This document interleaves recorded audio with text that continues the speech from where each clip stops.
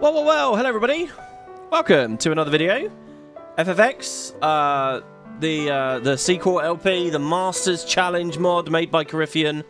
I can't wait to jump in. Oh my god, it was so good last time. Let me, real quick here, look for my PDF. We'll be jumping in a second. Sorry, I'm scrambling a little bit here. I actually lost, you're not going to believe this, I lost one of my socks a minute ago, and I just could not find it. It's been a little bit of a hectic day.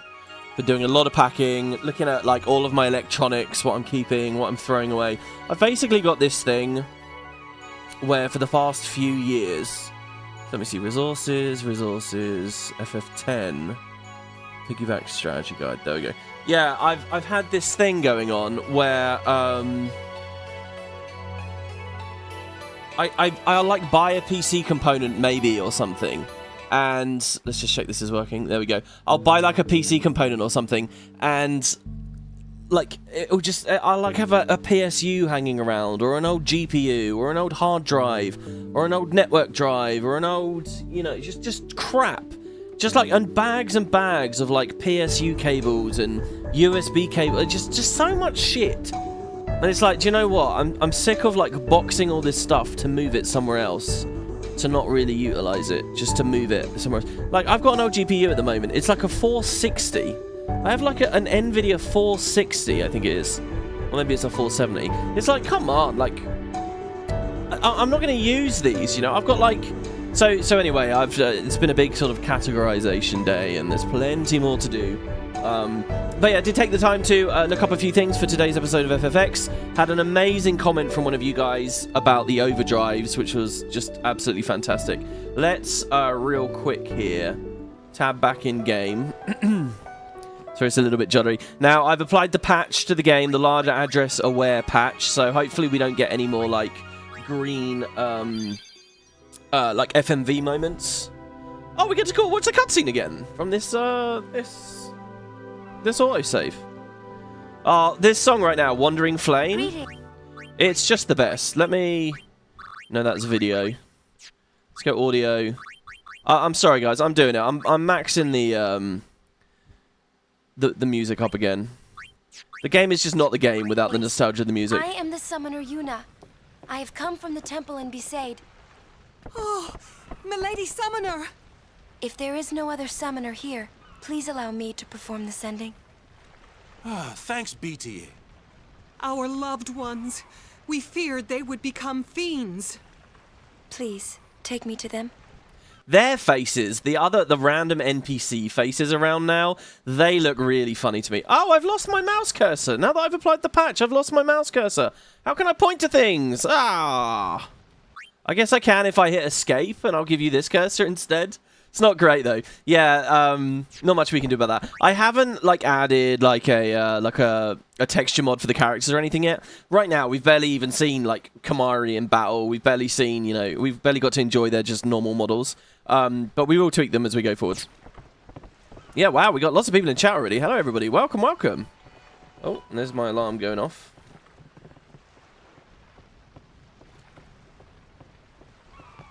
We'll go see what we can do to help in town. Huh? Yeah, so Titus kind of has to help. Oh, there's another thing as well. Give me 1 second here, guys.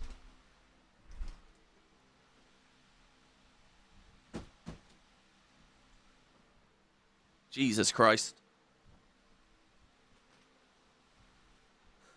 Just got stuff everywhere on my desk. Need to move my fan. Need to sort things out. Okay, all right, I'm back. So, yeah, we're at Kilika. In the last part, we had the crazy fever dream intro, which was just mad. We were in a city, Zanarkand, and we were a star player. We had fangirls. We were signing autographs. We had, like, an absentee dad who'd gone missing. All of a sudden, like, we're competing in our sport, Blitzball, and the city seems to get destroyed. A guy that's been watching over us for many years in a red coat called Oren, he comes to us, he says, all right, follow me. He leads us to the giant monster destroying the city, and the monster transports us, like, far away. We think we're just really far away from the city, but the more time that passes, we eventually meet people that tell us the city's been gone for 1,000 years. So have we traveled through time for 1,000 years? We really have no idea, and we don't even really think we can get back now. We thought, well, let's just hang around until we see the monster again, Sin, and then it will teleport us back home. And we just saw the monster, and it didn't teleport us home. It destroyed this whole town, and we're still here. And it's all very sad, and it's all very worrying. As far as the mod is going, the mod's amazing. I'm having a lot of fun already. I have spent a shit ton of our resources. And I'm not really sure what Coryphean's, like, goals are with Gil in this. I don't know, like, how conservative I have to be about... Like, my temptation here would be to restock. But I feel like that might screw me later. I don't really know. So what I've experienced so far is quite tight tuning as far as the fights have gone, which has been a thrill for me on, like, a replay. Being able to apply a little bit more expertise and understanding the combat system. But due to how tight the fights are tuned, I feel like the economy is likewise tuned very tightly. And that worries me a bit, so I don't really know what I'm going to do there. I could have actually, between this part and the last part, replayed all the stuff from the Kamari fight. We could have redone the Kamari fight with Loner Overdrive on Tidus, and we would have got through that much cleaner, because we could have done our Overdrive. And we could have redone the underwater fight as well, again by messing with overdrives. We could have had Waka's overdrive ready to go. And in fact, guys, there are changes to Waka's overdrive that I guess I'll talk about now. But anyway, I didn't replay that stuff. We're just going to bomb on ahead and see if we can make it. Lots of fun things going on. And in fact, there's going to be a vote now in chat. So everyone who's made it here early, you guys get to influence the playthrough here. And I'll explain how in a second. Let's go to the sphere grid. So this is Lulu's grid. I'm really keen on seeing this because I don't know what was the key for zooming? H. I don't know what's going on with her. So at the start of her grid, she has nothing except fire, thunder, and blizzard. I don't remember in the vanilla game if you start with a couple of like throwaway nodes already. So she has one of each of the black magic abilities. That's the same. It's funny to think that if you were going for a more radical kind of mod, you could even change stuff like this. But, yeah, so we get 6 sphere levels for her from the first boss fight. And obviously, remember, in each boss fight, you have to make sure to use each character. Otherwise, they are not going to get AP, and they're going to start falling behind. And it's definitely not designed for your characters to fall behind, so we don't want that. So anyway, we give her some evasion. Lulu's all about that evasion. Some magic defense, a little bit of agility. And she gets some luck straight away, but I can't activate the luck, right? Don't I need a fortune sphere for luck? That's very interesting. He's given me a fortune sphere, a luck node, and it gives me +4 as well. I actually really like this. In the base game, if I remember rightly, luck nodes were very rare, first of all. And also, usually when you saw them, they were, like, really piddly. It was, like, +1 luck. You're not going to feel that. You're not going to feel the luck. I mean, maybe you do, but, I mean, if you're, like, a real expert and you play it constantly, I certainly never felt very rewarded getting luck nodes. If he's added more luck into, like, random encounters and stuff and put more nodes on the grid, then that's pretty novel to me. I like that. That's fun. Luck for Lulu, since magic can't crit, is kind of less of a good stat, I guess. What luck does affect, I think, though, is your dodge chance, right? Maybe people can clarify. By the way, guys, in the comments, I've had so many good comments from you guys, like, about, like, mechanic. It's like the guy yesterday explaining, you know, oh, it's a 10% chance to hit when you've got darkness on you. Like, these are cool details that have definitely slipped from my mind. Anyway, if you guys know if luck affects evasion, I can't remember if it does. Anyway, we can't trigger that yet, so my guess is there's a chest with a fortune sphere somewhere out in the woods. I don't think there ordinarily is. Isn't like the first fortune sphere you get near the Chocobo Eater, maybe? I don't know. Luck is usually a Riku thing as well. Anyway, so that's that. Tidus can move another 4. Look, he has luck as well. Interesting.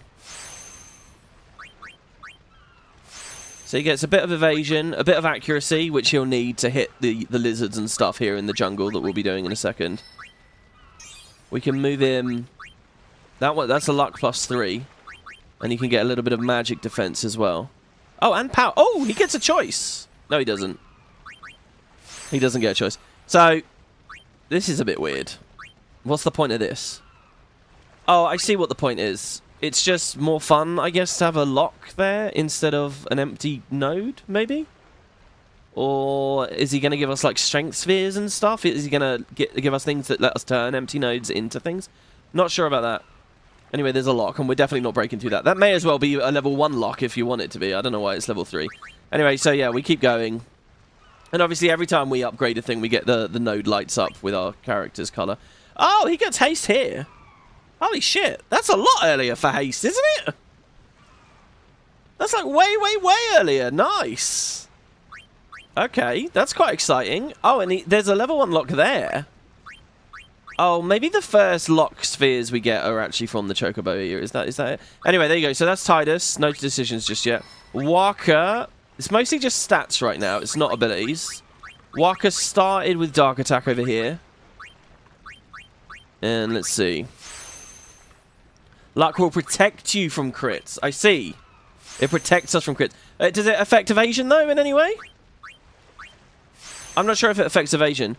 Jay says, what does the mod do? Lots of things. Lots and lots of things. I would recommend you go back to the previous video and either watch it or in the description, I've got a link to it on the Nexus and you can read the documentation. I'm actually going to throw some of the documentation on screen for you guys in a second here. Okay, I see what he's done. There's luck on everyone. We're going to get 1 fortune sphere and we pick who we make lucky. That's definitely what it's going to be. So, Lulu gets 4 luck, though. Titus gets 3. Walker gets 3.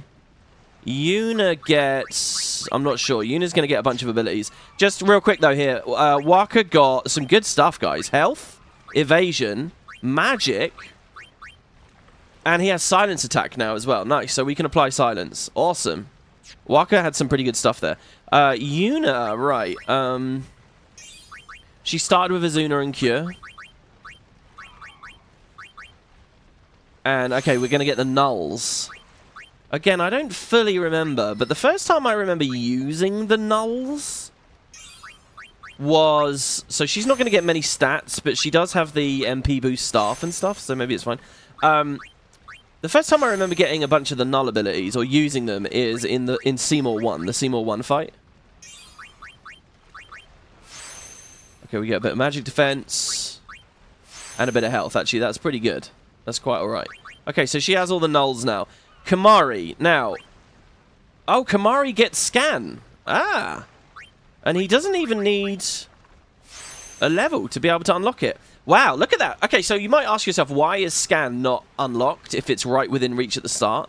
It's specifically because Coryphean doesn't want you to have it in the Sin spawn fight that we just did. In the Sin, I guess I should just say Sin battle that we just had. He wanted him to have Lancet, but not that. So... Okay, weird. Weird, weird, weird, weird. Okay, this isn't what I was expecting. Wait, Flare? Hey? What is going on with Kamari? Holy shit. Wait, are you serious? You're going to give me Flare this early? That's 2 luck nodes. Jinx. Honestly, I can barely even remember what Jinx does. That lowers their luck, right? Jinx is a move I never use in the base game. Like, never. I think even in my Let's Play of the base game, was there ever a moment where I used Jinx? I'm not sure that there was. It won't give me a description of it.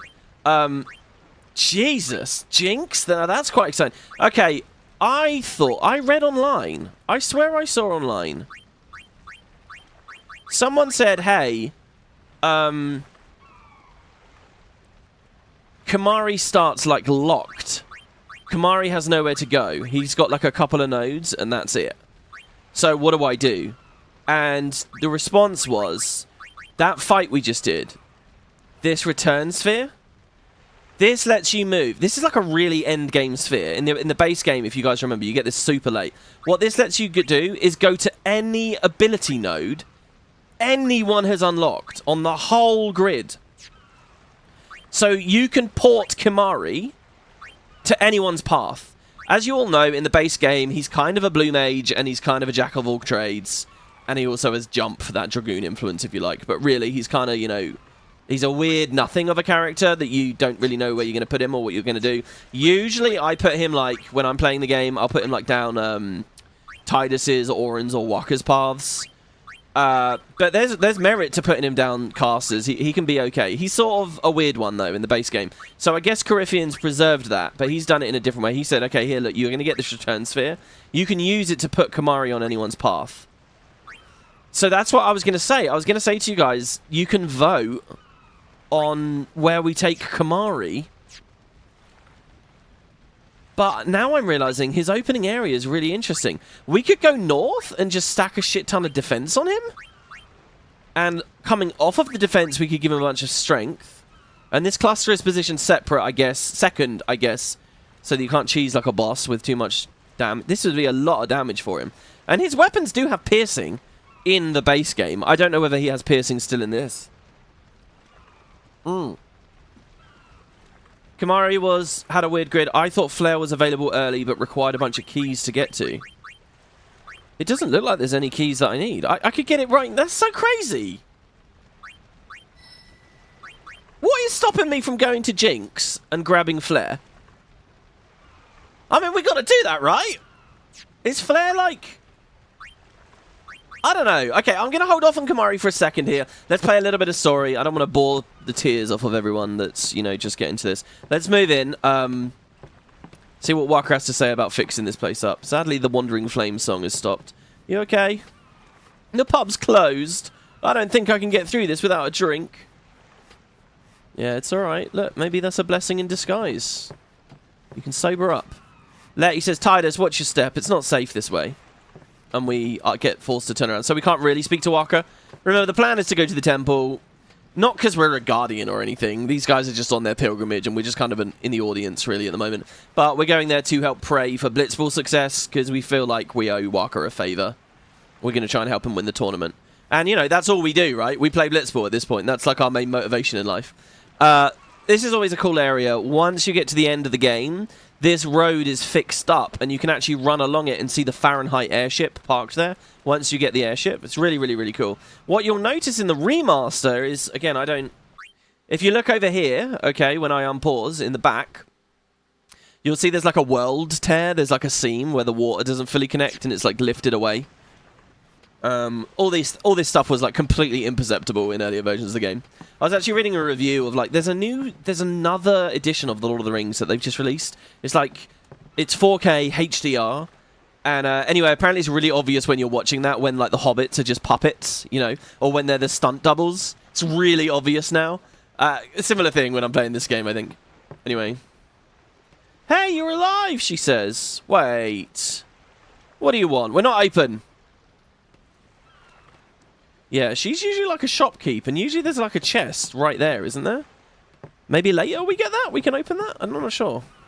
Actually, when I booted this game, just before shooting this series with you guys, I came to Killicut to have a little look around, and I saw the chest there. Isn't it a chest you can't open, essentially?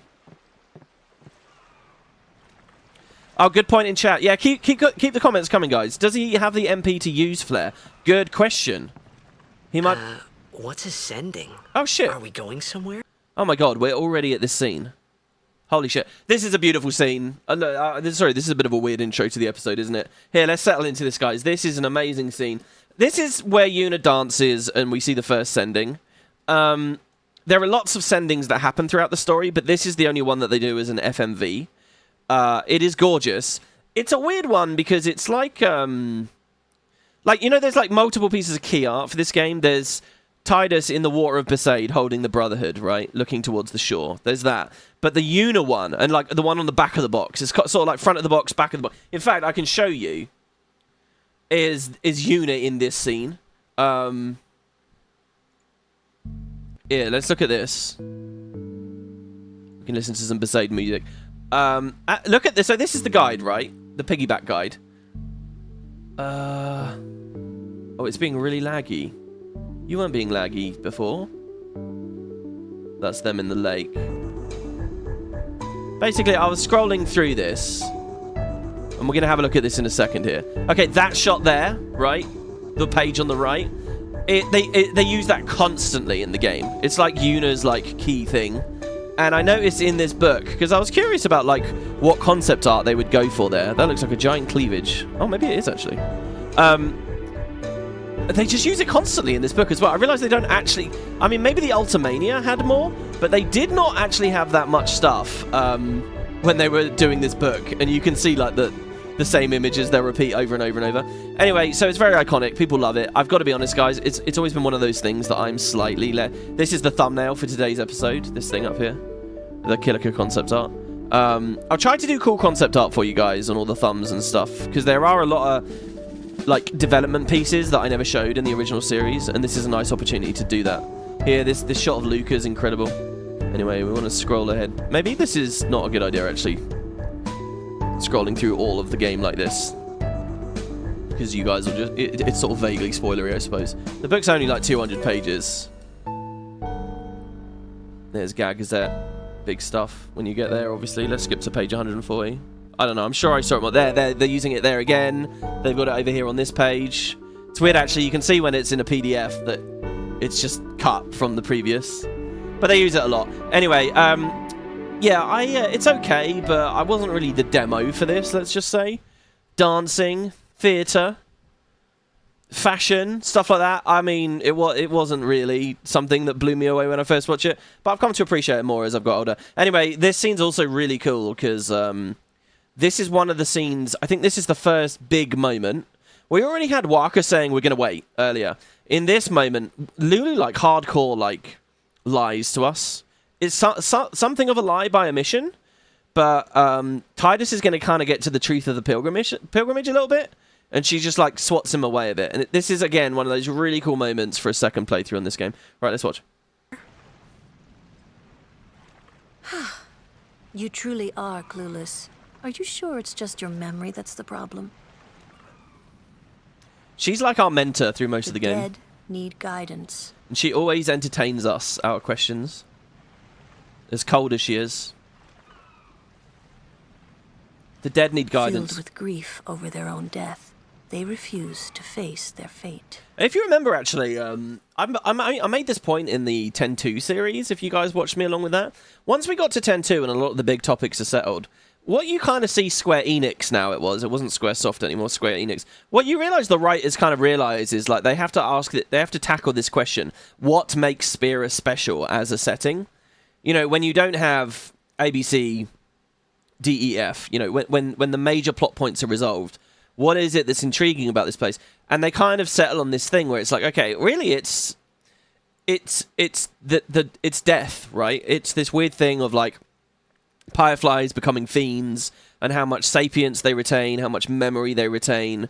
You know, it's kind of a cool setting because of its death, and because of the far plane interactions and stuff. And you can see they really start playing with and talking with that a lot, especially in the international X2 stuff with the creature creator. And then when you get to the Yusita Tower at the very end, they start revealing like the old gods and stuff. Remember, like the people who actually built that final tower. They start doing wacky things with the lore, with the novel, with the audio drama. They start talking more about like how faith are made and how the dead work and stuff. 10 doesn't focus so much on it. They're actually kind of hand-wavy, but this is one of those little moments where they do talk about the mechanics of Spira. So this is kind of where fiends come from. The dead need guidance. Filled with grief over their own death, they refuse to face their fate. They yearn to live on, and resent those still alive. Of course, in X2 you find not all of them are like this. You see, they envy the living. And in time, that envy turns to anger, even hate. Should these souls remain in Spira, they become fiends that prey on the living. Sad, isn't it? The sending takes them to the far plane, where they may rest in peace. Summoners do this? One of their other duties. It's funny, in 12, in the bestiary, they also have explanations for where like some ghosts and stuff come from. Like there's that cool thing in the Garam Scythe waterway of that kid that gets lost in the water and becomes a ghost. But it's not like a function of the whole universe. It just sometimes happens. In 10, it's like a lore of how everything works, right? Anyway, this is just incredible. I like how you can actually see she's floating above the water. She's not quite walking on it, she's slightly above it.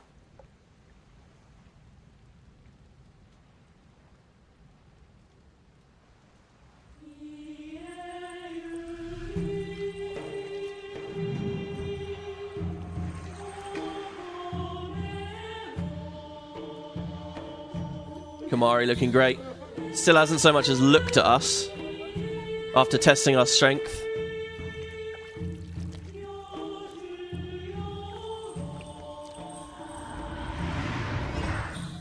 I love this detail of the coffins too.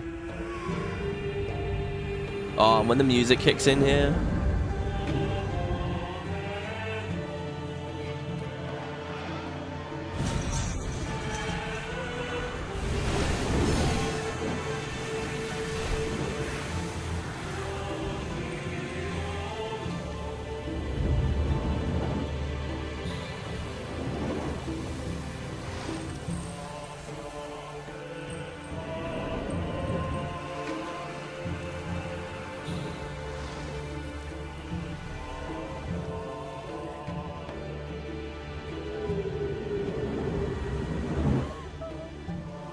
You get such a cool, like, detailed vibe about Spear in these FMVs, right, that you don't in the main game. Like, I really imagine the people actually weaving the coffins and stuff. It feels so much more real and gritty and sad.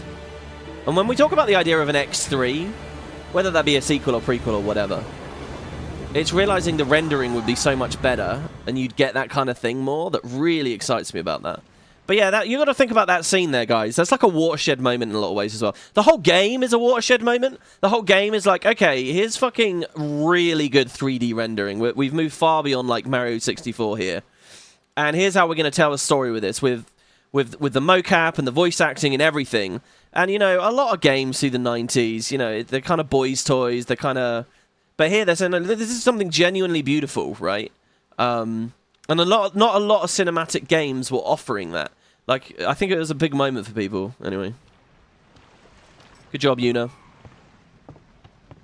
Tidus not shaken by this ending? I feel like he was shaken. I feel like he had an expression there. He was in awe, I thought. It must be tough, being a summoner. Yuna chose her own path. She knew from the beginning what it meant. All we can do is protect her along the way. What did it mean? Until the end. Until the end? Here, see? What's the end? And she lies. See, everyone knows as well. They're like, are you going to tell him? Until she defeats sin. This is one of those things, right? That honestly did go over my head when I first watched it. I mean, it didn't go over my head, but it's kind of nestled in there with a big exposition dump, and I don't know. There's something about it that feels like it's so on the nose, but it's so easy to like just not question or to be incurious about, and I don't know why there's that incuriosity. I often wonder with this scene, if I played this game for the first time as an adult and I watched this, if I would just gloss over it and forget about it. Or I would really be like, oh, there's a twist coming or something. Oh. I hope I did okay. Like, I've just paused and ranted about that there and put a point on it. But it's very easy to just sort of brain off and go with the flow, you know. And this just merges into the background, really, on your first playthrough. You did very well. They've reached the far plane by now, but no tears next time. Mm-hmm. I wished there would never be a next time. Oh, sorry. Hexen says, I mean more like he's a dream of the faith. That doesn't mean that he's an unsent and he'll be affected by sendings. He can go to the far plane, for example, later. He's not, you know, it's like Valifor wouldn't necessarily glow green or whatever watching that. It's not the same thing. No more people being killed by sin.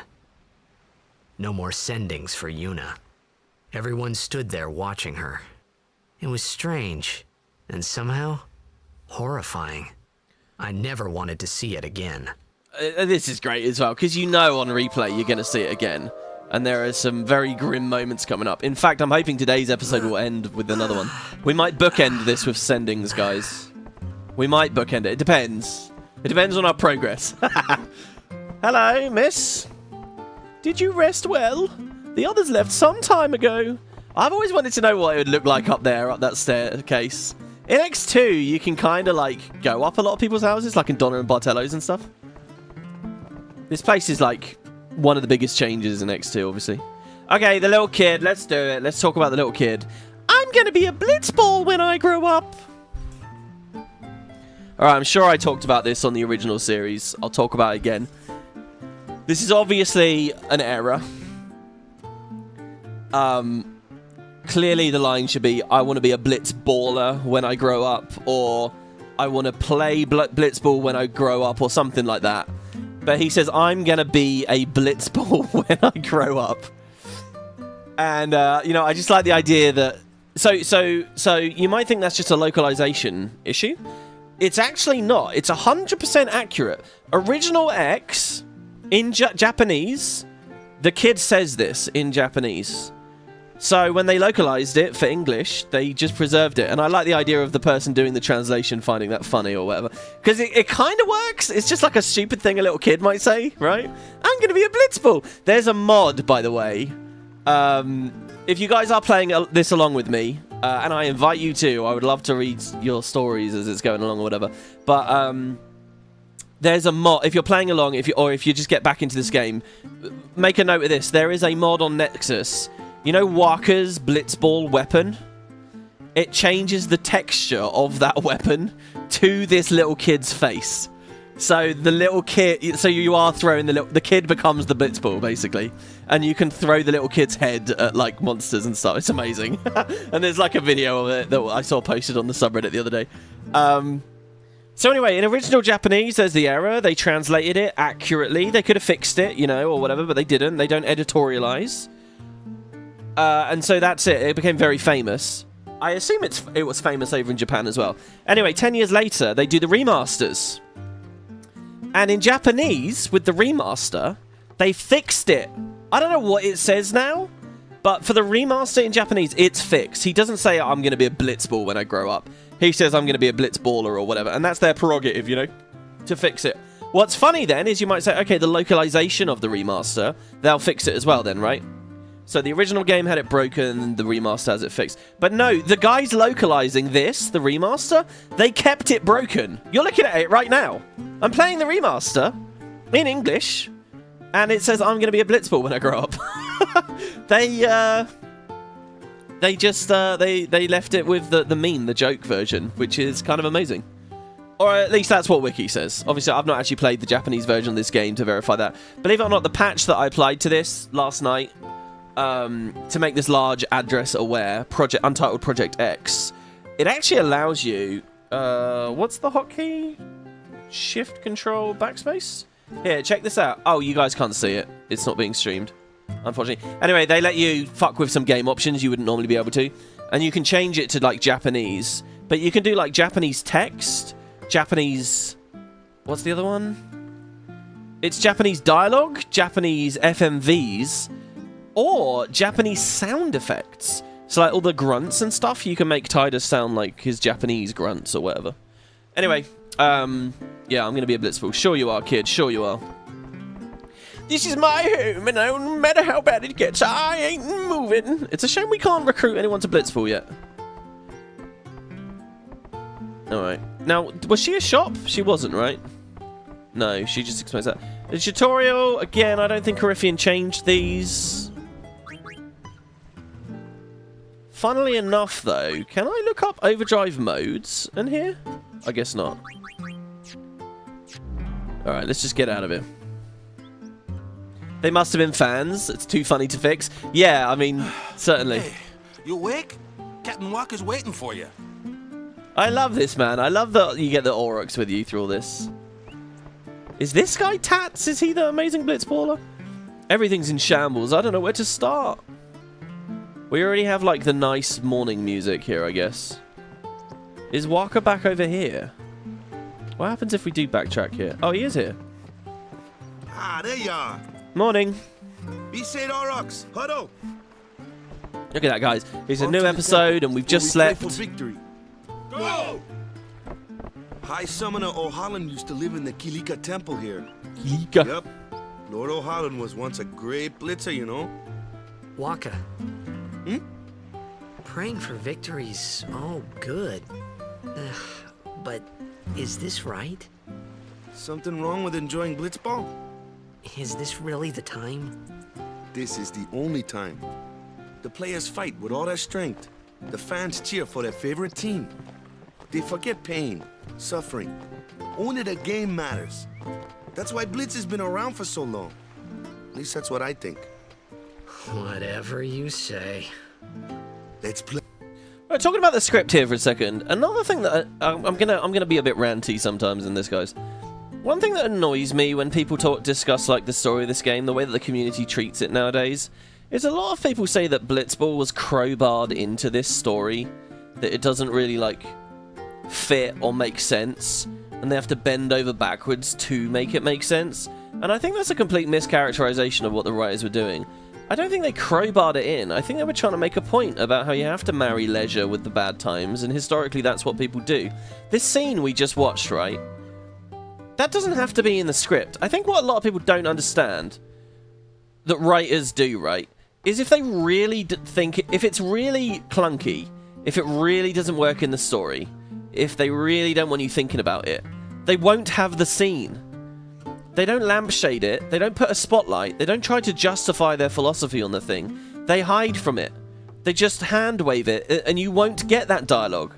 And that's why some movies feel so badly written and tacky and you can't quite identify why. It's because you realise the writers are constantly hiding from things. They're not shining a light in the corners. That's why it's so satisfying when you experience some media that does shine a light in the corners.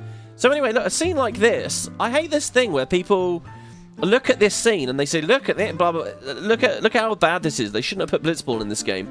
No, it's very deliberately there, and the scene is trying to tell you something. And you shouldn't just, like... I think it's just an unfair and, like, misguided critique.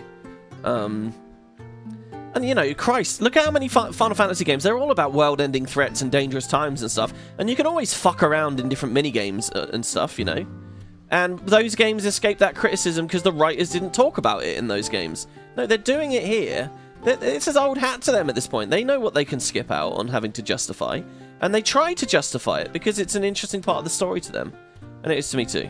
Hey, and win, right? Right. Temple's beyond the jungle there. Let's go. You know, the early plans for this, Tidus's job was like a deep-sea welder, like a deep-sea plumber kind of character. I don't like calling him a plumber because it just inevitably gets everyone to talk about Super Mario. But they changed it to make him a sports star at some point. They found that more compelling. And they were happy to you know, talk about these things. And I think that's the essence of the game. Everyone was so pumped up for the tournament, but now, because of Sin, well, we players don't feel like up to practicing anymore. Excuse me. That chest has appeared over there now. Here you get one of the killer beasts. I can't remember his name. One of the rarer, older guys. If the killer beasts win, it'll give the whole island something to celebrate. Thinking about that makes me want to practice harder. And off he goes. I wonder if he has a follow-up line of dialogue. The one thing missing from this game's UI is some kind of like dot or notification on each dialogue line letting me know if there's something more when I click again. I don't know, sometimes less is more though. I don't know if it's the toxin, but I can't remember a thing. Like my name, my house. I thought someone might notice me and help me out if I sat here. But no one's paying any attention. I guess everyone has their own problems to worry about. Wow, I love that! How sad is that? Also, this is really novel, guys. Being here on the dock without the SS Winnowed to the left. Or the Licky, I guess, I don't know. Because when you come back here later, it will always be there. It's not there for now, though. That's quite cool. Let's see what the old lady thinks. Hey you, hands off the merchandise. Oh, you're a customer, are you? Alright, what have we got? Hunter's sword with sensor. Rod of wisdom, scout, they all have sensor. Kimari does have piercing. The armor's abilities are HP plus 5%. I could give Waka 5% more health with the Seeker's Arm Guard. Coryphean didn't give me any gear for that yet. Same with Tidus. I can't remember if we've got like some armor coming up. It's well priced, I think. 130. It's not bad.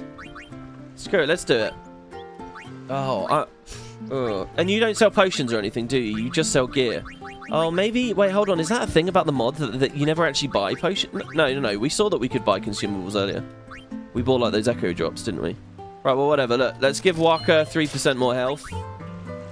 And let's give Tidus 3% more health. Doesn't count for so much on Tidus, but Waka, it does. He's up to 800 now. Because don't forget, he got that HP node on the sphere grid earlier. And that chest is like her stock. I don't think you can ever actually open it.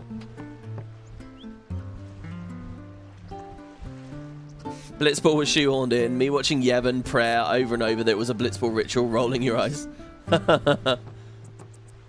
No, I don't think the argument... I don't think I've ever seen any criticize that it's an afterthought, but just that it was wonkily done. But I think they're celebrating that it's a bizarre human instinct to find leisure in times of stress. And, like, how do these people live, right? Like, it's such a grim setting with Sin terrorizing everyone all the time. By the way, to someone in chat a second ago who said, this game always makes you think of beaches. I think that was kind of the idea, right? Like, it's supposed to have, like, that Polynesian...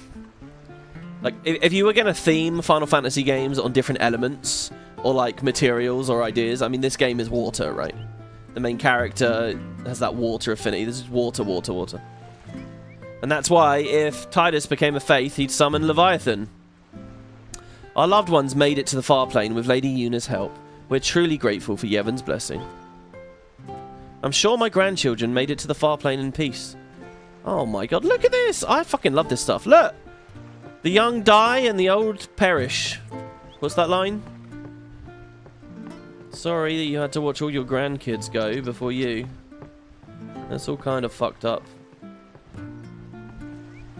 I wanted to believe it was just a bad dream, that this was all a dream. When I opened my eyes, everything would be back to normal. But when morning came, nothing had changed. Daddy. Oh, man. The second lines are all really hard-hitting here. You save this kid, right? And you get, like... You get a potion or something. Whoa! It's actually genuinely a really good animation there, and they only use it, like, there. It's quite funny, isn't it? Little moments like that don't tend to happen after... Mihen, I'd say, actually. From Jose on, which is kind of early, actually. You know, but people always talk about the linearity of 10 and the linearity of 13. 13 is so much worse, though, because you don't get shit like what I just did there. You don't even get shit like coming to speak to her and hearing her cry for a lost dad. Maybe he's the guy with the toxin sitting on the other end of the dock. You know, you don't even get that in 13. In 13, you're told to open the menus.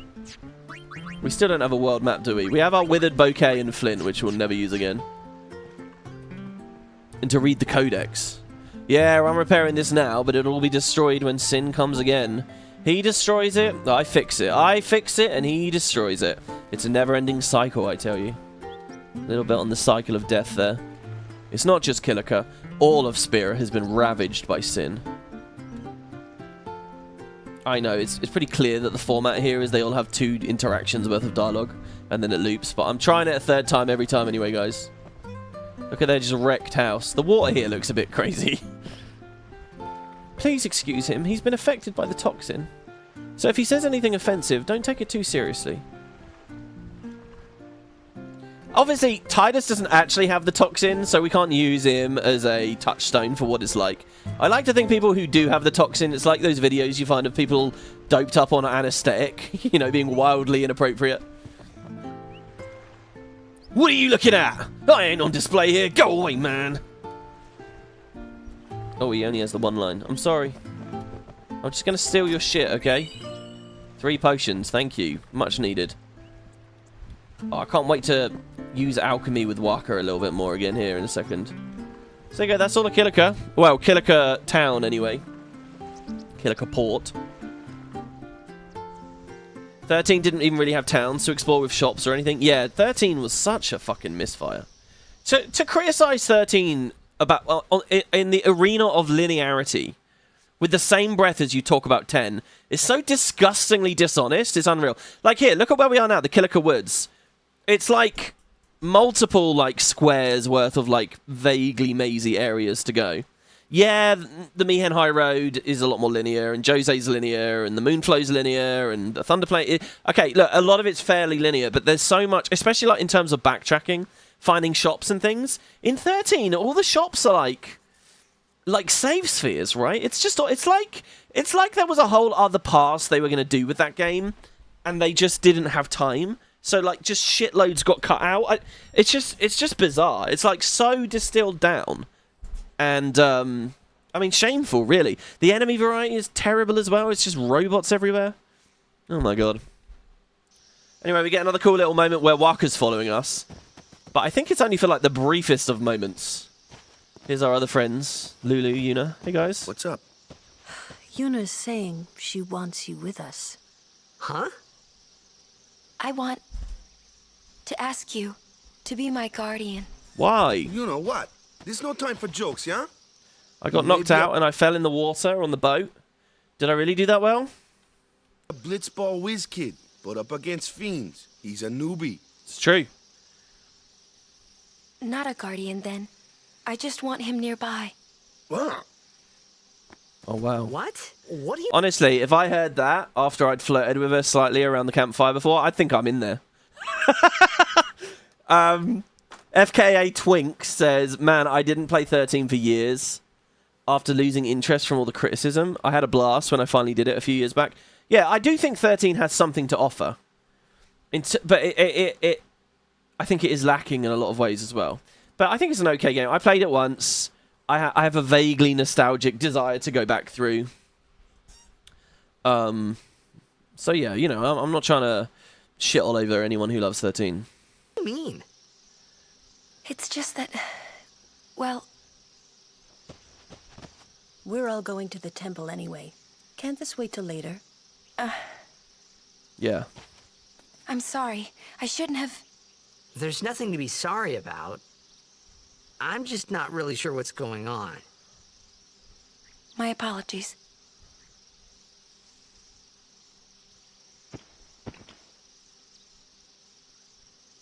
You love the combat system and the art style? Yeah, I mean, the paradigm shifting was alright. Okay, so there's Kamari. Kamari steps up to the camera in a weird way there. I think it's, like to maybe remind the player or something, suggest to the player that we actually have control of him. So here's another one of the Albed clues. So remember we read before, at Besaid, it said Beaconau and Killiker join as one. And so there it is. So you combine those letters alternating. That bottom, the VCOIU, becomes the word victorious. And that's the Fahrenheit password for, you know, getting the victorious. Right? Isn't that a weapon? A Riku weapon, maybe? The top line, TEPS... Can't remember what the top line is. I think it's the something. Oh no, I think it says the password is... I think that's what it is. It says the password is victorious. I think that's the full thing. Victorious in all caps. Right, okay, what I want to do, guys, is go to overdrives here. Now, I have a comment from one of you. Okay, I actually have a little extra here. Real quick... the music's not too loud or anything, is that, I hope? I have some extra details. First of all, just a bit of concept art for you. That's concept art of Zanarkand, Dream Zanarkand, which kind of gives you a ground floor view, which you don't really get much of. You're kind of just walking on highways in the game. This is a really instrumental piece, though, because it's very, very early. And actually, some of the ideas there, they rolled into 12. This is what actually inspired a lot of Rabanasta, with like the different races and stuff standing around there. You might say that blue guy becomes a Hypello, I don't know. They had this other shot here as well, which is quite nice, of Dream Zanarkand. Doesn't really give you a sense of the citizenry. Here's the world map. I always love showing this. It's got Yuna, and Zayon on the top left and right, below the sun and the moon. It's got Yevon in the top and the middle. And this is the map where you can translate the text there, and it says the names of the two continents. There's the Jose continent and the Walderia continent. That's like... Basically, if you were to ask me, WP, what's your favourite bit of trivia about this entire game? It's that. It's translating this map, and that it's Jose and Walderia. I love that shit. I think it's so cool.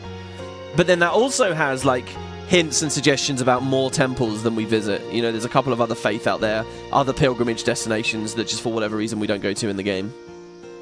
And then, yeah, here's the Kilika thing up in the thumbnail. But I wanted to read this, guys. So here's a little bit more information. Well, okay, let me rephrase that. This is the rest of, like, the opening information about the mod. I just want to lay it on the line, because I've read this now, and I want to lay it on the line what some of the other basic things are that Corypheon's done, okay? Oh my god, made that way too big. So, character overdrives. These are the base changes here. All character overdrive gauges reset to the 0 at the start of boss fights, as we know. Aeons can only be summoned now with Yuna's overdrive, Grand Summon. Regular summon's gone, as we know. Attack Reels is gone.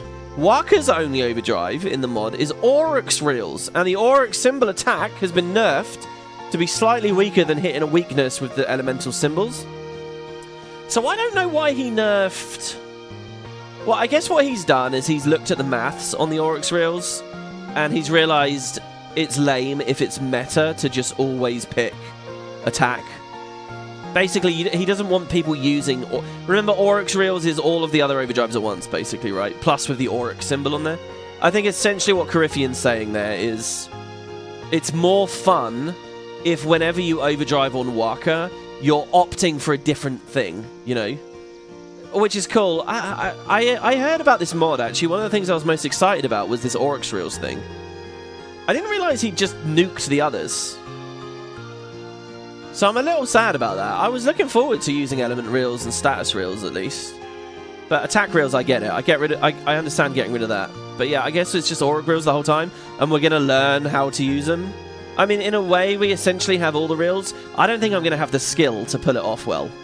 Speaking of skill, there's going to be a thing about that in a second. Anyway, so Kimahri. Kimahri, we're about to learn. In fact, here, let's do this. Let's do the first fight, and we'll learn about Lancet.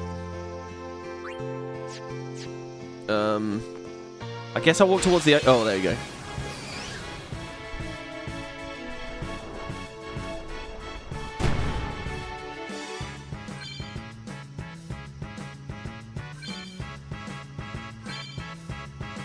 Kimahri, why don't you use Lancet on it? What's a Lancet? Normally, it's a skill that weakens enemies and heals the user. But when a Ronso uses it, that Ronso can sometimes learn Fiend's abilities. Hey, sounds cool. I love the way she says when a Ronso uses it. You might interpret that as, oh, we're going to get lots of Ronso characters throughout the game. Obviously not. By the way, yeah, because I realised last night, because we went through Besaid so quick, we missed a lot of cool, like, battle dialogue.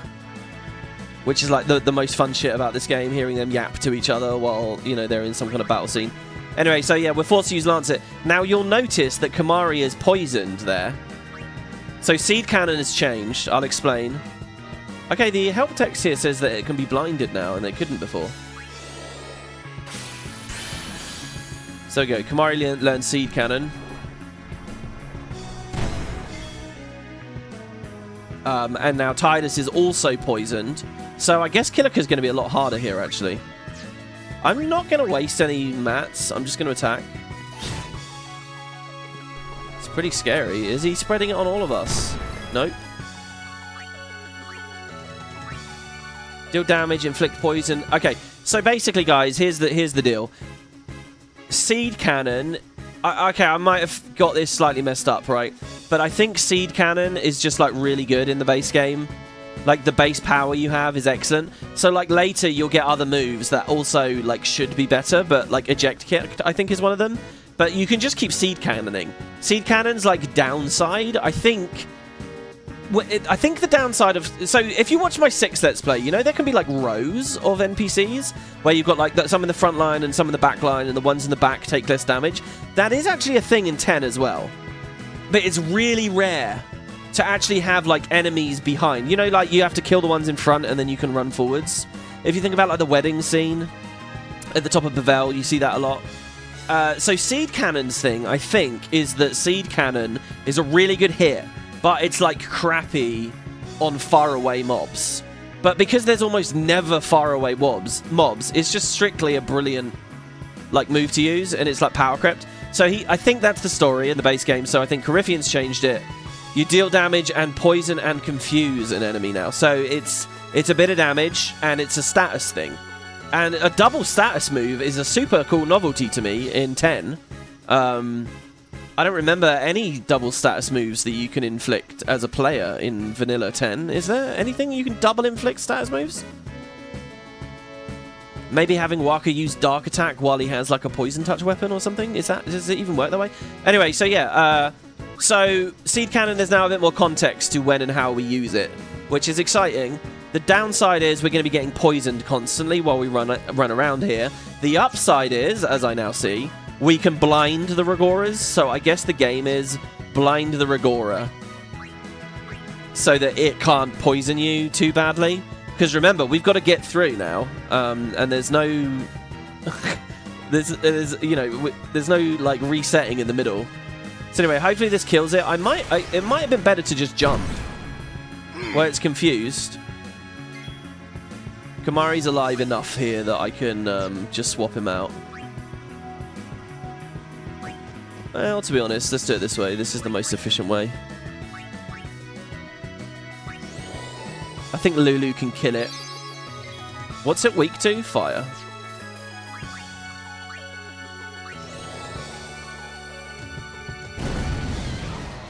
Nice. Yuna learned Victor. Nice. We're going to talk about the overdrives in a second, guys. So, yeah, he's made some really cool changes to the overdrives. So we'll heal up, because that was a scripted fight. That one will always happen. But yeah, okay, so going back to the image now. Check this out. Seed Cannon is now weaker, but inflicts poison and confusion. That's cool, and hopefully I'll find some good applications for that.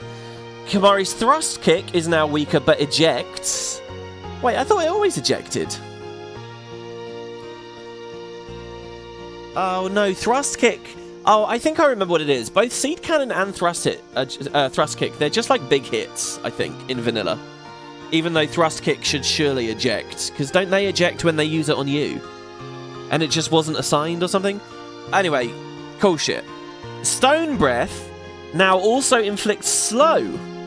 Many bigger random monsters are now immune to petrification. So this serves as a secondary use for this overdrive. Yeah, he's removed a lot of petrification sources, you'll see. I guess he figured they were too strong. And again, you've got another, like, double status thing there. White Wind is now 100% full party HP and status heal, including curing death and all breaks. What do you mean curing death? You mean it revives people? It's like a Phoenix down. It's like a Mega Phoenix. Including death and all breaks, but not Doom. I guess the reason it doesn't hit Doom is going to be related to some of those tuning of some of the cool bosses later. Anyway, so we're jumping way ahead looking at this here. You don't get White Wind for forever anyway.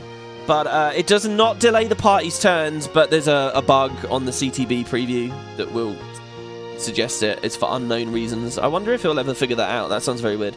Anyway, as a bit of quality of life, Tidus and Auron's overdrives, except Blitz, Ace and Tornado. They have their full effects and power constant even if you fail the event. You just lose the extra damage bonus from finishing it quickly. I'm not gonna lie, that's actually huge for Auron for me because I'm on keyboard and I'll probably do it terribly. I noticed we didn't get Tornado early on in the game. I guess because ejecting some of the early boss fights could cause bugs or something. I don't know. Then the Maga Sisters, I mean, we're really jumping ahead here. And Anima's overdrives. They're now special magic like the others. They scale off of magic instead of strength. And ignore defense. I don't practically know what that means, really, in terms of how that will affect our experience. Your Yojimbo Zanmato now simply does 99,999. The whole post-game is different in this. So, and besides, we were never a Zanmato kind of guy anyway, were we? We didn't Zanmato things. So yeah, general changes. MP's lower, we've seen that. Escape and Flee are both gone, we've seen that. So we won't hear Tidus say, live and let live! See ya! Or whatever. Any abilities that can give additional spoils, like Steal and Bribe, double triple AP, they're all gone, as we know. Bahama, Anima, and the Maga Sisters no longer by default have break damage limit. And again, it's because you get through the post-game quicker. I think all the numbers are lower. They're still challenging fights, but the numbers are lower, so maybe them having BDL was a bit weird.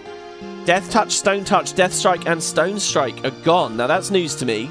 I was expecting to buy, a TKO off of Waka. That's a Stone Touch Blitzball after Operation Mayhem, but we're not going to get that. Status wards no longer exist. They're generally replaced with proofs. I like that a lot. I feel like it's gamble enough to test if a status will work. You don't also need the ward mechanic on there where like sometimes it will, sometimes it won't. That just feels clunky. I honestly really like his mind for the design of this mod in a lot of places. I think that's perfect. Either it's immune or it's not. Let's just keep it, let's have some clarity there. Because at the end of the day, this is about puzzles, isn't it? It's not about RNG. Most enemies, including bosses, have elemental weaknesses to exploit now, and more have status vulnerabilities, as we know. Almost all bosses are vulnerable to gravity now, albeit halving the damage it would do. A lot of bosses can be delayed now. Status touches on gear will never work on bosses. Only strike can work.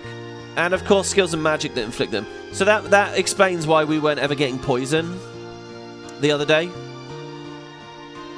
Status infliction chances, and that kind of makes Riku's thing a bit of a shame, really, but hey, at the start of the game. Anyway, status infliction chances on active abilities are streamlined towards reliability.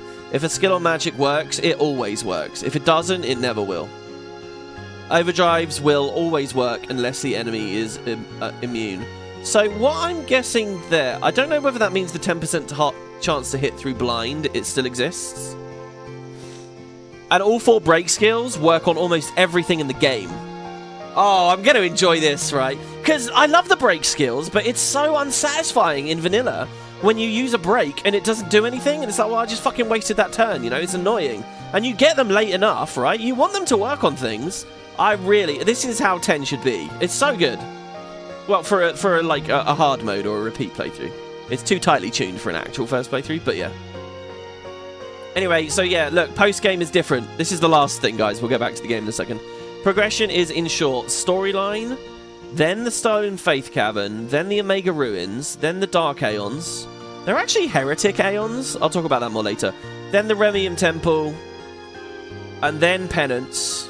He calls him Seraph, which is weird to me. Where's that name come from? Is that just the Japanese name? Yojimbo doesn't cost Gil anymore. The Monster Hunter Arena side quest is gone, but there is a shop still. The ultimate weapon will be where you get no encounters gear. And if you notice that Omega Ruins is pretty late. That's halfway through the Omega weapons. Gisagno and Crazy Ochu, which I guess is the repeat of the Ochu. You fight them around now, so he's kind of made them super bosses. The Crazy Aeon stats are significantly reduced to be fought with stats around after ultimate weapons. See, so the whole boss fights are different. Yeah, I'm going to stop reading that. It's all just post-game. It's much later. We don't have to worry about some of that stuff. But yeah, pretty exciting, right? Now, the other thing is from one of you guys in the comments. So let me see here. Oh no, I didn't screenshot it. Shit.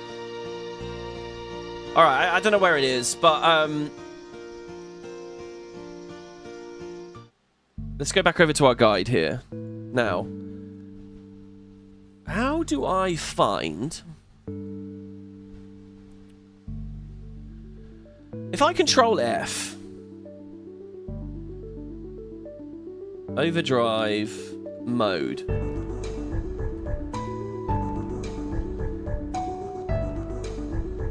Found the text at page 8. There's modes.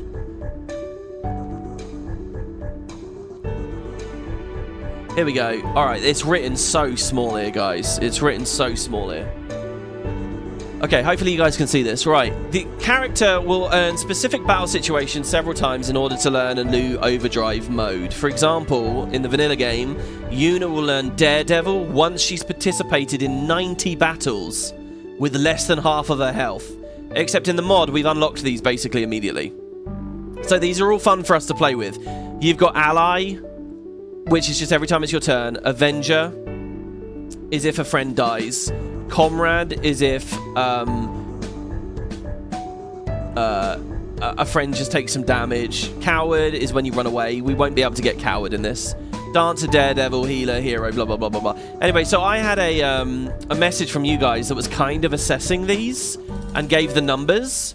So apparently, by the way, the one that charges when you're low on health, in the original release of the game, it was really strong. It was like a huge amount of overdrive every single turn when you were on yellow, and they nerfed the shit out of it in the remaster. I didn't realize they had done that. They'd actually made like gameplay changes with the remaster. So it's pretty broken, really, unfortunately. What is nice though is Healer. So I'm gonna set Yuna to Healer, and let's try our best to remember who's got what, because getting these overdrives, giving Kamari a bunch of Ronso Rages, for example, like it's gonna be a big thing here. So Healer looks really good. The amount of overdrive you get from Healer scales on how much you healed. So if I throw a Mega Potion at the entire team, it will charge my overdrive fucking hard. I'll spend a Mega Potion on it, obviously, which is pretty rough, but because it's like an AoE heal, like it's huge. It's a massive amount of overdrive. Loner is really good, it looked like. What else was there? I had such a good comment from one of you guys. What's Kamari on right now? See, he's got so many options. Yeah, so Daredevil basically, like, I don't know whether this mod has changed the values with these. Hopefully it hasn't? Or maybe hopefully it has, I don't know. Anyway, Victor looks really shit, to be honest. The number didn't look very good. Kamari's not going to be fighting much alone. Tactician. Now, whenever we status someone, is he statusing people much? I mean, if he can seed cannon, it would charge twice, right? We'd get a double proc on Tactician, which is kind of cool. I feel like Warrior is just a good idea for him right now. Lulu has Stoic. I think I'll put her on Warrior as well. If and when we get Bio on her, it might be cool. Tidus is on Stoic as well. I think Warrior is just a good default.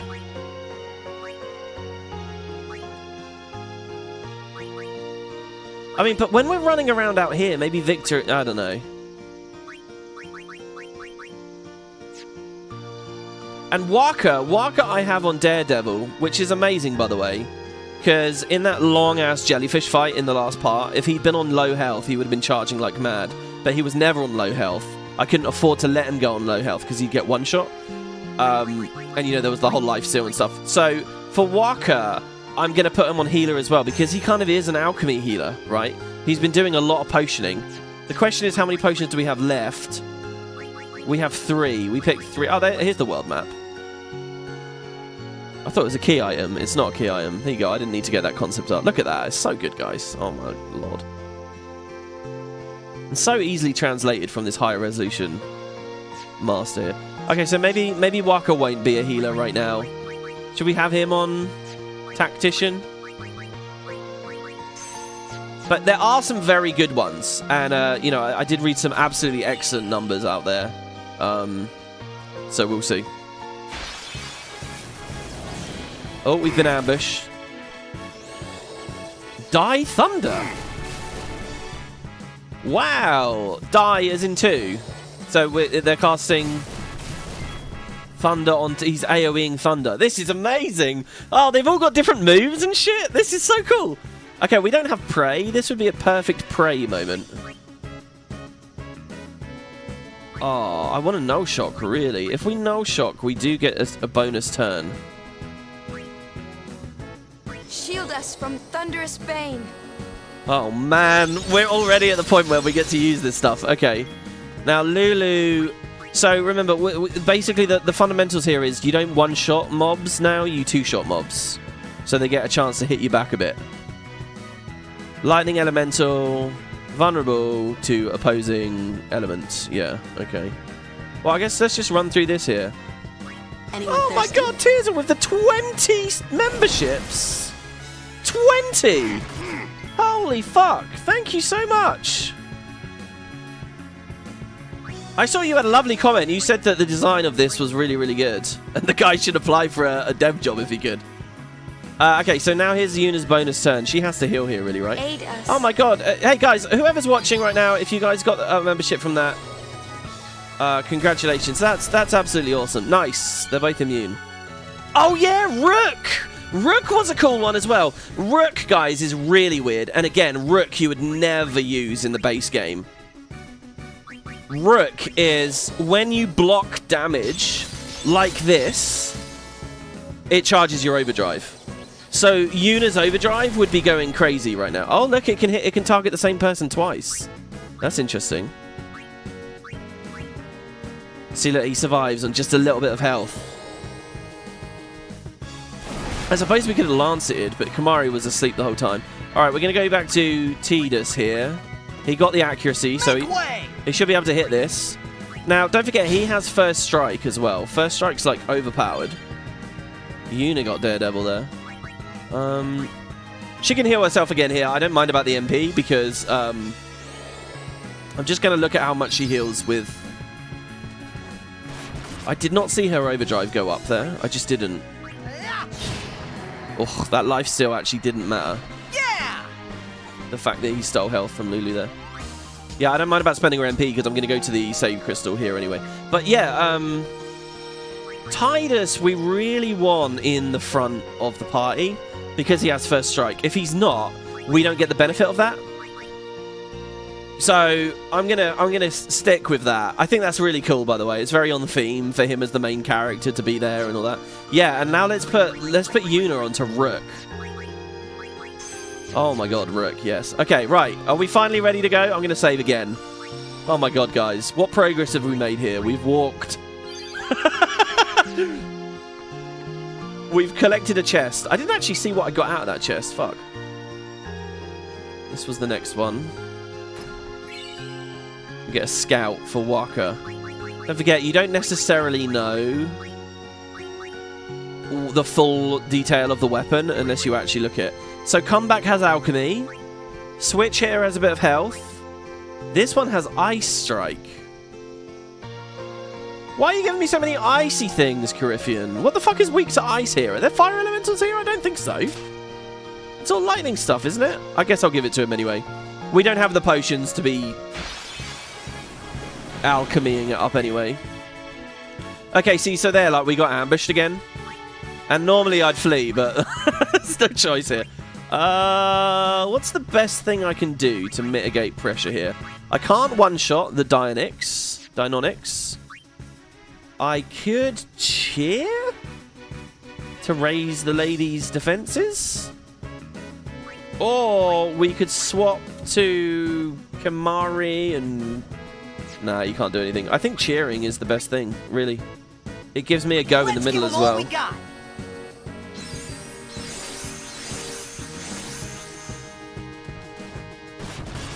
I always get... well, we're asleep. Oh, we're awake. Good.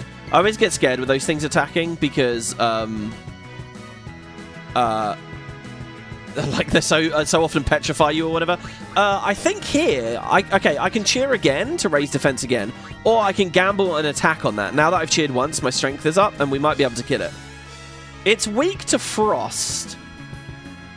Which is... what we just got, right? We just got that for Waka.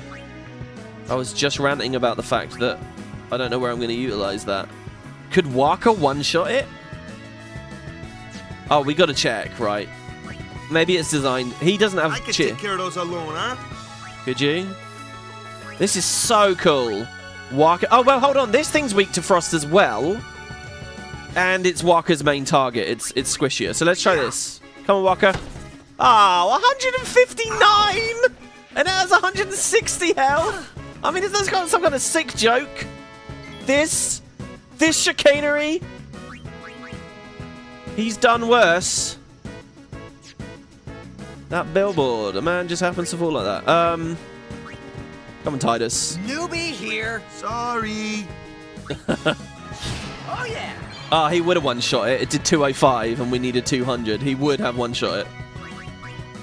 Freeze. I can't believe this thing has 1 health. What the fuck? Well, we get the overkill. Not that it matters. It would be amazing if he found a way to, like, make overkills matter. Still, even in the format of this. I wonder what that would look like, though. It would basically have to be like a hybrid approach where Gil is still farmable, maybe?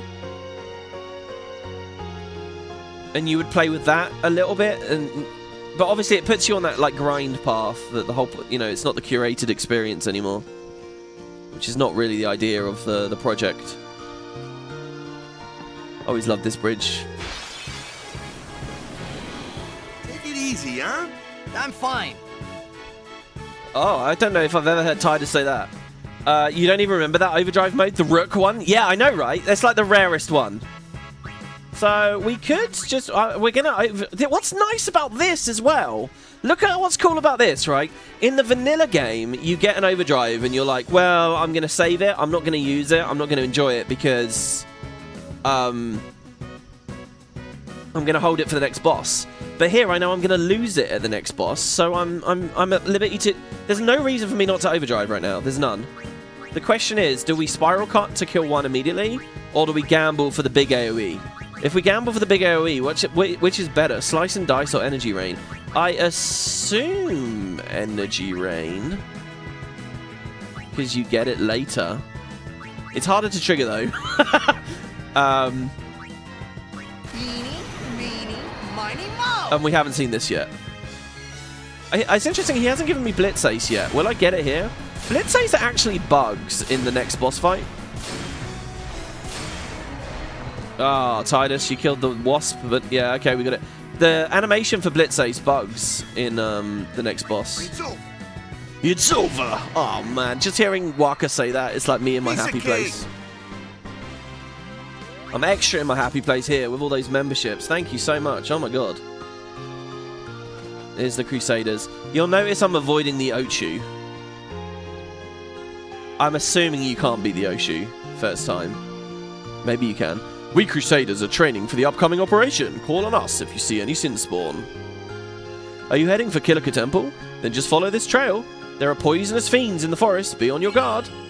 We get 2 echo screens. How's the health doing? How's the MP doing? I'll tell you what, half MP cost is definitely the right choice for Yuna. That Destruction Sphere's treasure is a trap. It's a sneaky, perverse little trap designed to trip you up. Like, he knows you're going to get the treasure. On our way, sir. Good day, Guardians. Many fiends have been sighted. Please be careful. And we get a high potion. Every Crusader must pray for the fiends' souls. We all want the dead to find peace on the far plane, right? Fiends are everywhere. Never let your guard down. Unless he does want me to kill the Ochu. Okay, if I was designing this, what I would do is I would have a chest in the forest that is really good. Oh, you don't have to swap party members every fight as well, which is amazing. I would have a chest in the forest which is really good for killing the Ochu. And I would have the Ochu drop something that's really good for killing the Sin Spawn. I may as well cheer. If it's going to take 2 turns without a cheer and only 1 with, it's 2 turns no matter what. So I may as well boost everyone else's stats, right? And look, we have the speed. Look, that's perfect. I'm telling you guys, that's the way to do it. Look, boom, we made that feel like vanilla there. Oh shit, that's exactly how it goes. You can't wait for the Hypeno voices. Oh, we got a lot more before then. We got the Pelu. We got the weird bird spirits to see. Ah, there you go. There's a fortune sphere. I thought this was a fortune sphere. All right, who do we give the luck to, guys? Do we give Titus 3 luck? Waka 3 luck? Lulu gets 4 for some reason. I don't know. Kamari gets 3. Yuna doesn't actually have it as an option yet, but she will later. So we could just hold it for... If we hold it for her, the Aeons get it, and maybe that's really good. I mean, what's the formula? +3 luck? I don't know what that. What does that come down to? I'm thinking Tidus just because he's going to be so commonly used, right? The whole first strike thing with the Brotherhood, he's going to be there. He's going to be hitting, he's going to be having chances to dodge and whatever. You'd give it to a person who has a lot already. That's a good point. And I assume Riku starts with a lot. Tidus has 18, Waka has 19, Lulu has 17, Kimari has 18, Yuna has 17. No, it's their ages, guys. Wait, is it? Is it how old they are? That's their luck stat at the start. That would be insane, wouldn't it? I don't think it is. I think Tidus. What's luck again? Dodge and crit. I think it's definitely crit. I think it's accuracy and dodge as well, though. I think it's a bit of everything. Tidus for sure. I'd vote for Tidus. Alright, there's a few people that are saying Tidus as well. Okay, yeah, the more you guys... I'll listen to you guys as much as I can here. So there we go. Fortune Sphere. 3 luck for Tidus. I feel like that makes sense. It's maybe a bit boring, a bit middle of the road. Maybe the Yuna idea is the biggest idea. Kimari, I've still held off on. This is just crazy. So, like, if I give him Flare... Okay, alright, I think I understand what's going on here. If I give him Flare at the start, he's not going to have the MP to cast it. But I can give him Jinx. I'm going to go to Flare just for the novelty of getting Jinx. See, the thing is, if you don't get Flare right at the start, you're fucked. You're not getting it again later. Right? This is like a little detour at the very beginning. And he's saying to you, like, okay, if you do this... Like, this is just too cool, guys. I'm doing it. I'm doing it. It's just too cool. Who the hell would play this mod and not do this? This is amazing. Obviously, the alternative is I could have stacked his health immediately. We could have given him so much. We could have, like, doubled his health. Or, like, the defense would have technically been even better as far as healing's concerned. And then all this. So I don't know where we'll take him later, but I want Jinx, because Jinx is cool and I never usually use it. I'll keep him in the back line and swap him in and Jinx next fight. Oh, God, see, I want to save. I'm actually terrified of just dying here now. There's lots of ambushes happening. I wonder if that's him. He's basically saying to me, oi, use first strike. So the way through the forest is on the right there. I'm going to backtrack. I can't remember if you can save before the sin spawn. There you go. We got a crit there. I don't know whether the luck was useful on that. Here we go. Kimari. Wait, no. Come on. It's got to be Yuna. All right, here we go. Let's see what... Ready? Okay, here you go, Yuna. Show me what it's like to be a rook. We're watching our overdrive bar, guys. It's when... Okay, so he'll do frost, which is half. Oh, we could silence it. Oh my god, I have toys. Whatever. Let's just defend.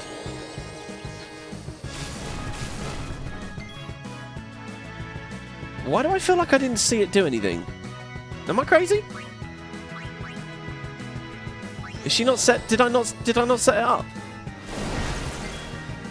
Do I not know what it is? 60 health. Do you know what? That's probably a Lancet. It doesn't matter. She can just defend. Oh fuck. This is... he didn't get it. That was silly. Oh, he's really going for her. It's okay. She has plenty of MP. Use the return sphere to give Yuna or Lulu flare. Oh my god. I didn't even think of that. I should have thought of that just a second ago, right? When it was on screen. Jesus Christ, Lulu, how slow are you? Fuck me, love. Get in there. Just when I saw it there, I thought to myself, I could use the return sphere in reverse. You're right. It went up a bit. Oh, damn. Can those values not be modded? Oh, I don't want to have to turn that off. It did go up a tiny bit, did it? Or maybe they were. Maybe he's deliberately nerfed it. I feel like high overdrive access is just fun. And it's very on... in line with the idea of, like, being able to use more abilities. Okay, so this thing can be blinded now. It never used to be able to. Back on the field. It has no affinity respect at all for my frosty weapon. So that's fine. So if we... Stay down. Yeah. This will protect us from the poison. See, she can dodge it. Which is honestly very useful. Burn. All the belts slow her down. Yeah. She's so slow, or was so slow. Right, we just got to hit things with Kamari if we want him to have more overdrives. Waka really coming in feeling OP here. I just thought to myself, oh, I should have Kamari out for some battle dialogue or swap him in. But he doesn't even have any battle dialogue, right? Until the moment later.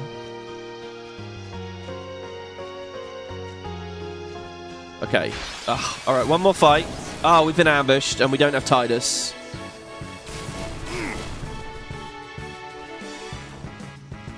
Oh, that's so funny. I just had a tiny little bit of muscle memory there.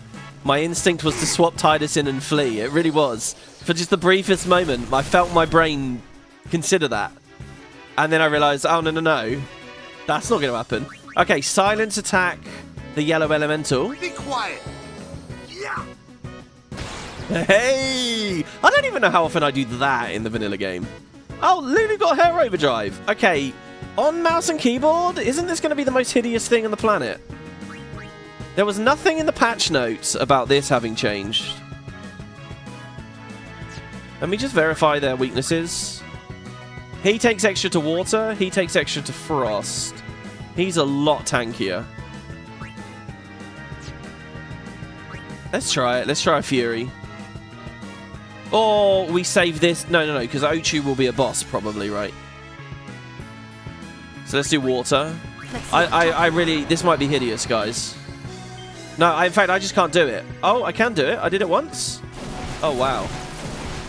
All right, I'll have to figure something out for that. I'll have to figure something out. Bear with me, guys.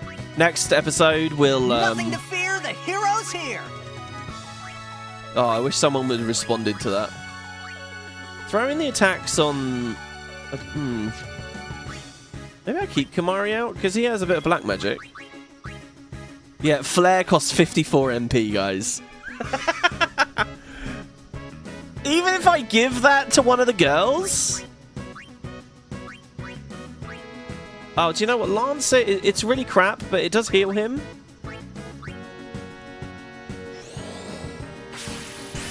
Oh, it's so crap. I thought it would kill him at least. Look at that elemental just still doing nothing. Okay, Waka can finish that off. Lulu is so slow. Jesus, Lulu, come on now.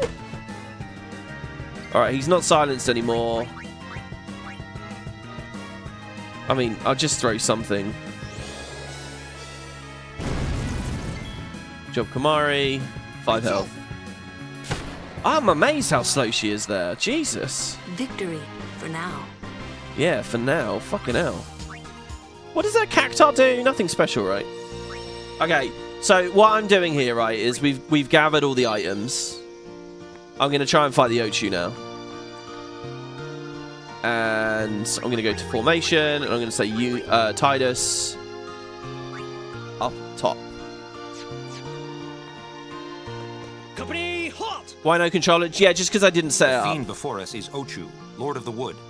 We've had trouble with this one before. Remember, discretion is the better part of valor. The game always had Lulu in such a, like, bad place. Lulu can be really strong when you're going through the game, but she falls off in endgame so hard in the vanilla game because, you know, the Furies just, like... Ostensibly, the Furies are every bit as good as attack reels. Like, it's multiple packets of damage, right? So it's 9999 times X, however many... In theory, she should be lined up to be brilliant. And you look at how OP magic is in a lot of the earlier entries in the franchise. 6, for example. And it just completely falls off. And it's a shame. And it's just because of the formula of how many spins you have to do. If that had been changed, that'd be epic. But maybe that's not moddable. I don't know. Standing guard, sir. So what's quite interesting, guys? Ochu is no garden variety. This fiend. Ochu. We could throw 100 Crusaders at it and still lose. God, they make the Crusaders sound shit there. Ochu poison is a surefire way to get to the far plane and fast. Thank you for the antidotes. The Ochu is no garden. We could throw 100 Crusaders. Ochu poison is a Oh, it's funny. I was wondering if he'd give me more antidotes there. Yeah, I don't know whether I talked about this in my previous playthrough, but if you fight this Ochu and flee from it, you can actually speak to these guys again and you get an extra cutscene. People talk about, like, rare cutscenes in this game. Oh, I got Orin on the sled. I got Riku on the sled. I got the... You know, like... Oh, I saw that you can get a cutscene when you go back to the Chamber of the Faith in the post-game or whatever. They talk about rare cutscenes. This is the rarest cutscene in the game, as far as I'm concerned. You have to be the kind of player that would go to fight that Ochu, which is like a completionist mindset, I think. I mean, I don't know. It's right on the main path. I just think a lot of people miss it. We can't trigger it on this at all because we can't flee in the first place.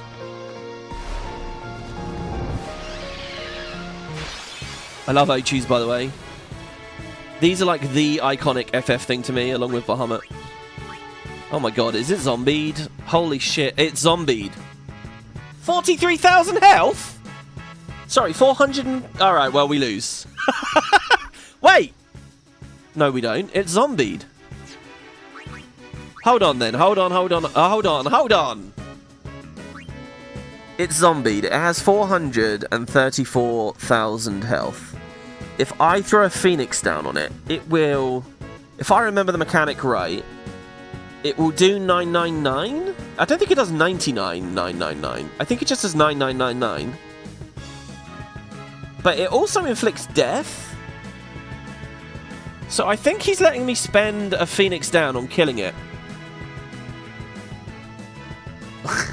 Look at the hint text up there, guys. You could throw 100 Crusaders at it and still lose.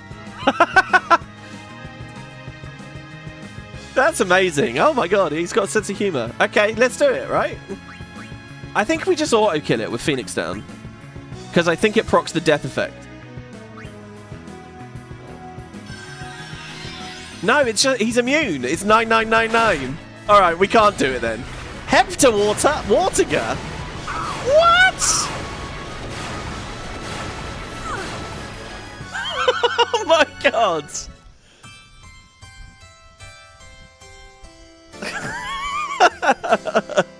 Holy shit.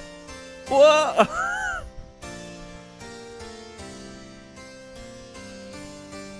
Okay. Alright, fine. That's crazy. Wait, he's made totally custom skills then, right? Like, that was a custom name.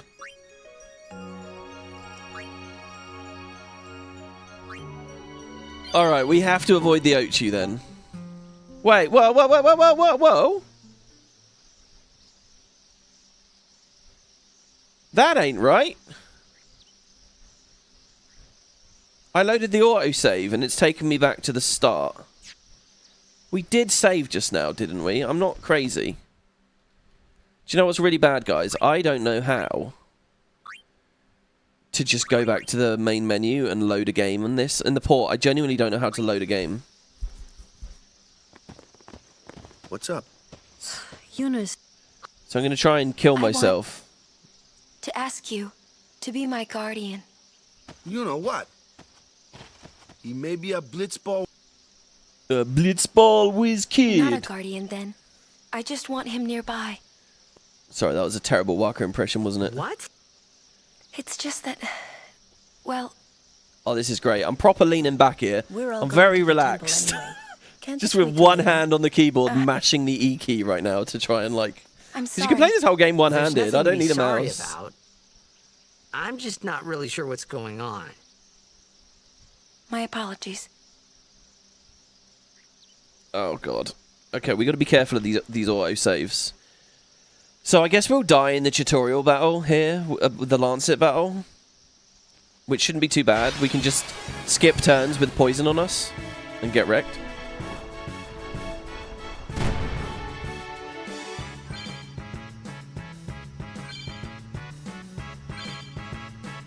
What? Kimari. See there, right? What's up? Normally, it's a skill, but when Aranso uses it, Hey, sound. There, he learned Loner. Isn't that weird? He learned Loner, but he's not alone in battle. Maybe it's something weird about the way that they have this set up.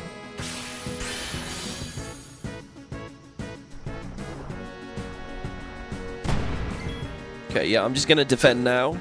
And we wipe.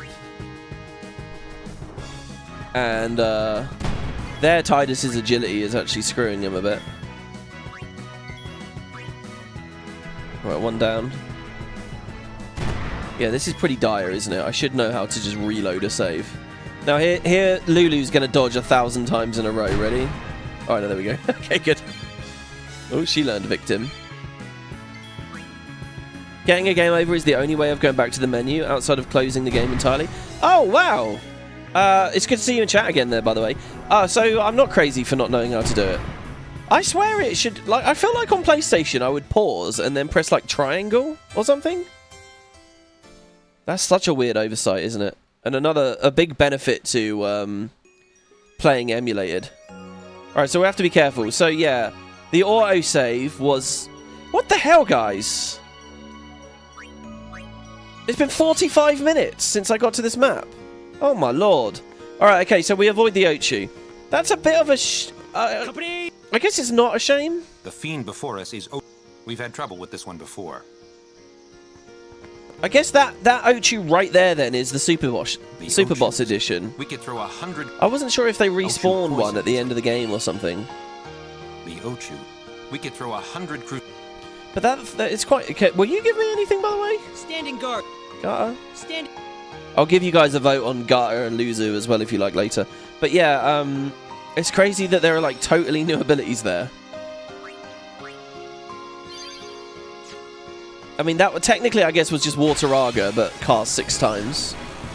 Is that something Seymour can do? Is it repurposed from the Seymour fight? Seymour 4? Right. We got to get through this now, guys. So Waka should be able to one-shot these with that ball. I mean, I like this design as well, right? So what you do is you fundamentally say... Oh, do you know what? I actually made a mistake there. My first move should have been to blind.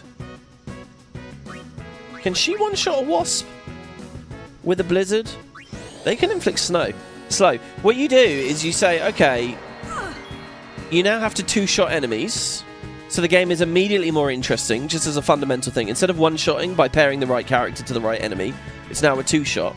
But what's even better now is you can put drops in the maps that push you over that threshold and allow you to start one-shotting again. It's got to be Yuna, I think. Yuna here. And if we can Izuna. Light shines strong. Our woe be gone. Good job, Yuna.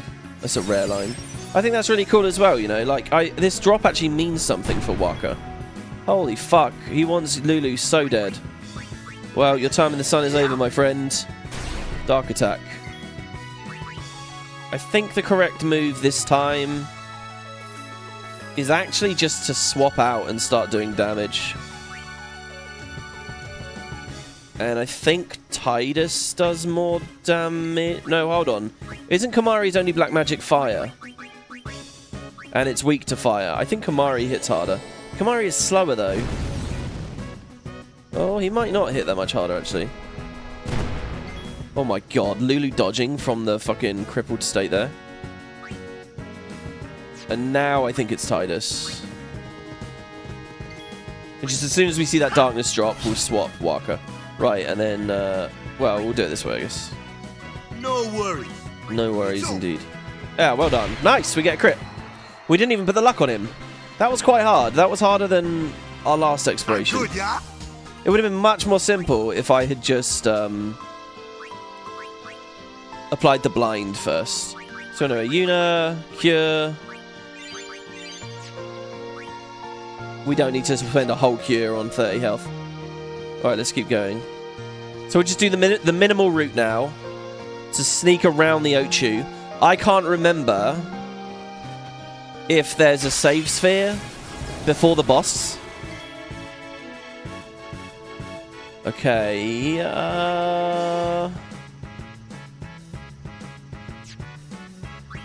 here I think the best move is to cheer. Because I can't guarantee he'll hit the Hornet anyway. And then swap to Lulu. Now what? And now... Actually, I think the best move is to kill the Wasp.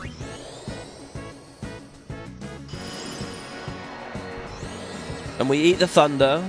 I don't think she could one-shot that anyway. And now a silence attack. He's out of mana, though. He's out of MP if I do this. So actually, that might be a mistake. We probably don't want to immediately run out of mana. I can't attack that with Tidus because he has Thunderstrike. So I think just a basic attack. We're not... It's not desperate enough right now. Oh, God, it's so little damage. We could Jinx it. I still haven't tried Jinx. Oh, fuck, no. Yeah. I'll tell you what. Yuna. Let them come. You know what's kind of amazing? I've just realised. In the vanilla game, there's this sense of, like, build your overdrives and save them so that you can use them in the boss. That's eliminated now. But in this, it still kind of does exist. It's build your overdrives, save, and then run through. You know, like if everyone's overdrive was charged right now. I know it's minimal damage, but I think it's the right thing to do. I have the best shot of getting through the environment, you know? Like, imagine we're in the Thunder Plains. Maybe we grind up our overdrives right at the exit to Guado Salam, hit the save crystal in Guado Salam, and then book it and see if we can get to the agency, right? Oh, fuck! No! Oh, wait,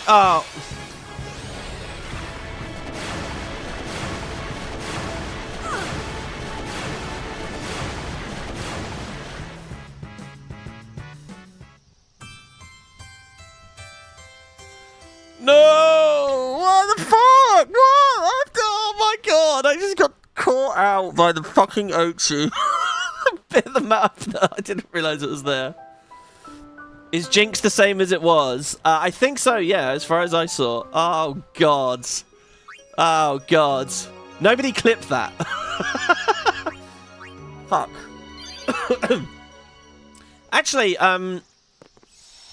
guys, if you clip stuff, can I turn them into YouTube Shorts, like, really easily? A few people were clipping things when I started A Realm Reborn a few months ago. But I don't think anyone made any clips of PoE. Fuck's sake, I need to have Tidus here. I think Silence Attack is the right move. Because that's what's trying to go next, so we've just eliminated its turn. Now we can use Tidus. Got you covered. With a cheer, he might get a bonus turn. No, he doesn't. He might be able to finish this off. If he can't, Kimari's Lancet will do the last little bit. And Lancet can't miss, as far as I remember. I've got all this strange information in my head. I don't know whether it's even right. Lancet can't miss, can it? I don't. Oh, yeah, okay, it killed it. Nice. That was quite satisfying to watch, actually.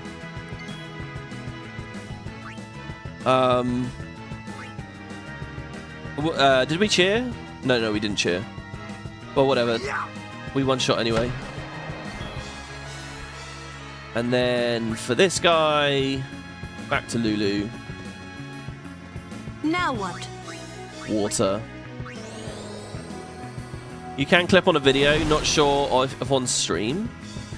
Oh, really? That's weird, I didn't know that. How much health has it got?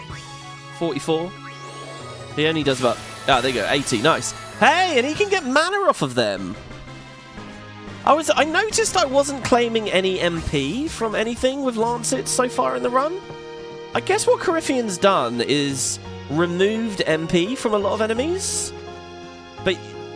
But sustaining MP through Lancet is a thing he wants you to do. He just wants you to cast it on magic mobs. Unless maybe Vanilla was always like that. Okay, now we take a right. Shit, did I forget to trigger the Ochu cutscene and get my antidotes? No, I think I saved afterwards, didn't I? Alright, we're nearly there. Oh god, why am I doing it? I really need to get Titus in the front. Okay. Walker is asleep, but could one-shot if he woke up. But he's not going to wake up. I think we have to do it this way. And I'm going to gamble on a Titus crit here to just finish the fight straight away. Miss me? Little. Well, you just woke Walker up. Boom. There's a button just below the video next to share. You can clip on vid, not... Yeah, well, the question is, though, like, can I then make that into a short? Because people have been telling me to do shorts. Oh, fuck. This... Oh, what? I could... Oh, that's the Ochu there at the crossroads. Definitely don't want to go over there. Oh, no, Titus is here this time. Good. If only I had a method of just immediately eliminating one of them.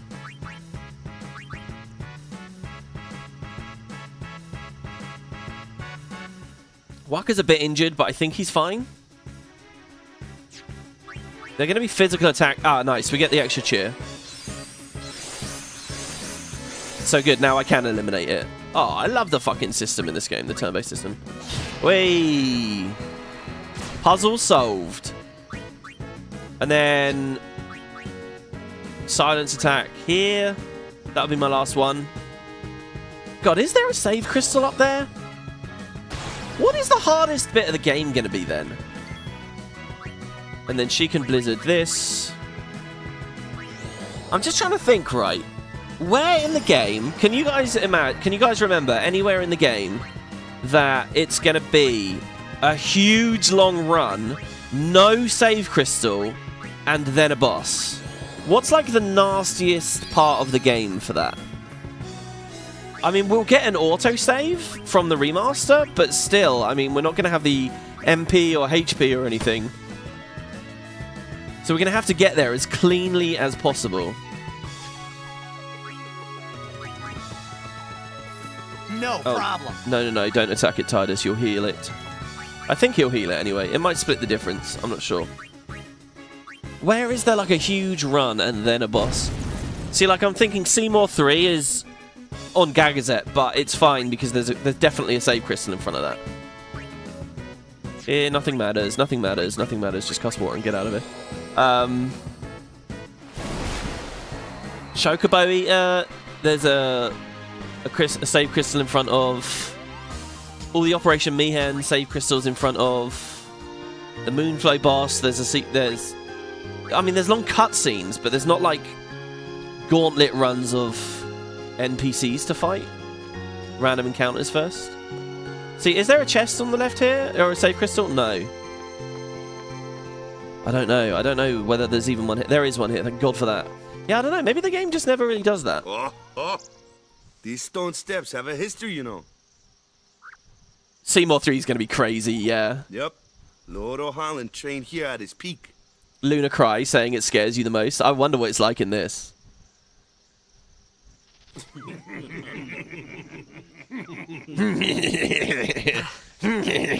A race, huh? Think you can beat me? See, there's no Keeper here. No voice acting for Keeper. Yuna, if you would. He's not been in any of the killer cutscenes. Ready? Hey! I love that shit. Hey!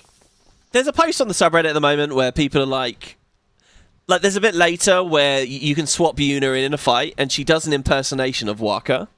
She's like, "Let's kill the fiends, yeah." And Lulu just says, "Don't do that." But people are like, like she's fun and goofy. This is a sad story, so it's like pushed under, and people think it's very natural what she becomes in X2 or whatever. And I think that's a mischaracterization of the criticisms of X2 when people make that argument.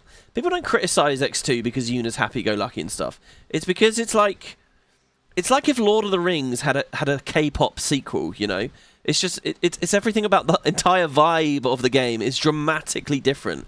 It's not about whether in universe Yuna has earned a bit of freedom and happiness or not, because obviously she has, and it's the eternal calm and stuff. But I think that misses the point of the discussion at play when when X2 puts people off. I know exactly what Lulu's going to say. She's going to giggle and say, boys will be boys. Kids. Fuck. She says kids. I got the giggle, though. Kids. All right, I know exactly what Kamari's going to say. He's going to say nothing. He's going to cross his arms and shake his head. All right, he didn't cross his arms. All right, I got it half right. Ah, nice. Oh, this is such in the sweet spot for difficulty for me. You know, if we spent a bit too long in there, I would have been getting frustrated, but we're through, you know. Okay.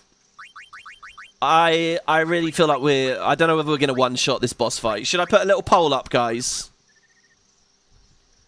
Should we see? Oh, by the way, I was going to say, so for like MP, Flare costs 54. We would not be able to afford Flare on Lulu or Yuna if we went for it. We just wouldn't. So, yeah, not a good choice there. All right, I'm going to throw up a poll.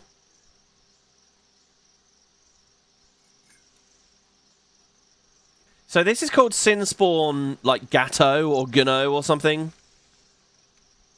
I can't remember how it's spelt. It's a weird word that I would think is a word, but if you Google it, it just gives you hits for this game. So I guess it's not a word at all, actually. Right, let's go up. Look out! Everyone, quick! Sin spawn!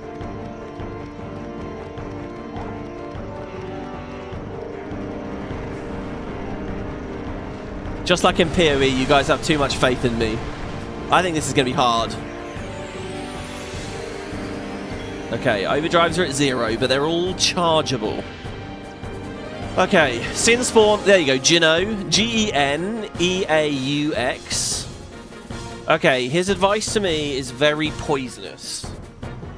I guess we're on a time limit for our antidote stock. We have 8 antidotes. He knows that I was getting antidotes from the map earlier. I'm probably going to have to drain through a lot of these. Yuna Kanazuna. Tidus gets 2 turns at the start due to first strike. We have the main boss, and then we have these ones behind us. Absorbs magical attacks against Geneaux. They both do. So if I cast any spells on the main thing, these two take the spell. It's all vulnerable to fire.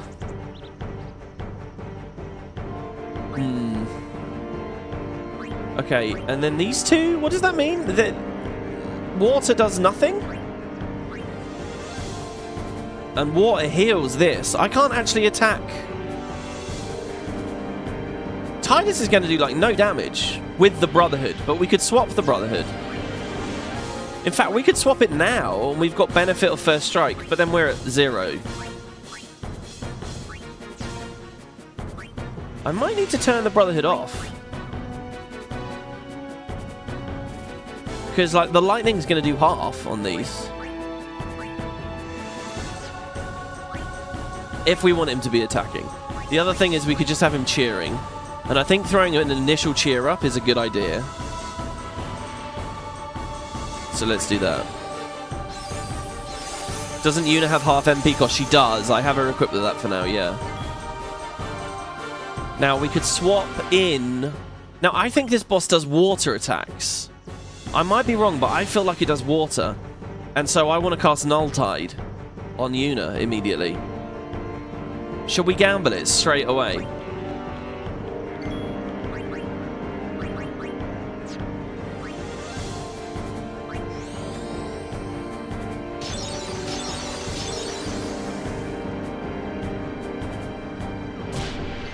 Okay. So he fingered us there and, like, messed up our hairdo. So he's poisonous. I could try to silence or dark it. We could dark attack one of these to stop the little tendrils doing things. I have Frost at the moment. Frost is doing half damage to everything. I think we unequip Waka's weapon. I guess we put the comeback back on, right? I'd rather have Alchemy than 5% HP. Alright, Sai. Now, is this water damage? No, it's just mass poison. Oh, man. Maybe we give everyone Victim for this fight, then. I kind of already want to restart it. If we give everyone Victim, won't they just be charging like mad? Or Sufferer. Maybe Sufferer is the one that we want. Yuna. Like, I can either try to fight through this shit. God, just the poison alone is going to be so deadly. We could do a thing as well where we, like, eat the poison and then we swap out. Right? Like, this team ate the poison and now we say goodbye to this team. Let's get some fire going. 400 damage, so it's going to be 3 attacks from Lulu.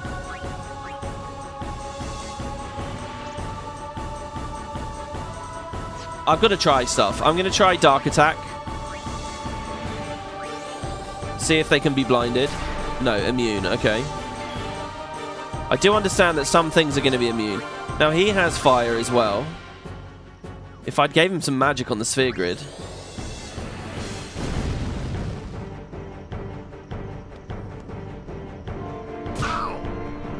Ow! Okay, the other side of this is if they're already poisoned, then the sighing doesn't really do anything. I think there's going to be... This is a bit unfortunate. It's not perfect. But there's going to be a little bit of, like, trial and error in this, right?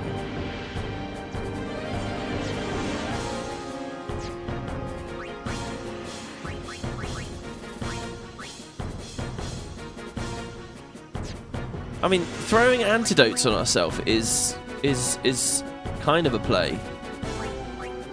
Because it's fast. The characters will move quick with it. Oh, if only I could AoE antidote. I'm going to try and... Like, antidotes are there to be used, right? So fuck it, let's try. I can't really afford to do anything except all-out offense on Lulu, I think. I really need this thing dead. Isn't there a thing where he, like, respawns them? Oh, nice. She gets a dodge. Yeah, I don't know, actually. Okay, I don't know how the boss's AI is working. There's a chance that as long as he's in front of someone who doesn't have poison, he will sigh rather than anything else. There's a chance that that's something. I'm going to try and silence him now, because Kamari's going to kill that one. Okay, he can be silenced. My ball can't hurt it either. How about magic? Yeah, I think we're supposed to attack him on Tidus, and he'll be like, oh my god, I can't hit it! I'm going to risk Kamari dying here, because I just want this dead. Well, and then if we cast magic on the main thing, these intercept it. Right. Alright, there we go. So that's dead. Kamari's still alive, and he gets the dodge. Well done, my friend.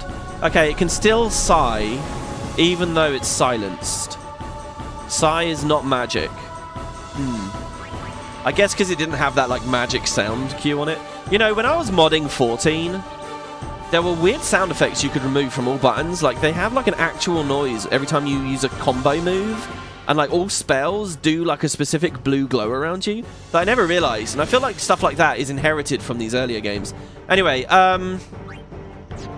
so silence works and might be important in, like, phase 2 or whatever. What do we do here? He's just going to get repoisoned. Oh, no, he's not going to get repoisoned. Okay, if I antidote...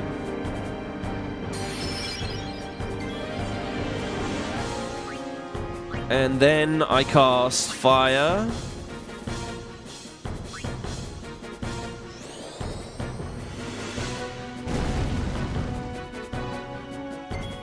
And then we heal... Kamari's the most important one, because if he dies to the fingers, we're fucked. So I guess it's got to be this way. I was actually planning on swapping Kamari out. Okay, good. That was on Waka. That's fine. There's another sigh. Okay, Kamari either antidotes himself or dies. Or swaps. I feel like we need him with this fire, though. Okay, or I can high potion him? But I don't really have any more high potions left.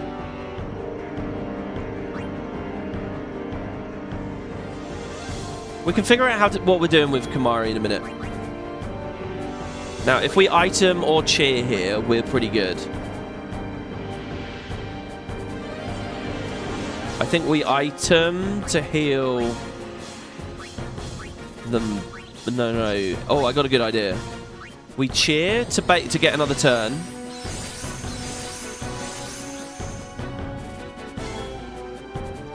Now you antidote yourself again. I mean, is this getting me anywhere? I don't think it is really. If I spend a turn on an antidote just for it to be reapplied, I mean, it stops me. Okay, and my plan now was to swap to Yuna and cure Lulu.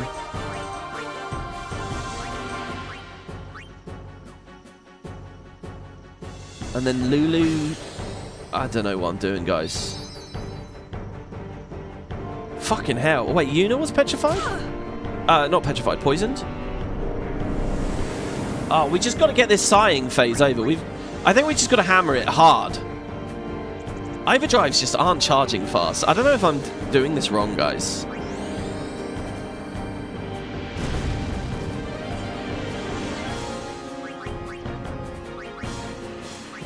Waka's at a net 0 with this right now. A potion...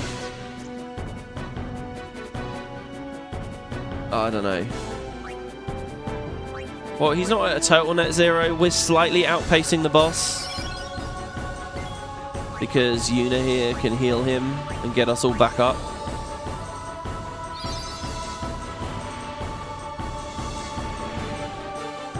Okay, each little dodge is kind of nice. It keeps the pressure down a bit. But we have to finish this fucking thing off now. This might be a moment to swap to Kamari. Yeah, I think we swap to Kamari. And we do double fire here. And then Yuna tops herself. Everyone's going to be so close to dead when we phase. We're all going to be oh god, Lulu, you do 400, right? You do kill this, right, Lulu? Okay. I don't know what happens now. I'm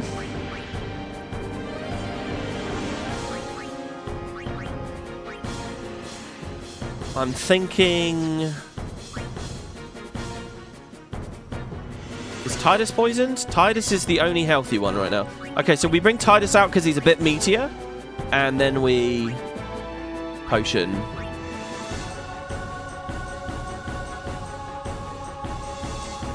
Lulu. It's not a big heal, but it's a little heal.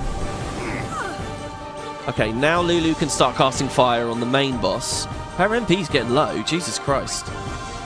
I'd love to jinx the enemy too. I don't know if we really have time for that. I gotta try and throw an attack out. Okay, now we're back to Yuna. This is brutal. How the fuck? And this is so much poison. I think I need a strategy where I hit him harder than I'm hitting him. I got, like, Prey would be epic. If I had Prey in this fight, oh my god.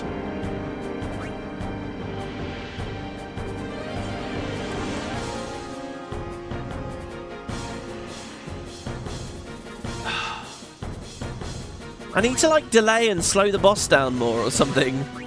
There's no way I can slow him down. The poisons just keep coming. I feel like just pressure healing through is, like, the correct move.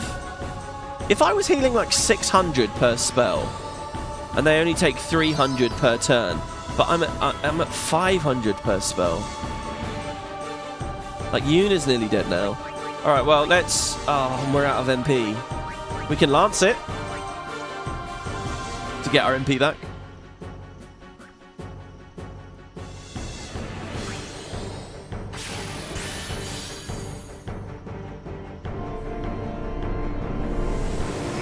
When the hell does he wake up? When does he get out? He has as much health as Sin had. 3k. Right, we're just about stabilizing, sort of. It's like here, for example. I think it's right to cure, not to Azuna, but to cure. This boss is looking a lot more intimidating, this mod. I mean, yeah, you're damn straight. If Jinx is the same as it was, it's a waste of a turn. But it will be fun! Ah! Like, Dark Attack isn't going to stop the Psy, is it? If I Dark Attack him, he's not going to be able to... it's too much of a tempo loss. Let me just keep with the fires here. Is it at half health he stands up?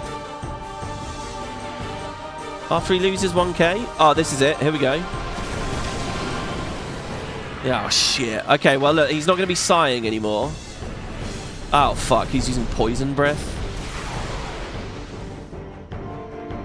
Miss, miss, miss, because we're all poisoned anyway. Okay. Is that his last one? Poison Breath, that's weird. The animation looked strange there. I don't think the boss originally had that. Yuna cannot keep up. Fuck, I have her on Rook, and she's just not getting any overdrive. Watara, okay, there is water. Okay, but that's good. That's good. He's doing something that's not poison now. Okay, this is actually really good. All right, so what we do is we antidote. Watara is scary. It didn't actually hit that hard. And we have Null Tide on. I knew fucking water was a part of it. I knew he'd use water. I don't know what it was, but something made me think that it's water coming. Okay, oh, if he alternates Poison Breath Watara, then we're still in the shit. 100 Thorns. Oh, we might be dead. Oh, fuck. Okay, that we might want Dark Attack for.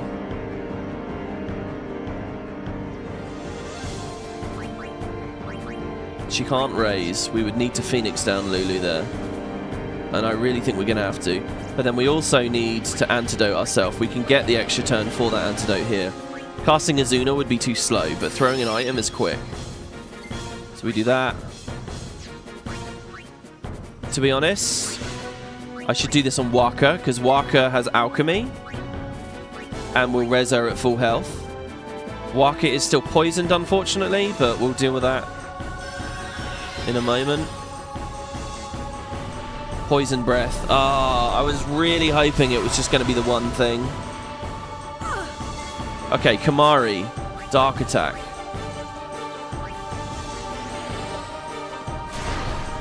Immune. I don't know then, guys. This is really hard. This is like...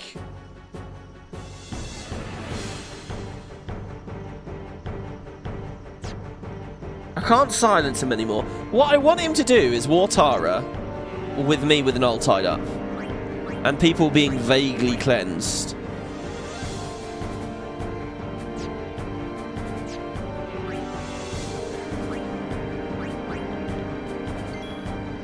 Kamari is on 3 health.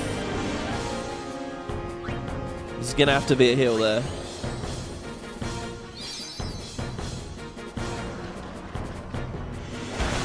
Okay, good. Immune. Alright, okay, okay. Just leave the poison on. I'm just leaving it on. Lulu has got to keep hitting this fucking guy.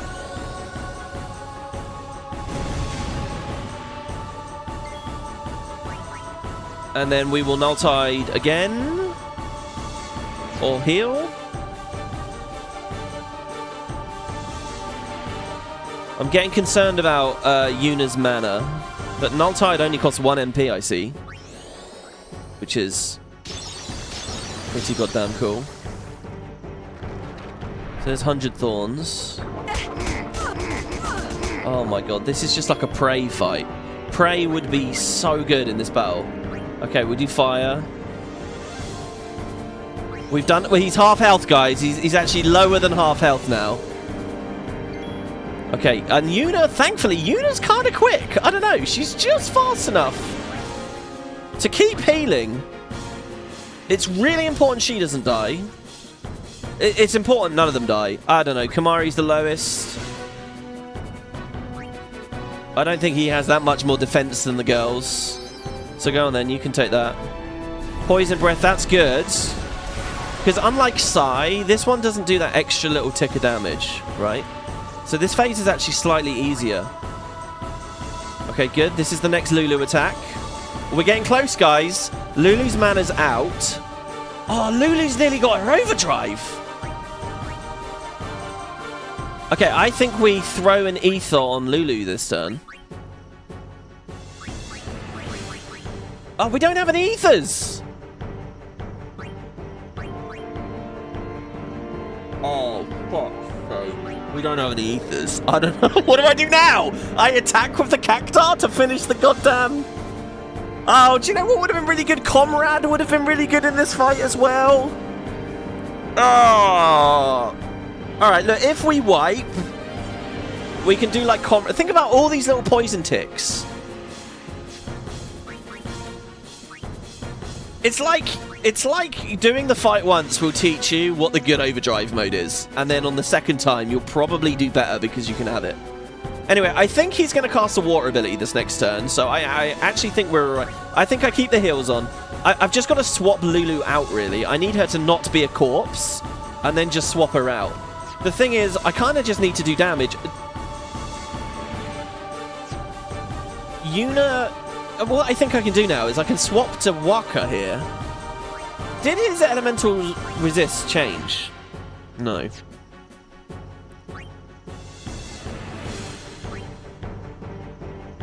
I could swap to Waka and just hit the boss.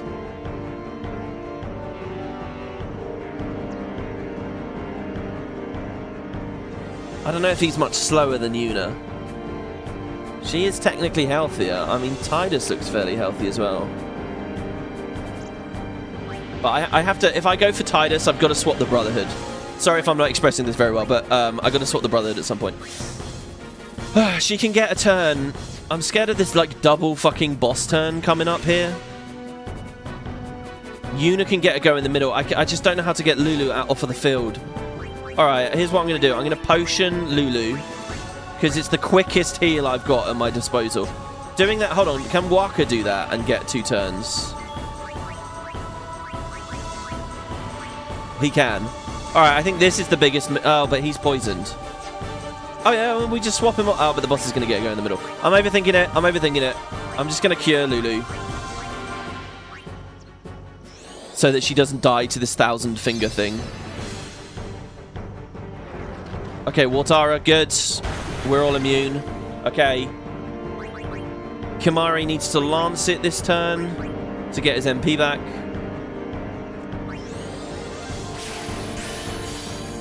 And it's healing him. And he got his overdrive up. So he can jump on it. I assume jump will hit hard. Holy shit, 10 HP on Yuna. I think that just nailed it, guys. I think we're going to win now. Okay, Lulu can leave. She can't do anything. Rip Lulu. Whoa, is Tidus null-tided? No. They're both poisoned. Waka is null-tided, though. Alright, how much health has the boss got? Oh, we can't see, because Lulu's the one with sensor. Sorry, hold on, let's swap. Lulu, so it's got 700 health. If we can assume Kimari will do about 400 with a jump. It's going to be a couple of attacks here. We have a lower health Waka with Null Tide, or a higher health... I think we go through it for the attack. I think it's attack, and then there'll be like a sigh or whatever, a poison breath. Okay, Ronso Rage. It's jump, not seed. Oh my god! Wait. How has he coded this? What if it's vulnerable to poison? What if it's vulnerable to confuse? Surely it is. Surely it is. I mean, the mod has given those statuses to this overdrive. It's just taught us that. Being able to poison or confuse... This is like Kimari's time, right?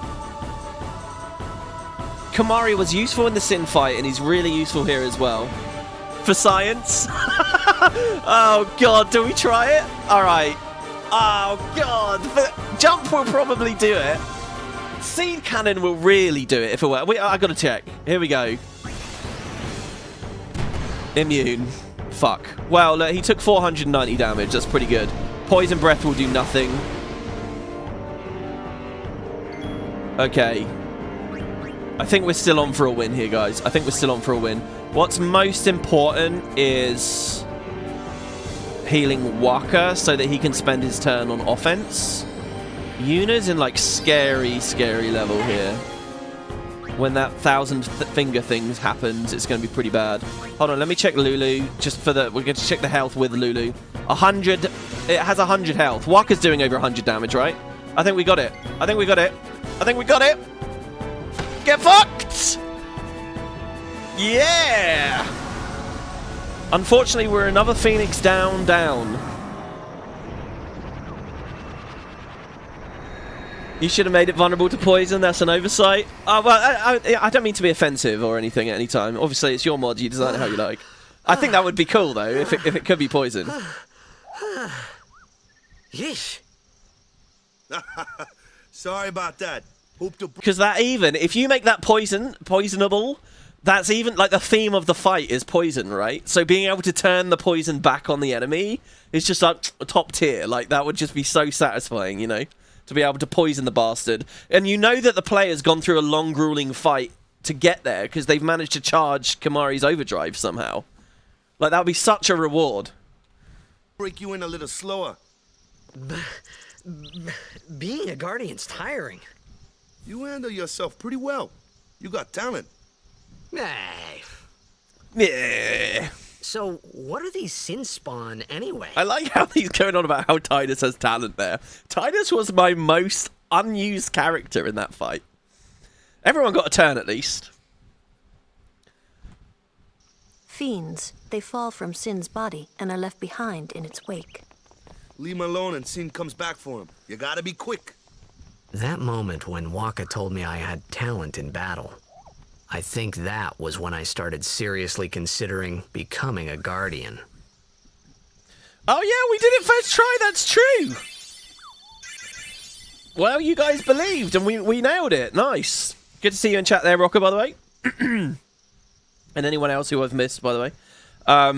Yeah, look, 4 sphere levels each. 10 antidotes. A variable Mog. I wonder what that's got on it. Let's have a look.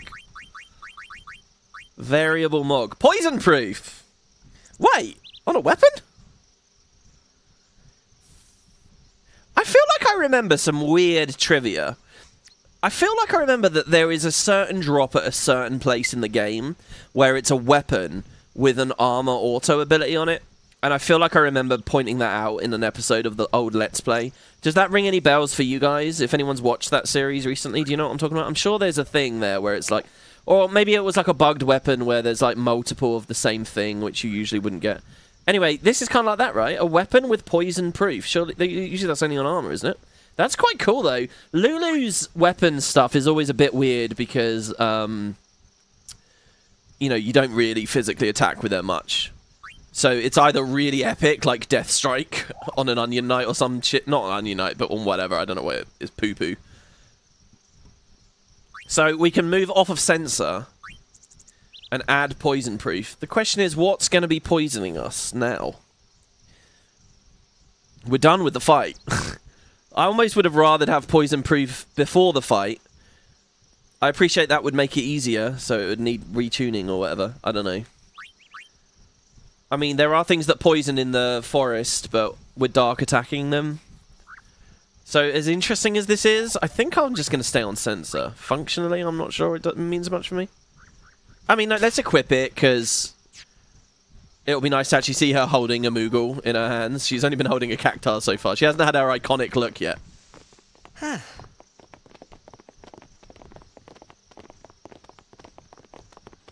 So, they got fiends in Xanacan too? Just a few. It's a big deal when one shows up, though. That's a... I see people on the forums talk about that all the time. Whether there are fiends in Xanacan, whether, like, Tidus and people of Xanacan really get... Like, is it real life that they're living there, you know? It feels so separate from Spear in so many ways. But there are fiends, and they can sneak in, and, you know... That's another reason why I think... Like, there's so much rich shit they could do with X3. Do 1,000 years ago, do a sequel, do a prequel. I mean, Christ, I even believe... There's this big debate, should you do a Braska or inject thing? There are people are talking about, even today, if you go to the FF10 subreddit, they're saying, oh, we already know everything about that adventure, there's nothing to do. You know, just not a creative neuron in their brain. They just think that there's nothing that could be expanded, which I think is ridiculous. But, you know, so there's this debate, one or the other. I even believe in a game where you could do both. You could have the core structure of it be Jekt stuff, but it's constantly flashing back in like a cool like mirror or parallel way to the Yunalesca stuff. I don't know. Hey, since when have you believed me about Xanarkin anyway? I've been thinking. Maybe people Sin gets to don't die. Maybe Sin carries them through time. Like 1,000 years through time. And then one day, maybe they just pop back, see? Amazing. Simply amazing. You make up one theory after another, refusing to face the simple truth. Sin didn't take Chappu anywhere. Sin crushed him and left him on the Jose shore. Oh, that's... Your brother won't just pop back. Oh, and one more thing. No matter how much you want it, no one can take Chappu's place. No one can replace Sir Jekt, for that matter. And there's no replacement for Lord Braska, either. It's pointless to think about it. And sad. Do you remember what I said in the recent LP, where it's like, we were talking about Veilguard, we were talking about you need mean characters, you need a bit of tension, you need a bit of grit between them. You need bastards, basically. Like, it's fun to watch bastards and be around bastards. There's a good example of that here in this game. Fucking Lulu saying they crushed Chappu and left him dead on the shore. Fucking hell, that's cold. But it's so entertaining, you know? Anyway, that's a great scene. It really... it tells you a lot about Waka straight away, about, like, how willing to believe he is in just anything. Like, why he's so susceptible to Yevon. And how, you know, he's kind of a free thinker in some ways, but it's left him vulnerable. And, like, he'll just suppose some theory, whatever's comforting to him, you know? I could never be what Chappu was. Yeah, you could, man. Well, stuff happens. Best not to worry. Don't you worry about it. Waka, Lulu, and Waka's brother, Chappu. Something had happened between them a long time ago. I was sure of it. Well, whatever it was none of my business, that's for sure. Best not to go there. I think a lot of the Chappu stuff, that was more planned for the game that they never made it to. We'll talk more about that in the Cavern of the Stolen Faith.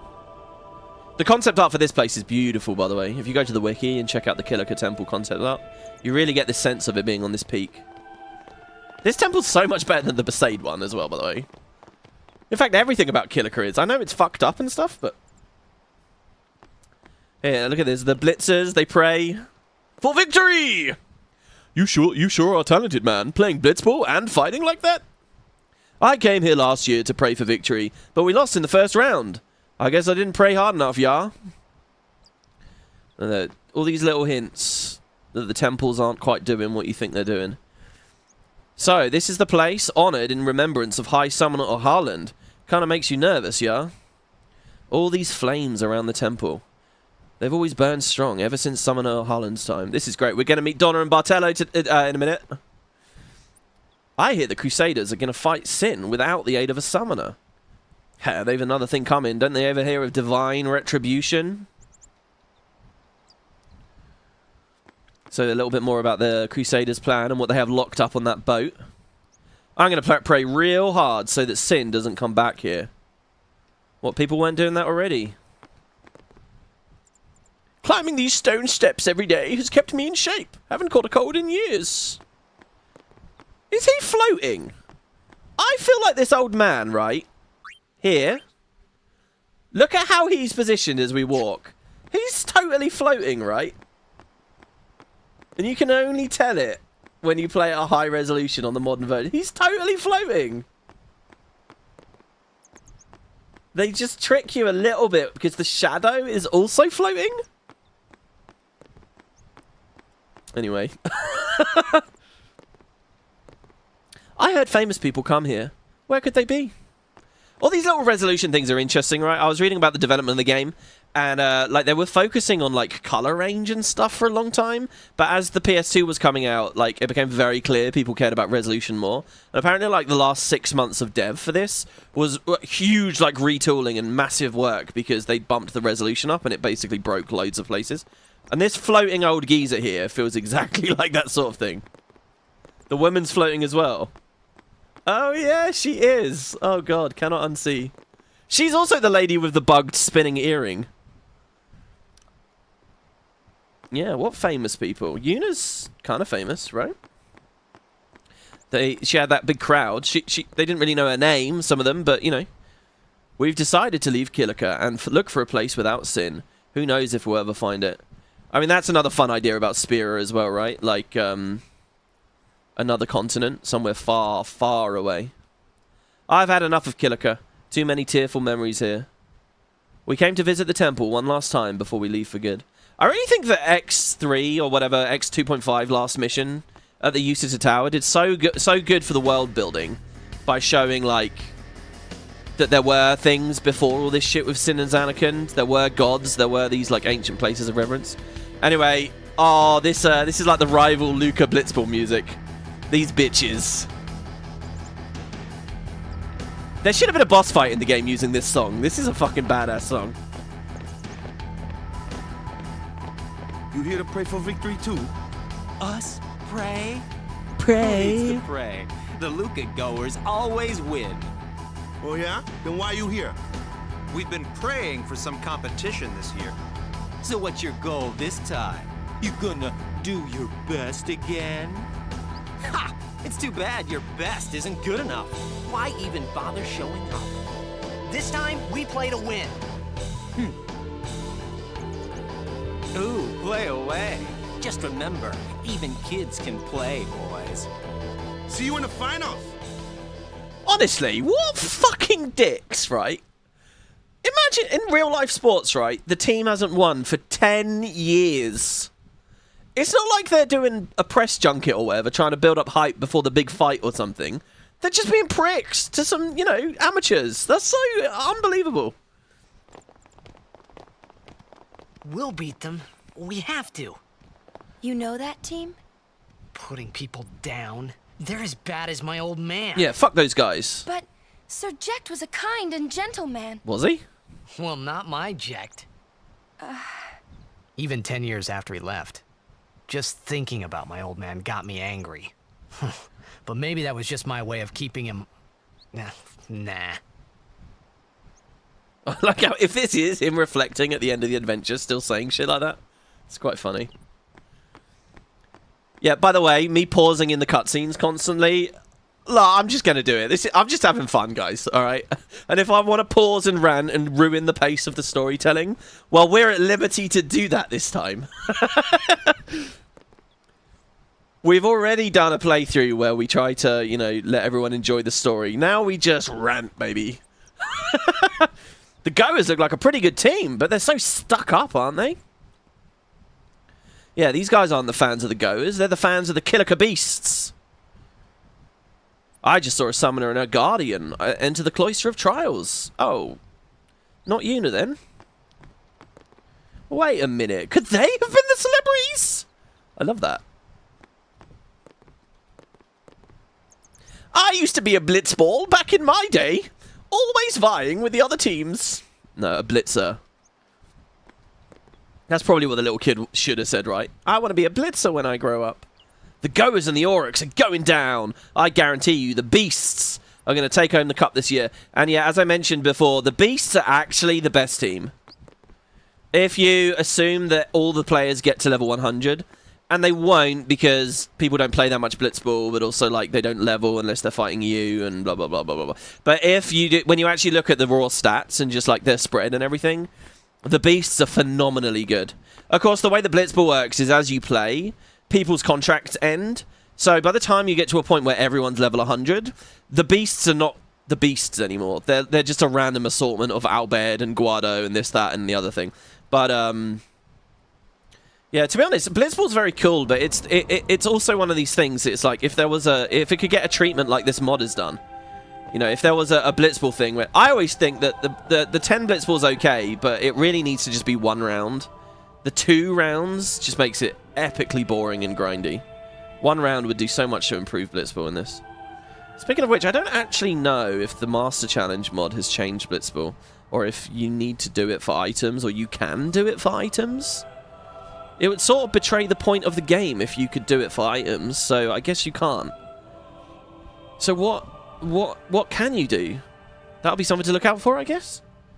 And what about winning this fight in Luca in a minute? Do I get the Strength Sphere, or is the Strength Sphere removed? Based on what I've seen Coryphean do everywhere else, like removing the minigames, it would seem to me he probably removed the Blitzball reward for beating the goers. But I haven't actually read that in the documentation. I don't know. If he's in chat still, maybe you can clarify. Killico Temple is the Temple of Fire. Even the Cloister of Trials is engulfed in flames.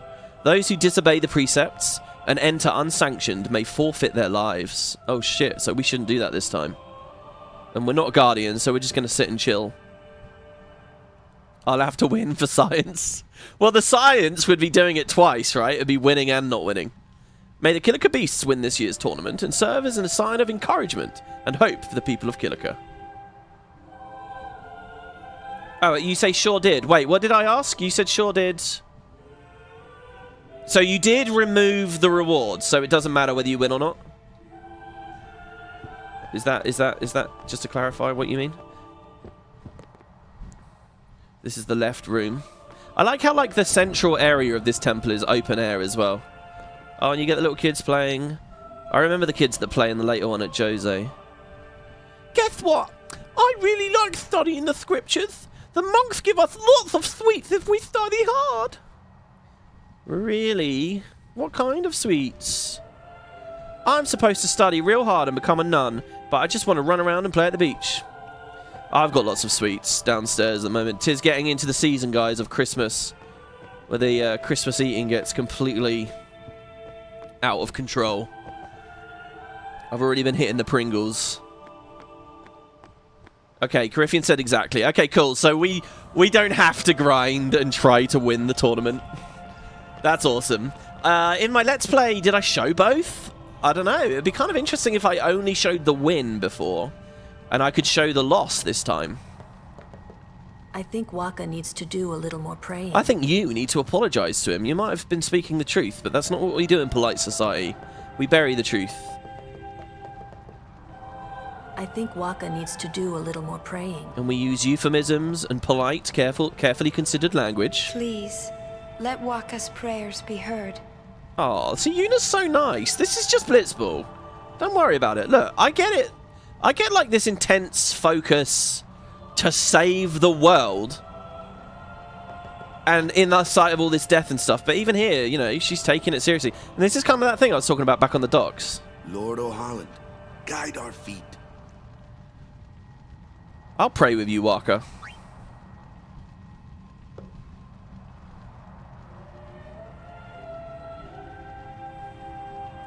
These early FFs have such an interesting way of like sometimes giving you choices and influence on the story. Obviously, nowadays there's a lot more focus in RPGs on how you can influence things and how exactly you would want to roleplay Tidus. Are you going to be a renegade or a paragon, you know, whatever. Like, BioWare's obviously made it into a whole craft. But I'm satisfied even with just these little moments. Do I want to play a slightly more pious Tidus? Sure. Do I not? A summoner, are you? Oh. Also, this is one of those classic scenes. Look here, on the bottom left. Who was positioned closest? So I enter the scene, all of the characters are arrayed around, and I speak to them, right? And I obviously want to get everyone's dialogue.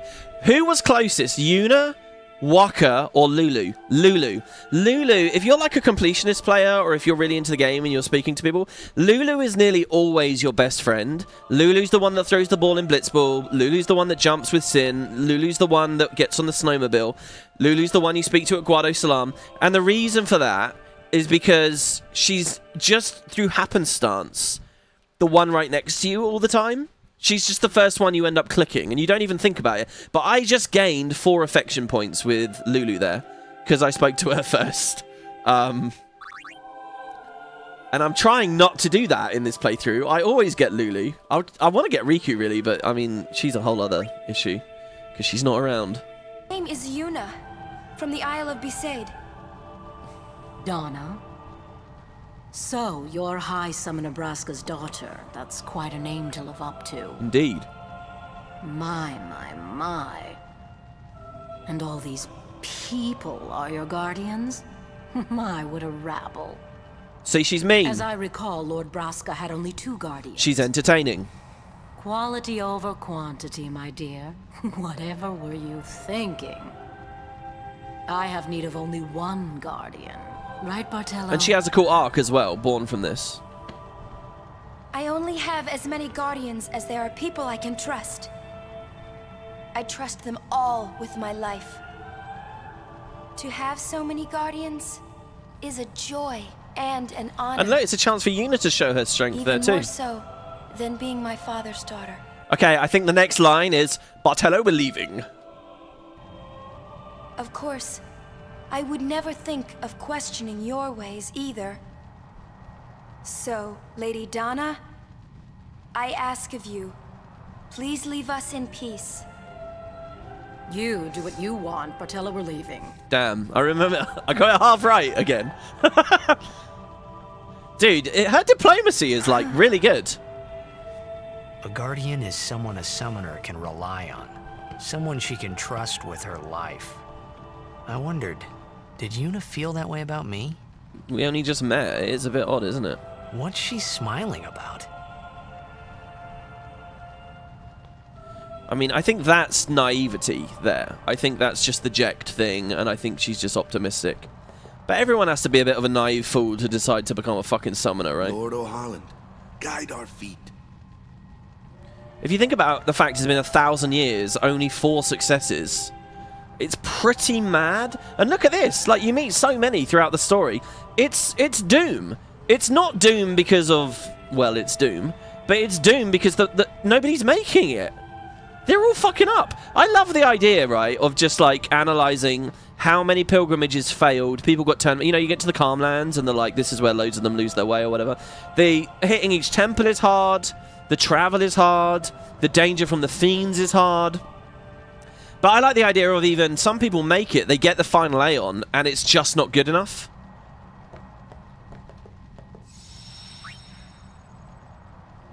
And there you are, entering the world and saying, I want to try, you know? It's like playing the lottery. There has to be a bit of naive optimism in any summoner.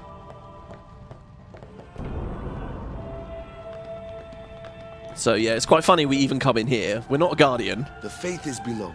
Let's do it. The faith? But first, the Cloister of Trials. Kamari, Waka, ready? That's quite the moment there, isn't it? Tidus doesn't even know about faith. Think about what that says about Zanarkand, right? Dream Zanarkand. It's kind of... It's like they rebuilt the city, but did it in... but omitted certain details. Like, if a huge fundamental element of Zanarkand was its summoners, right? And I guess it's to preserve the lie, right? Sorry, I'm being very vague. If you don't know what this story is, you don't know what the fuck I'm talking about here. But what they dreamt up is a world without the Machina War. And it's also a world where without, you know, even their own expertise, which is quite interesting. Strength, everyone. Obviously the Watsonian... Sorry, the Doyalist... The Doyalist approach to this, however, is that, you know, we have to teach the players about faith. Strength, everyone. No. I love that. Hey, what gives? You're not a guardian yet. We'll be back as soon as we can, okay? That's hilarious. Oh, sure. Soon. Like tomorrow soon, I bet. Kamari just fucking pushing us away. This is great as well. I love this moment. You know, you're playing the video game. You're the main character, and it's such a weird like it's like an offbeat moment. You know, to be like, oh, what the fuck? Okay, I don't go with them. What? I'm just gonna wander around and do anything. It's nice. I really love just the idea of this bit, this little beat. Also, by the way, Mish King in chat, you just said calling X an early FF really does make you feel old. I mean, I know it sounds mad, doesn't it? But if you think about it, right? When did the series start? Right at the end of the 80s? And this is 2001, right? Is it 2000 or 2001? I think it's 2001. Zeus was 2000. A year later is this. Anyway, so you're only looking at a period of what, like 13, 14 years tops. And this game is how old now? Way more than that, actually. Way more than that. It's well before the halfway point. So yeah, we just have to sit here, I guess. What is the halfway mark for Final Fantasy at this point? Is it like 13? 14? 15? It's just crazy to think about, isn't it? I mean, they've slowed down, obviously, massively with releases. Then why are you? Oh, there you go. Someone's already said it in chat. Q5123. Thank you.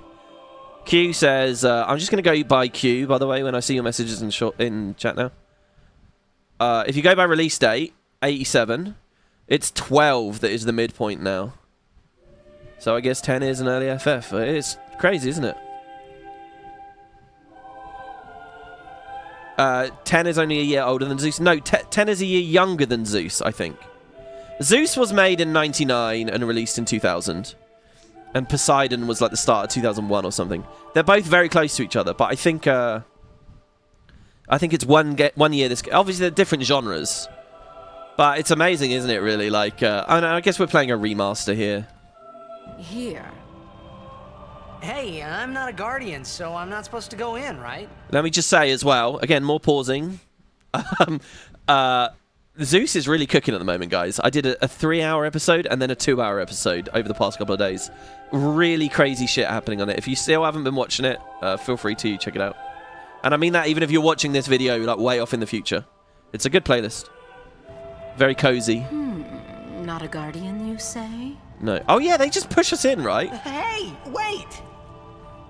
Look, there's so many good animations here. Let me go! Go! Hey! What's the big idea? Just a little fun. Just a little game. Ah, just a little game. Huh?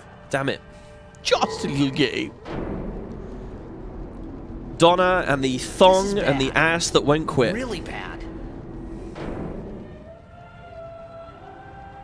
We don't hear Ifrit singing yet. We'll hear him later. I love how you get the generic singing here, but then you get the really, really profound singing once you get into the Chamber of the Faith, which like really drastically changes the atmosphere of the room. I so desperately want to look left and right of this bridge. I have to say, like, all the statues around the wall and stuff here, they all look awesome. Just the shading and stuff. Alright, let's go inside, because there's nothing else to do. Only guardians allowed. And I'm sure no guardian. Well, I guess it's too late now.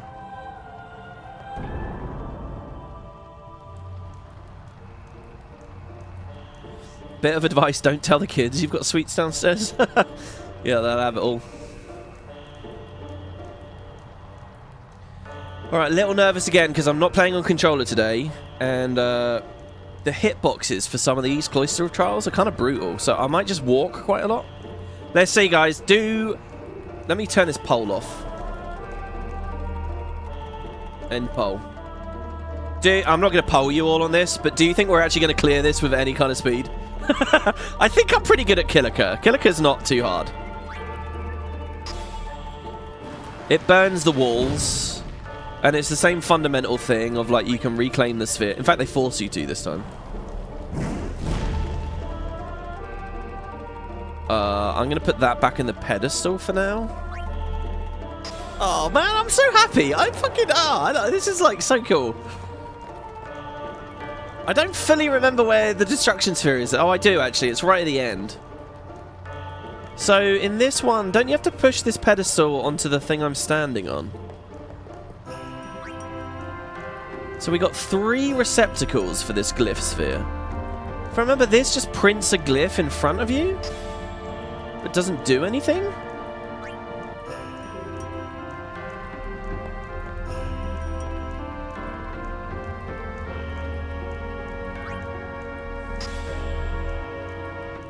Same there. And then this one is... exactly the same again. Okay, maybe what we do is we put the Kilika sphere into that pedestal. And then we push it onto that, like... you move it onto that other platform and it sinks in and it does something. Before I test that, though, let me just put it in this wall and see if the wall lifts up. You think I'll be fine? This one's pretty manageable. Well, I hope so.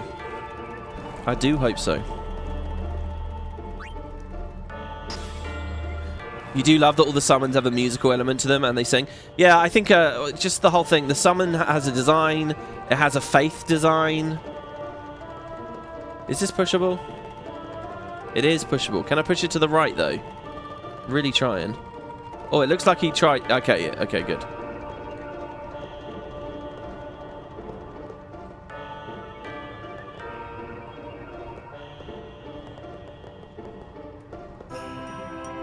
No, that's not doing anything there.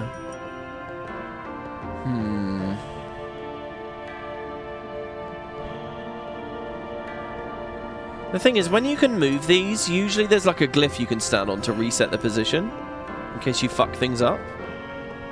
It's not that. It's not... Oh, this is very odd. Or maybe I need to have the glyph sphere on it? I thought I... So the problem with the Cloister of Trials is eventually you forget where things started. Let's put the Kilika sphere in here. We used that to burn the door before. Oh, I remember. Okay, that burns the glyph. We remove it, but the glyph is still there. Then you touch the glyph. Then it lights up the floor, and you know where to push the pedestal. Oh, no, it opens the door. Oh, and then we just push the pedestal through. And then you push it to the right. Come on, Titus. Yeah, I was thinking that the squares on the floor were far too subtle for, like, something you interact with in the puzzle. So the destruction treasure is in this trench behind that fire. I'm so curious what it is.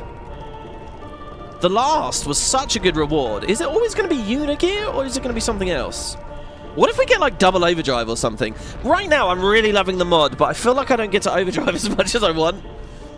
But it could just be that I've set the modes up badly. Obviously, that's not an easy thing to tweak either, because it's so tightly ingrained in the actual, like, difficulty of the fights. Right, we remove the sphere. Like, we still haven't seen Auroch's reels. In fact, let me see. Waka is on Tactician. Charges when a status attack succeeds. It's just not happening enough. Unfortunately, I feel like Warrior is just by far the most consistent. Comrade would have been good in that poison fight, though. But without hindsight, not really to know. Okay, so will this take 2 spheres? Is this one of those ones, or is that in Jose? I think it's in Jose that it takes 2 spheres. So I'm just gonna come back and put this here for now. And I think we push the pedestal to the right and onto that flashing thing there.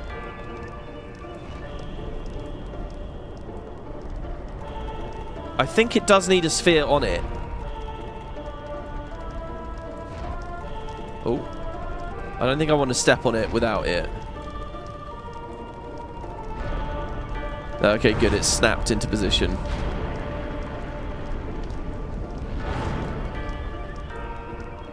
I'm surprised that you never had to fight the Aeon to get it. That seems like it shows that Yuna is powerful enough to get the Aeon. Yeah, I guess in the other games you usually do have moments like that, right? Oh no, see that just pushes it... Oh no, that's not what we want to do. And then we reset its position somehow, don't we, to fix that? Hold on, let me put the glyph sphere in here. We might have needed the glyph sphere in... Oh no, there we go, the door opens. Right, yeah, the door opens, it breaks the circuit, which turns the fire off. The destruction sphere is there. And what we need to do to get the treasure is you've got to have the destruction sphere in this socket, I think. This is actually incredibly basic. Oh, yeah, and then to actually exit, you need this in here. So I'm going to put this in here first. We have to take it back out as well. And I think this is a weird one where you go through the door holding a sphere and it just despawns in your hand. If my memory serves me correctly. But yeah, this one's actually in a weird way. This back bit of the puzzle anyway is almost easier than Besaid, I'd say. Because it's so obvious where the sphere is. Yeah, and it destroys the wall. I love this. So what does this mean? No summoners find these treasures? Because we're wrecking the place doing this. Oh, nice. It's not just Unigir. Armlets is Waka stuff, right? Null Blaze Armlet. No, he has arm guards. Armlet is Kamari still, isn't it? Okay, when he's in yellow health, he's immune to fire damage.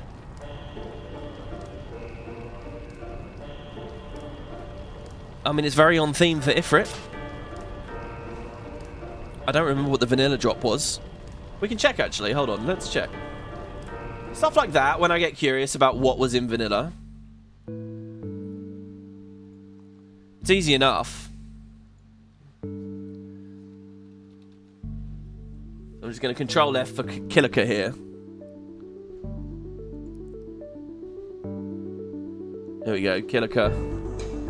Shop in Kilika Temple. Once you've arrived, go through the Cloister of Trials. The Cloister of Trials. You get a red armlet. Does it tell me what the red armlet does? Okay, in vanilla, the red armlet protects you against fire, ice, and lightning.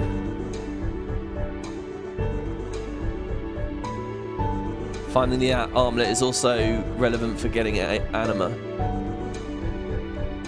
So when it says protect, what is it? Is it just guard? Is it just ward? It halves the damage? It's not SOS.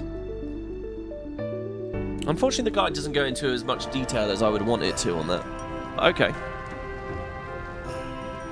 Rumors are the 13 remake. Sorry, I'm trying to beat the game again. Sorry, there's a lot going on in chat here.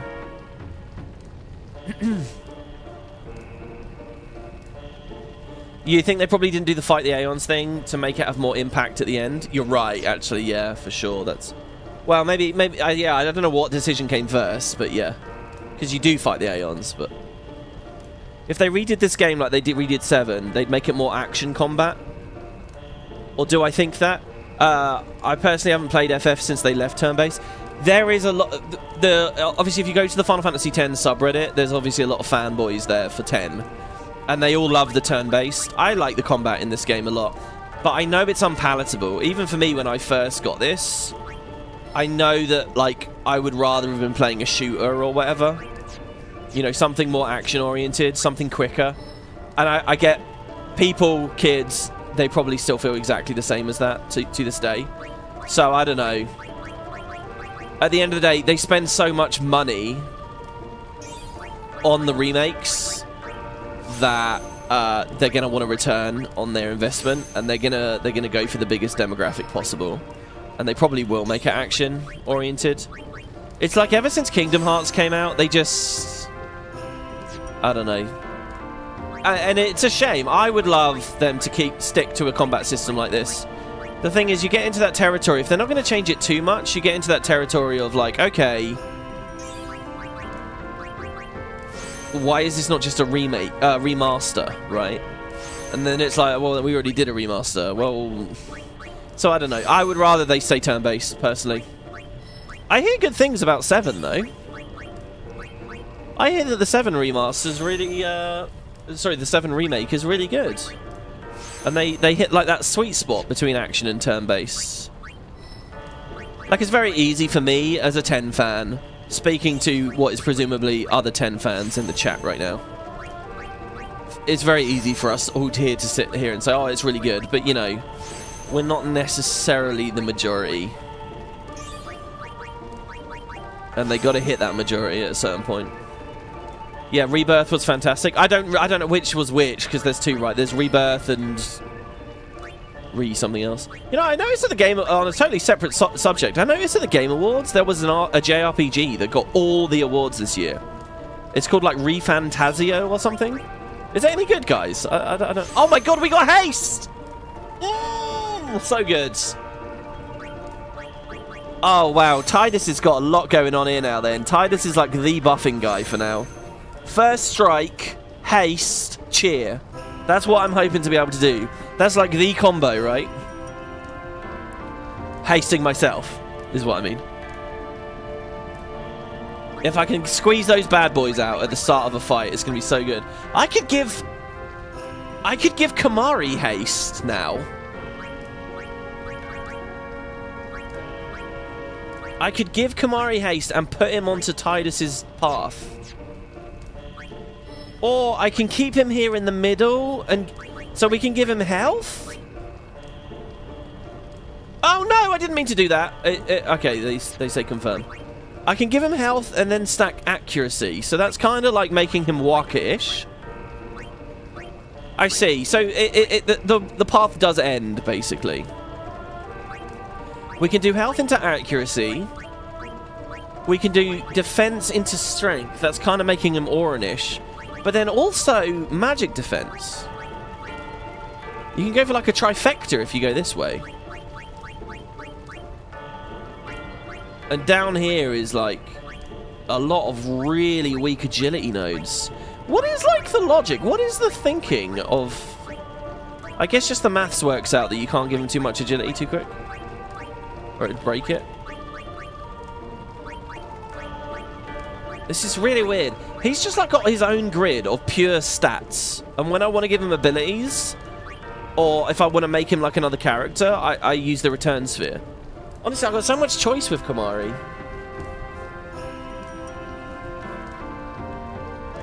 I feel like he's cool.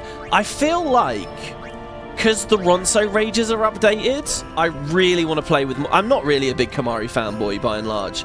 But because the Ronso Rages are updated, I'm like super excited to use him more. Do most of his overdrive scale on strength? Fuck. It's weird, I just want to make him like Auron. Because he's got piercing and we can give him health and but we're gonna get Auron. Do we need 2 Aurons? Where does that benefit us? Fighting Iron Giants? I don't know. There's no magic nodes here as well, so... There's MP. I mean, MP would be handy as well. There's MP into agility. Like, what about all this evasion? What if we rush evasion? Oh, I say rush evasion. You can't really. Oh, this is cool, guys. Like, it's like HP on the right, MP on the left. This is a lot like the PoE skill tree. That's magic defense. That's strength. Oh, here's magic. So it's like offense above. This is like structured like if I could fan out in all directions at once, but I can't. I can only go in one direction at once. So it's like make him glassy or make him tanky. What's kind of ugly though is no matter how... Well... Accuracy is weird, right? Accuracy is like... If I give him magic attacks, he doesn't need any accuracy. if I give him strength and, you know, he's knocking out the big boys, I don't really need any accuracy because they're slow and not evasive anyway. I don't know where to take him.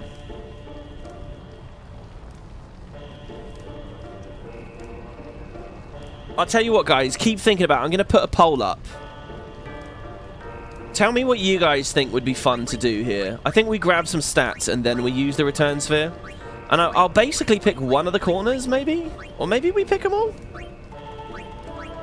But yeah, in chat, let me know what you think on this, and we'll make a decision. But for now, I'm going to leave that. Anyway, Titus gets to come all the way up here now. Oh, not the return sphere. I'm going to sort my inventory so that that goes to the bottom of the list. Because I don't want to accidentally use that shit. There we go. Right. And off we go. Maybe do Black Mage. Black Mage Kamari. Whatever will give him a lot of Ronso Rages and make the Ronso Rages good, I think. Where do you think Piri got the skill tree idea from? Oh no, I know, they specifically said. Yeah. Whoa, whoa, whoa! It was Donna and that big musclehead man. Yuna will be the one to suffer the consequences. What consequences? She could be excommunicated. Oh man. And here's Ifrit singing. The chamber beyond is a sacred place. Only summoners may enter. What? Even Guardians can't go? It's taboo. Oh. Oh, how the hell do I say your name? Silicobins? Says, I see you went straight for Flare like I did. Yes. A second status striker is a great option. Yeah, I think you're right, actually. But where would we go to effectively do that? Obviously, ability return sphere over to Waka, right? So we get dark attacks and silence and stuff. I understand that, but what nodes would we want for that? Probably the accuracy and health, right? I don't want him sitting there feeling like he hits like a wet noodle, though. I'm a little nervous that he does. All the hymn singers are so stellar. You love listening to them. Yeah, there's a YouTube compilation of them all, and it's really good. You know, people like get tattoos for this game or to represent this game. I feel like I would want something that represents this song. I'm like Jekt in that way. I just love the song. You know, maybe the Yevon symbol is a little like that, but no one gets the Yevon symbol. We all know why. Just wait. So what's in there anyway? You know, what is it? What's the faith? The faith, remember? What is that? Oh yeah, that thing, right. That thing, right. The faith are people who gave their lives to battle sin. Not exclusively, though, of course. Well, maybe exclusively, but I think the idea is it doesn't have to be. Yevon took their souls, willingly given from their still living bodies. Huh? Now, they live forever, trapped in statues. I think, guys, this thing about the faith is really cool. I think it's really creative and really ethereal and, you know, like that perfect blend of, like, fantasy and a bit grim. It's like, what's that practice? Is it an ancient Buddhist practice of, like, self-mummification? Where they'll, like, eat like, resin and stuff and just sit very still until they just, like, die, dehydrate. Like, all they have is water, like, and increasingly less and less. And, like, they like, entomb themselves or whatever. And I know that they didn't say anything explicitly that crazy here, but it feels like that, you know? And the art and the idea, you know, just, it's beautiful. The whole, like, souls trapped in statues. The game does not explore it at all as deeply as I would love it to, but that's a big thing about 10. They don't explore... They keep things quite mystical and quite arcane, deliberately, so there aren't concrete answers to a lot of things. Concrete, get it? Wordplay, teehee. I love the faith, I really do. I think it's brilliant. And then the idea that that soul there within it will bestow you some power to summon. But when a summoner beckons, the soul... Yeah, was it honey as well? They ate honey to dry out? Buddhism and Shintoism have a lot of that. Leaving the soul as a sort of guardian spirit. Yeah. ...of the faith emerge once again. That's what we call an Aeon.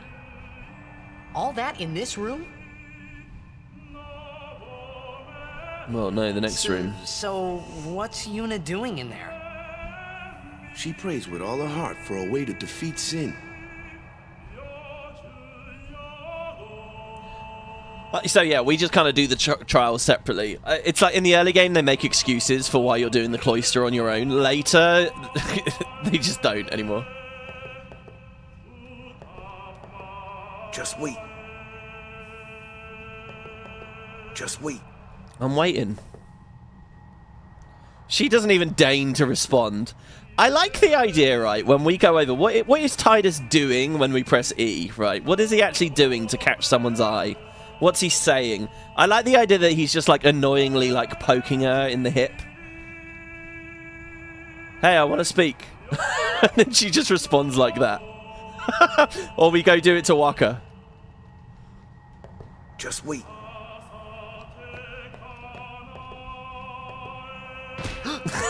All Kamari has done is push us around and shove us. What a jerk. Oh, here we go. Just as we got bored and tried to leave.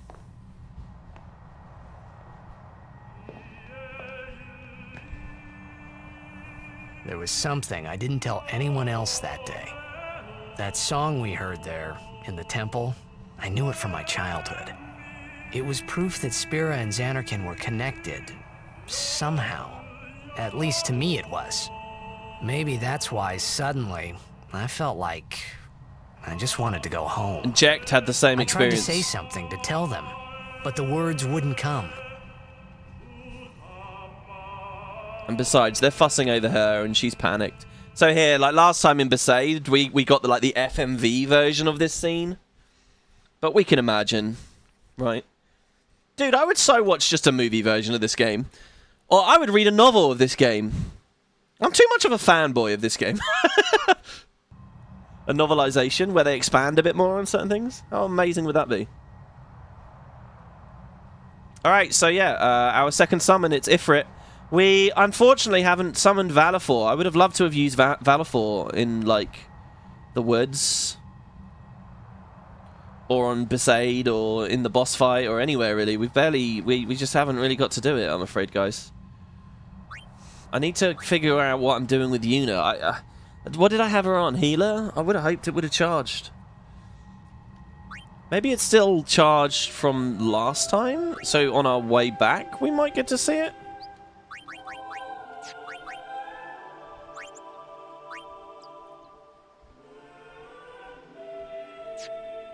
Of course, because Valifor has delay as well. Would have been fun. I love how the UI has all that space and support for multiple overdrives too, and you just only get to see it on Valifor. It's like they had an idea to do it with the others. I wonder if they ever had design documents or plans for what the other overdrives would be. Okay, I'm going to say something terrible now. Truly, this is really terrible. I shouldn't say this. But you know that fucking crazy Game Freak leak that happened this year? Where, like, all the crazy behind-the-scene docs about everything they were doing, all the Pokemon they were planning to make, and older versions of Gold and stuff. Like, just a crazy leak. I'm not advocating for crazy leaks, really. But imagine what you could learn about 10, I'm just saying, if it had happened to Squeenix. Yeah, teamwork and trust are key elements for both Guardians and Blitzers. Yeah. Are you a Blitzer or a Guardian? Don't tell me you're both. I'm a Guardian. I'm a Blitzer, I'm a bitch, I'm a lover, I'm a sinner, I'm a saint. I do not complain. What's the line?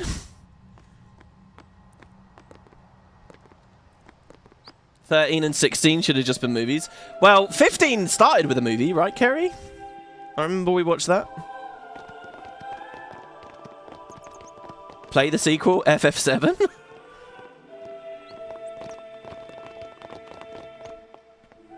Lulu's the kind of woman that would outright slap you if I poked her like that. I don't know about that. I don't think she's, like, physically violent. I think she's sassy and curt.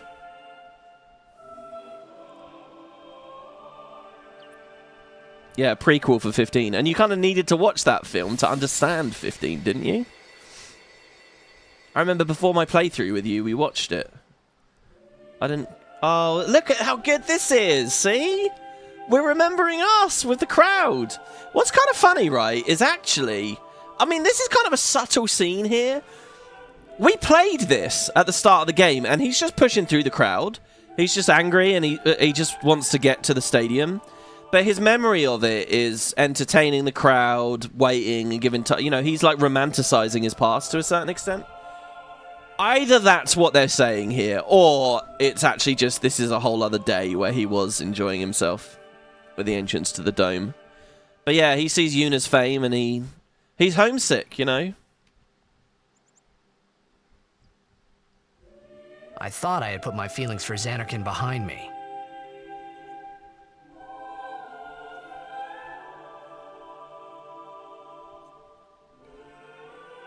I love that line as well. Because it's like, to me, he's only been here a couple of days. What the fuck's he talking about? But now I feel like he's been here for ages. I feel like he spent a lot more time at Versailles. The travel was more, the time on the boat in particular. Maybe he's had a lot of time to swallow and learn and try to just accept his new reality. But they were there, and they grew inside me bigger and bigger, till I was just about ready to burst.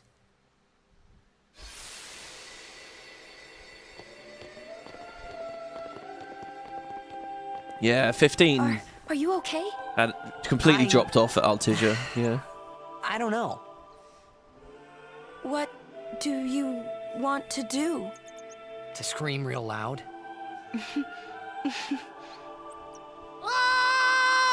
That right there, you know, everyone always goes on about the laughing scene, the ha ha ha scene. That is like the progenitor to that scene. That is every bit the same as the ha ha ha scene. They've started bonding and like separate from everyone else. And we're both going through their shit. I love this area, by the way. It's so quiet and atmospheric and ambient and just weird, you know? You never do anything here. There's nothing in the end game here or anything. It's just some cool extra scenes with the nice birds. Even in 10.2 you don't go back there, right? I don't think. I think there's one creature creator cutscene. I remember geeking out about it. I hear the Crusaders are gonna fight Sin without the aid of a summoner. We already heard about that. Divine Retribution, yeah. I think all the dialogue's reset. We don't need to speak to everyone here. Let's go. The laughing scene is just worse. The acting is bad. No, the acting's not bad. It's deliberately cringy. It's meant to be cringy. I don't know how that's lost on people. It's actually really good acting, because it's meant to be like, what the fuck are these kids doing? They've gone mad. Everyone in the scene is looking at them and cringing. Like, that's the point. It has to be a cringy laugh. I think the only time you would say the acting is bad is if you see a clip of it out of context. Yeah, so Yuna has a bit of overdrive, but not much. Lulu's still nearly ready to go. Right, what did we get? We got haste. Let's see here. If I haste myself... it's just not worth it. As far as the random encounter is concerned, it's not worth it. Cheer is better. My Kamari is a little weaker than he should be right now. So, let's just bear that in mind. Okay, Waka can still one-shot. In fact, oh, actually, we got a bit of extra strength and stuff, right?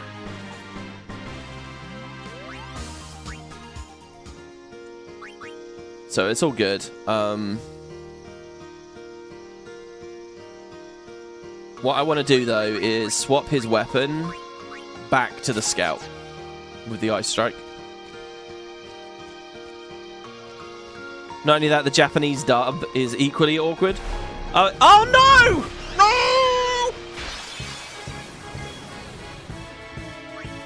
Come on, let me run! No! Oh, I'm gonna haste him. For fuck's sake. Oh, he's immune to being hasted, is he? Okay.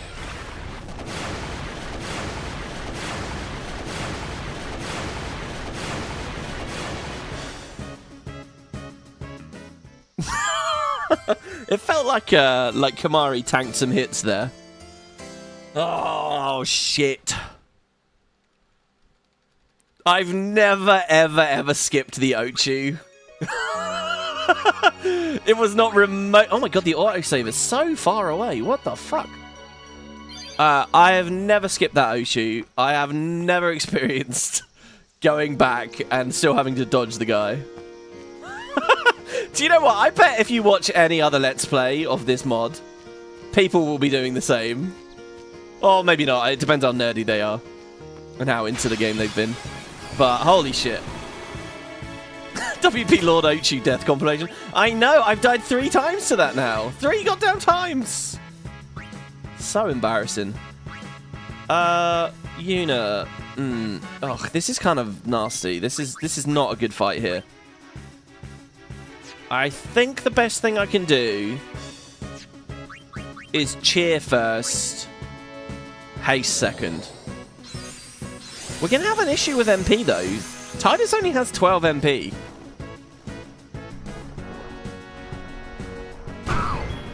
We could give Kamari all the... I'm not going to bother with the poison. We'll do it after the fight.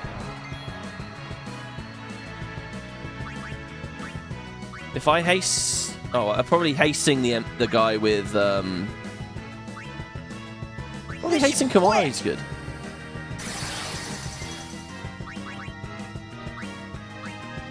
Shit, I've forgotten. He is weak to fire, right? No, they're weak to ice. No one here has sensor on their weapons. It's weird. I kind of feel like keeping sensor up is like... Wait, she doesn't have... Oh, yeah, she doesn't... Hey, she's got the Moogle now. Right, we just have to remember, all right? No more old man brain. It's weak to ice.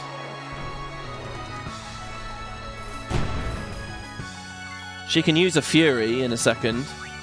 If I haste... Oh, look at that. Haste is AMP. We can barely cast it.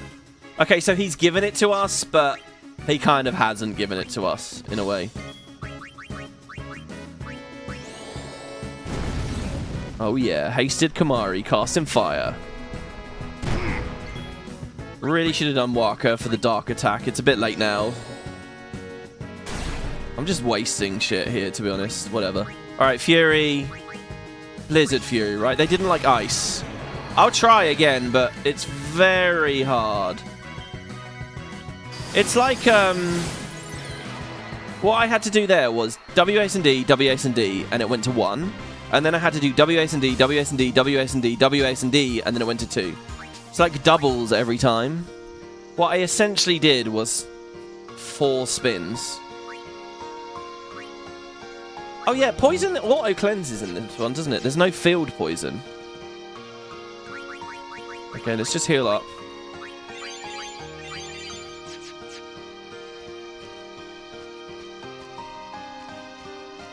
The autosave was you entering the forest before you triggered Ochu again? Was it? Because the screenshot was like the start of Kilika Woods. Okay, we silenced the mage. We throw a water spell on it. Oh, it died in 1. Nice. My turn now. I say all the overkills are satisfying. Right. Get a PS controller and aim for 9. Yeah, I would love a mod that tweaks that. Oh, sorry. Carifian says the game actually just tells you to mash A and D on the keyboard alternately. Oh, does it? Oh, and then G Knuckles confirms that as well. Okay. I didn't realize that. Again, I've not really played on keyboard before. Okay, so maybe it's fine actually then. Maybe it's totally doable. Wow, Tidus nearly with the triple turn at the start. Oh, do you know what? I don't want cheer now. I want, what's the one that raises people's magic and magic defense? It's the magic version of cheer. I would so use that shit. I think I'm just going to attack. 300 damage isn't bad.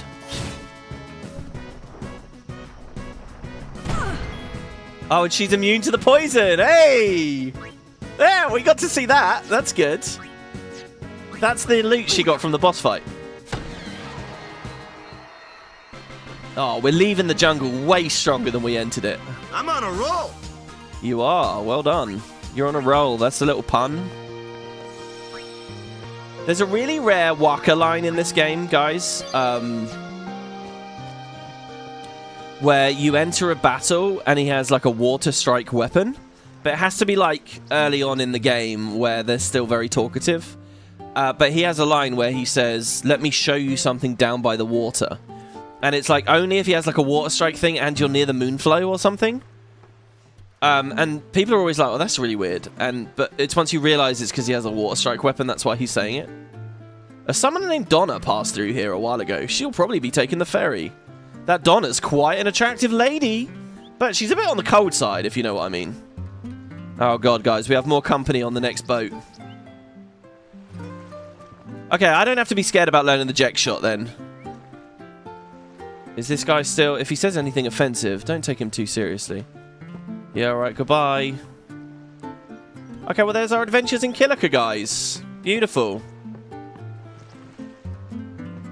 There's not a smile in all of Kilika, thanks to Sin. But if we win the next tournament, that should cheer everyone up. Sin is divine punishment. There's nothing we can do about it. We can only rely upon Yevon's teachings and the summoners to help us through this. These guys are still repairing away. I love him with that comically massive saw over there. And it feels like he's sawing with the soft end, not the... Isn't he holding the saw the wrong way around there? I feel like he is.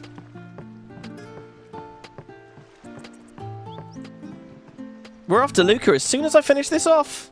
Just wait and see. We'll win for sure. Oh, he's not swimming anymore.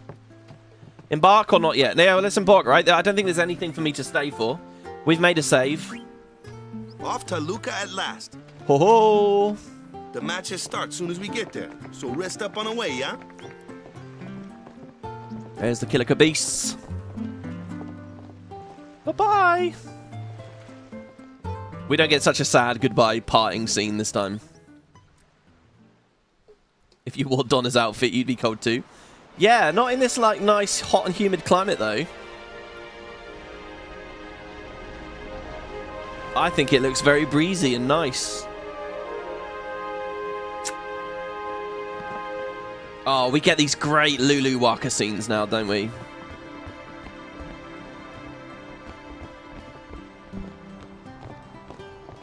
Kerry says, how come Waka's portrait looks like a thumb? Does it? See there, we get a camera shot and he's like muted. His portrait looks like a thumb.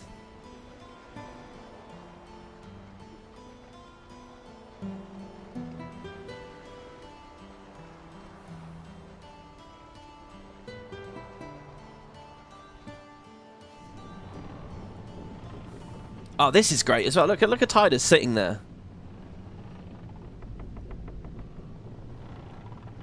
Okay, yeah, I'm just going to leave Kamari for a while. I think we can make that decision. We can delay that decision for a bit. Hey, guys. Tournament's coming up real soon. I wish we had more time to practice, yeah? And look, Keeper's mysteriously back in the story again now. I just want to sneak up behind them and beat the... I mean, I want to get in their faces and show them what we're made of. Isn't it Letty that gets benched? It might be Letty that gets benched. Letty or Jasu, I think. Why do we have to be on the same ship as those Lucans anyway? And doesn't Datto leave when Waka comes on in the second half? Which is a shame. I like Datto. Ugh! Why do I feel like I'm being watched? Because you are. The Luca goers are back there just staring. Oh, no, no, no, no, no! Let me back in. Oh my god, Donna and Bartello just sitting, hanging out there. Those herbs I brought in Kilika for seasickness are working great, yeah? Did you buy some herbs for seasickness? Abbas. These guys, their stats are so good. Looks like our gals are brewing up something back there. I'd be afraid if I were you. Really, it's like they're like Slytherins, guys. Balgerda, my, you're kind of cute too. Want to have some fun? Well, you got anywhere private to go? You won't think I'm so cute soon when we're out in the field. And I'm jet-shotting you. That's not a euphemism. Hey, that boy in the Oryx is a cutie. That boy in the Oryx is a cutie. Do you mean me? Because you're talking to me. I wonder if there's some subtle differences on this boat compared to the other. I think it's all the same, right? The environment. Oh, look, the mysterious door again. It might not mean much, but good luck in the tournament. Thank you. It does mean something. It might not mean much, but...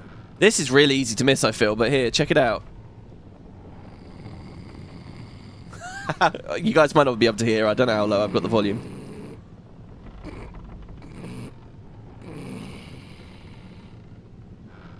Best to let him sleep. Yeah, so like Gutter is on the floor down here. Oh god, I pressed E again. Is it going to do the whole long thing?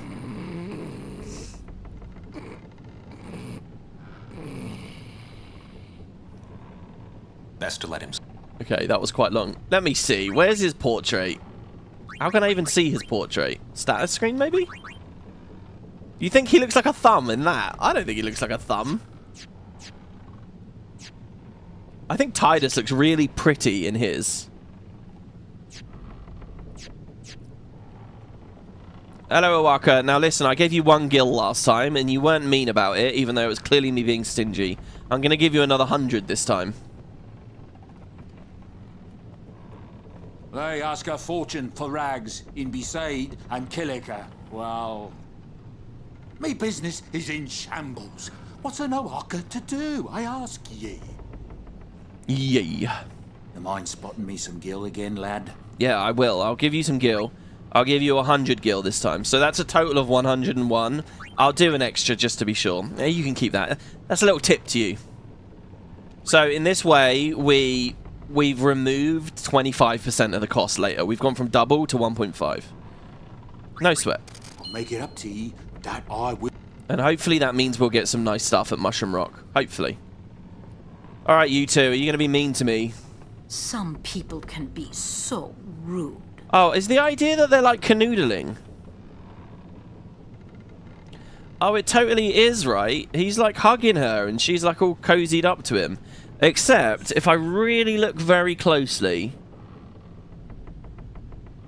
I don't know, they've repurposed some animation for that. He's like got his hands out and up or something in front. It's very weird.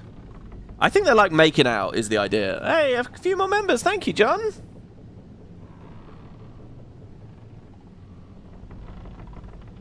Good thing he's not Albed, or we wouldn't know what was going on because you don't have Z. Thank you very much. Are you referencing my my dementia moment from yesterday there? I know you're playing Origins. Have you come across the dwarf who sounds exactly like a Waka? No, I don't think so. I'm playing a dwarf, and I'm a... Oh god, what's the town? Darren? It's not called Darren? Darren? I'm in some big city, and I met a dwarf there. He was like one of my old friends, and now he's just a merchant. Is he the Awaka guy? I remember he had an accent. I didn't think Awaka, though. I think there's another primer on the SS Winnow here. And it's really sneaky. It's like right here. I love that big bag of, you might say that's grass, but it's clearly Gazole Greens, right? Denerim, that's it. Thank you, Carrier. Denerim. La la la la la la la la la. She's doing the same thing on the next boat. Okay.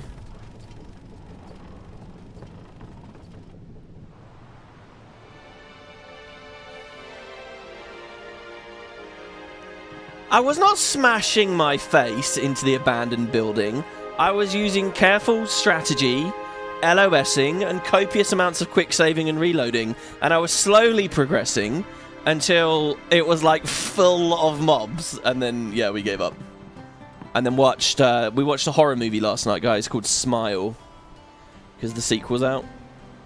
It's about a therapist who has a client who like is going insane. And kills herself, but right before she does it, she's like smiling really creepily. It's like a demon that infected her, and it passes every time you see it happen. What y'all talking about? Who are you supposed to be? The star player of the Arenanet. I remember him. Guy from Kilika. Huh? You know, one of the Besaid Aurochs. Said something about winning the cup. Oh, right. You're that idiot.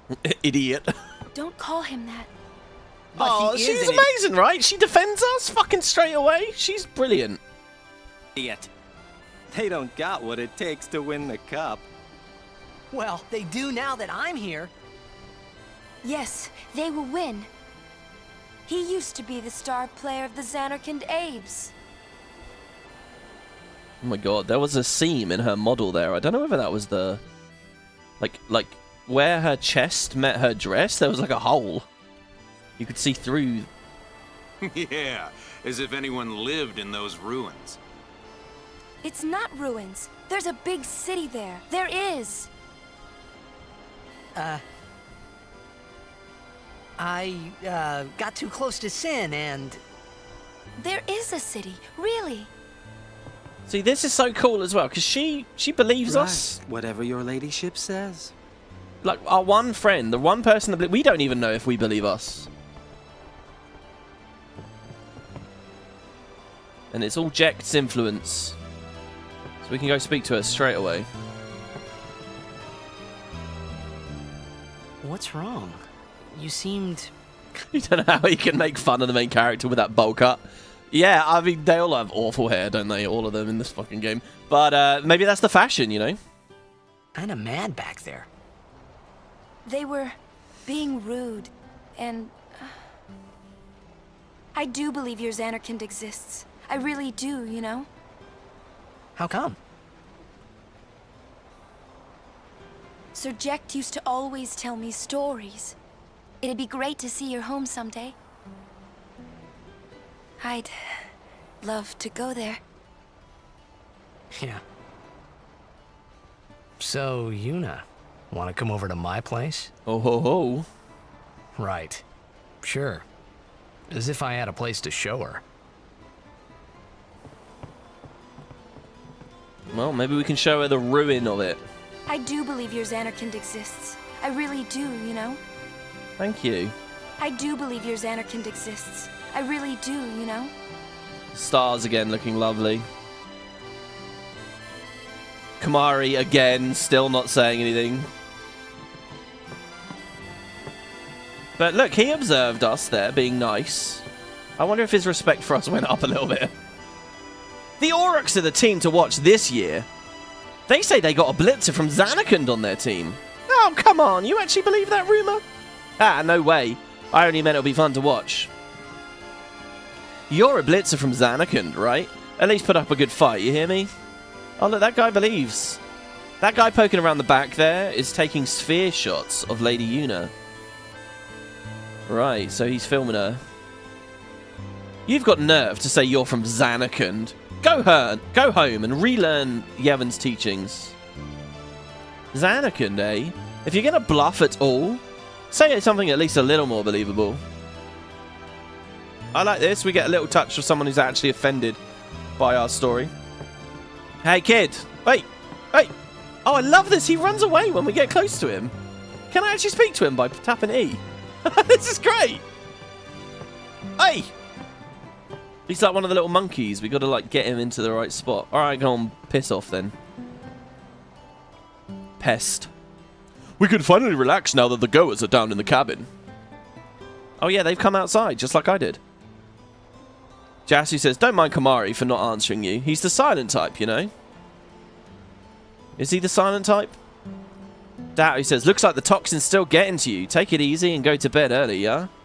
We wanted to have our final practice in Kilika, but that's impossible after what happened to the place. And you can't really practice on the boat, I guess. You could practice in the water around the... Oh, no, the boat would just leave you behind, I suppose. Walker's busy right now. Maybe you shouldn't bother him. Let's pray we don't have to go against the goers until the finals. Now, I'm nervous here. I don't really remember the order that things progress. I'm not going to walk out to the front of the ship because I think that's how we end this. I think walking over to that blitzball is the bad thing. So let's check the captain's cabin. We have 2 summoners and the goers on board. It's my responsibility to carry them safely to their destinations. What, the Besaid Oryx? Yeah, they're more like cargo. Wow, what a dick. I'm glad Titus stood up for him for a second there, though. You're from Zanarkand? Everyone on the ship's been talking about you. You've got the biggest mouth of any blitzer I've ever seen. You just called me a big mouth, great. There's another map of Spira there on the left wall, by the way. Looks very different. Yeah, so if I go downstairs, can I speak to the goers again? And do they have, like, new stuff to say? Like, are there more goers in here? There are. Look at this. Oh, and there's a chest here now. What? Get a high potion. It's terrible. Those Lucans dragged off Keeper. I hope I'm next. Wait, you hope you're next? Oh. That's amazing. It's the girls. The girls have cornered Keeper. Oh, wait. When they said, Wait, did we do this before? I forgot all about this. Earlier when Keeper was like, I feel like I'm being watched. And then I spoke to them and they were like, oh, who's that cute guy? They weren't talking about me. They were talking about him. And now they've got him cornered over there. He says, I hope I'm next. I don't remember this. I really don't. Holy shit. Did I do this in the last thing? Abba says, and they say you come from the ruins. The Oryx got to be desperate to depend on some wacko.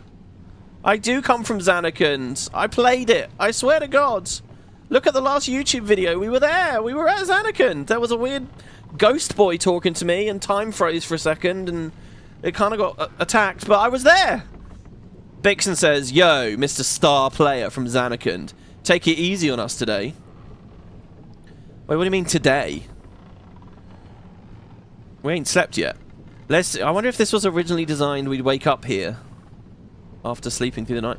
Let's see them moves you've learned in those ruins then. Oh, this is awesome. Yeah, they all just think I'm saying I'm from the ruin. I didn't learn the moves in the ruin. I learned it on my lovely houseboat. Okay, we got to see. What are these lot talking about here? Dorum says, now, what should we play next? Are they bullying him or hitting on him? Or is it both? Now, what should we play next? What? You want to hang out with us? Maybe later. Keeper, what's going on, bro? What is this? Help! He just says help. That's it. Okay, they're playing, air quotes. Right, I'll let you kids play. Let's go upstairs. Did these two change? Some people. Alright, fine. You know, Bartello's a bit Kamari-esque at this point in the story.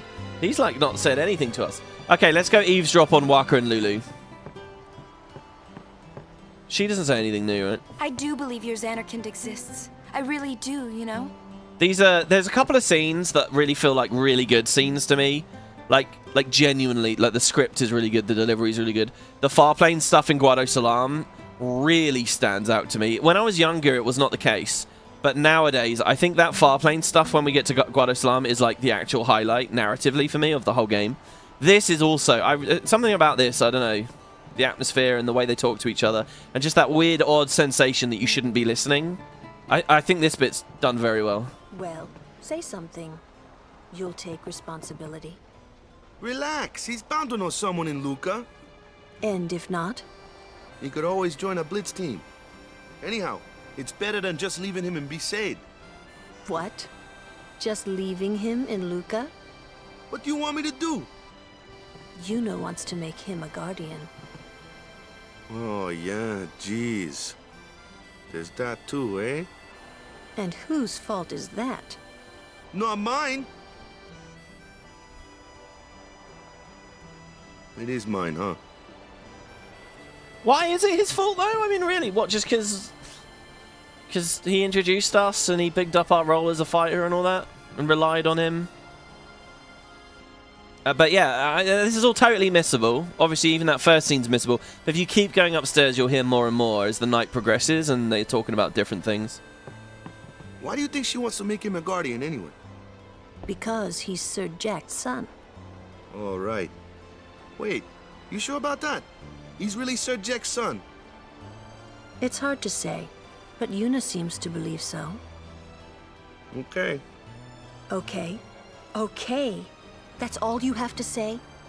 Well, yeah, I mean, he's got to decide for himself, yeah? Well, him and Yuna, I guess. You're right, for once.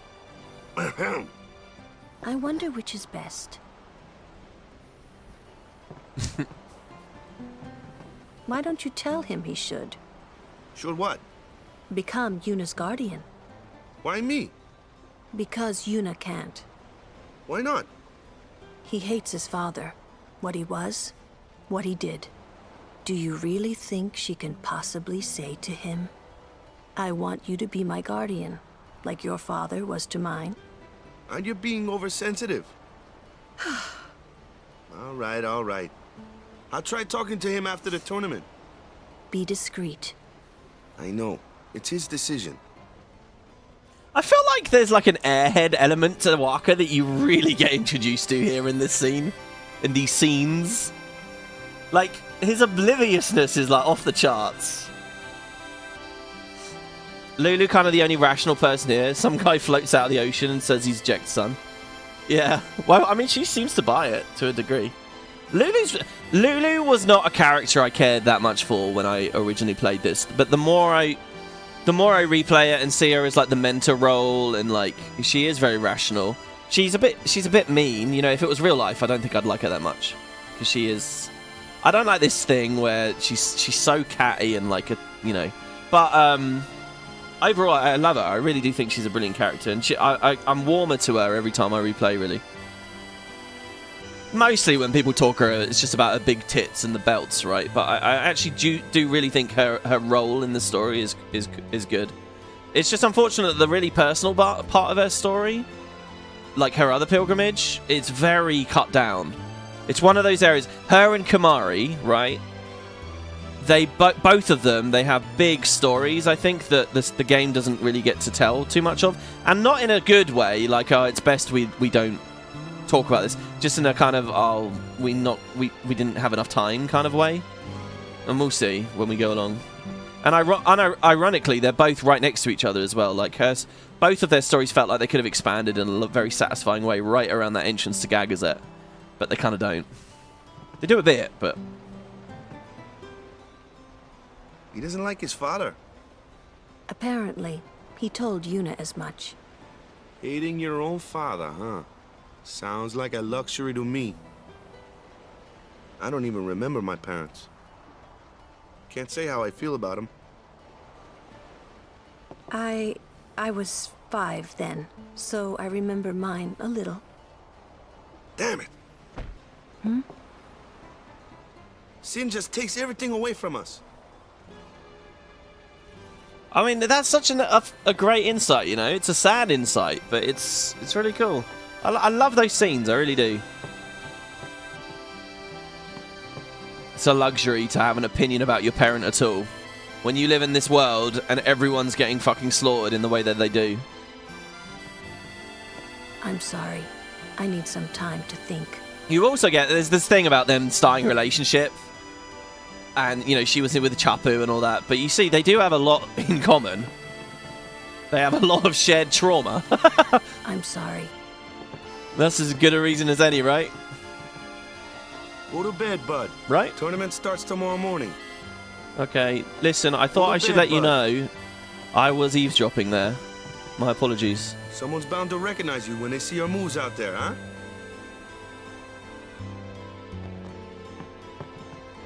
I'd love to have a like a voiceover reflection there as well, to hear what Titus thought about all that. I guess it's just up to us as the player to enjoy ourselves and think for ourselves what that was.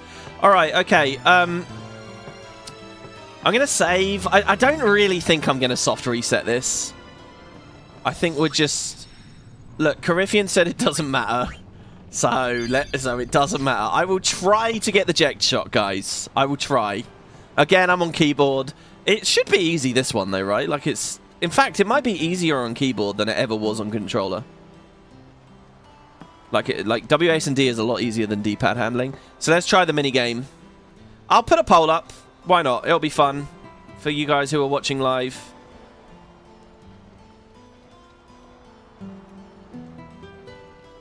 Do we get the Ject shot? Will we succeed? Yes or no? Do you believe? Do you not believe? Let me know. Wow, that's a little rhyme I should use every time. Oh my god, even that was a rhyme.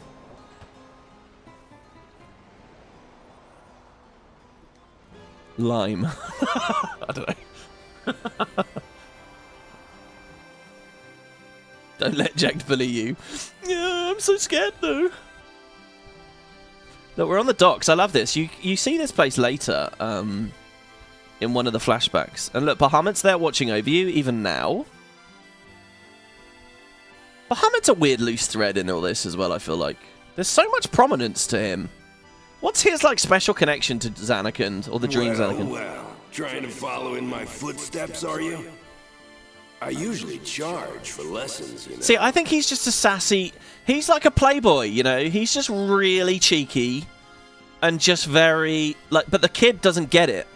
Tidus doesn't understand at all, like it's just bants, bro. It's just bants. And Tidus is like a sweet, innocent kid that isn't, like, socialized to that. So he ends up, like... I like that interpretation of Ject. Not that Ject wasn't flawed, because he was. And he grows throughout his journey. I wouldn't want to take that away. That shot is done like this. I like how he's not even really looking. See, and in the openings... You can't do it, kid. But don't worry, my boy. You're not the only one. In the opening cutscene... No one else can do it. I'm the best. Tidus is doing the sphere shot. Not the Ject shot. Because he's turned his back on this. He doesn't like this. But here, we're gonna give it a shot, guys. We're gonna grow up a little bit. The Ject shot challenge. Memories of that day still haunt Tidus and interfere with his concentration. Try to shake off the memories and successfully perform the Ject shot. I would not have been surprised here if Coryphean had edited this to say, don't worry, you don't need to get this because the reward some shit. It is a tutorial, right? An editable tutorial, after all. For example, when a memory appears in the upper left, press W, A, and... Oh, I have to press E with it, do I? W and E. S and A and E. Simply press E. Oh, I might fail. This is going to be a bit fiddly. Like, what do I do when it's... Okay, I'm gonna two-hand it, actually. Let's try practicing a little. Yes, please. Press buttons following the on-screen instructions. Oh, fuck me. I can't do it. I can't do it. I actually can't do it. What? W, D, and E at the same time? It's not going. W, D, E. Oh my god, guys. I'm pressing W, D, and E together, and it's not procking. Oh, I'm so gonna fail this then. Okay, what? Is it a keybind issue?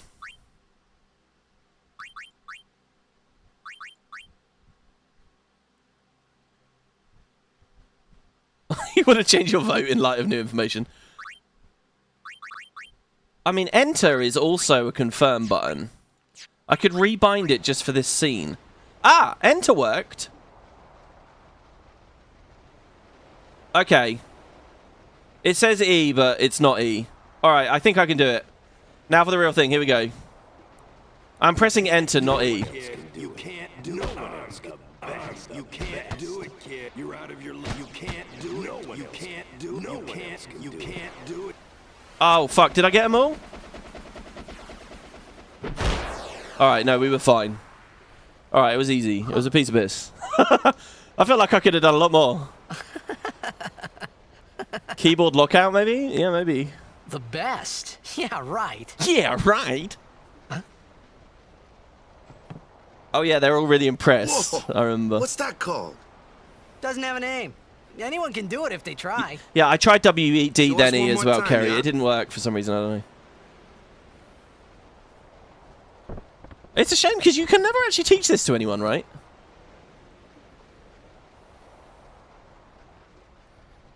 I forget, isn't there Eject Shot 3 as well? Is it the Jack Shot 3? There is another Jack Shot, isn't there, that you learn like very late in Blitzball. There's so many interesting little mechanics in Blitzball. You know, like Invisible Shot, where you can actually aim at the net. This is seriously why I think it would be cool to have it in 14. I feel like they could do it so well in 14, and there would even be a multiplayer component to it. I don't believe in a standalone Blitzball game and all that shit. People who talk about that, come on, be realistic. It's not going to happen. Christ, they're struggling to even have the idea of maybe another main series in this. But, Blitzball is a minigame in the Gold Saucer. They could do that. Now you screw up because Yuna's watching. Yeah. It is a lot of pressure when a girl's watching and you're into her. It's so much more pressure. You get with sweaty hands, fumble the ball, quite literally. I knew it. I knew you were something special. See, this is kind of a bitter pill for Titus here, though, right? Because it's like, I knew it. I knew. He almost doesn't want it to be a great shot, right? I feel a little nervous. Oh, there you go, look. I feel a little nervous with Lady Yuna watching us, yeah?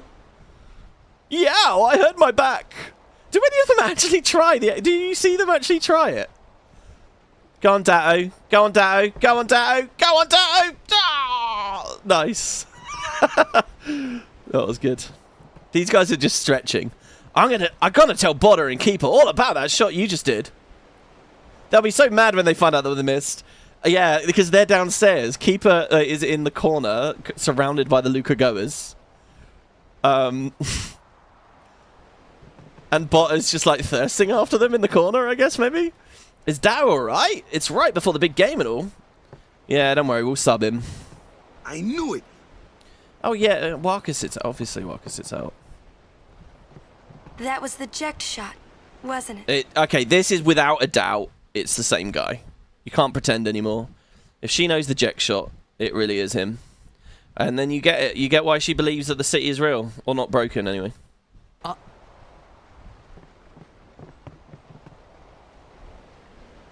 How do you know that? Sir Ject showed it to me when I was a child. He called it the sublimely magnificent Ject shot Mark III. See, it's Mark III. Huh. Stupid name, huh? You know what? There is no Mark I or Mark II, you know? My old man said the name Mark III was just something to hook the crowd. He said they'd come back every night expecting to see Mark I and Mark II. And they really did come back. I just asked the same question, didn't I? I used to get so mad.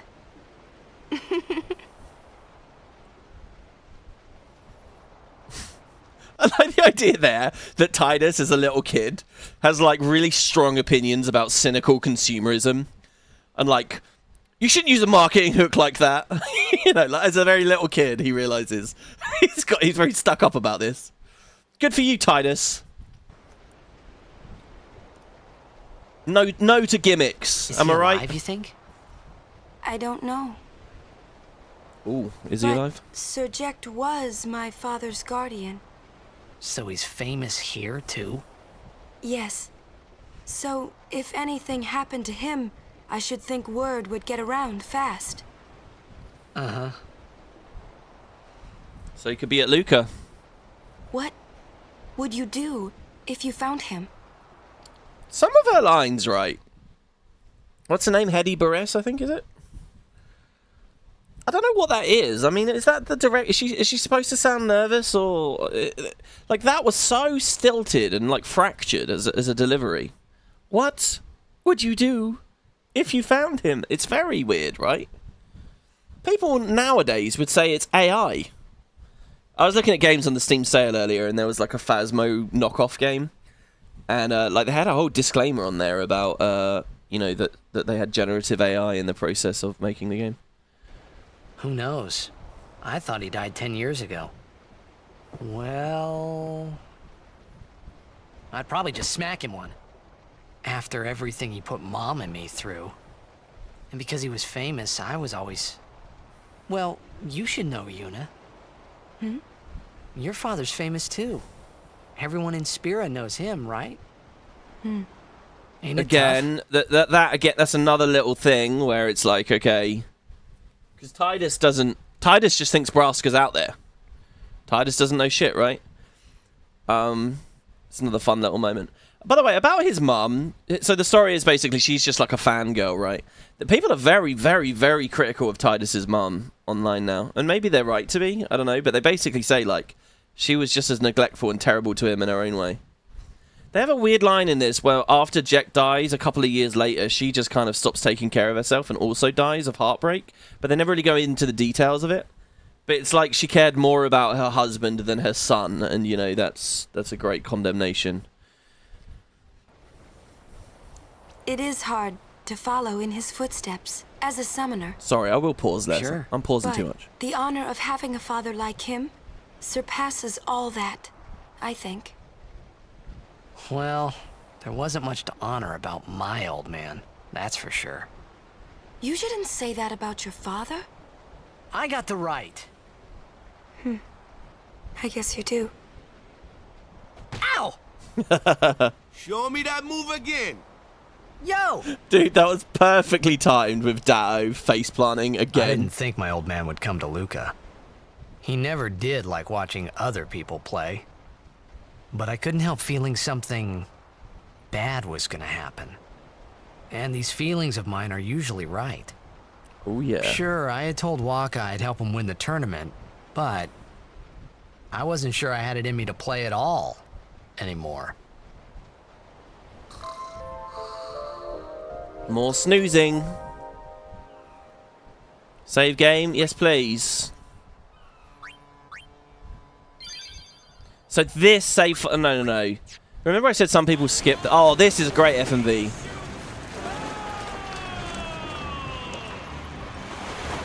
There's so much detail on this one. So many moving pieces. Look at that!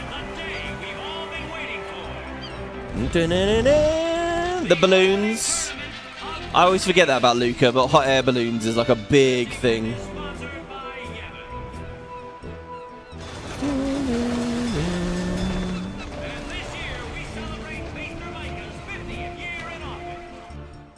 The commentator was talking about Mesa Micah there.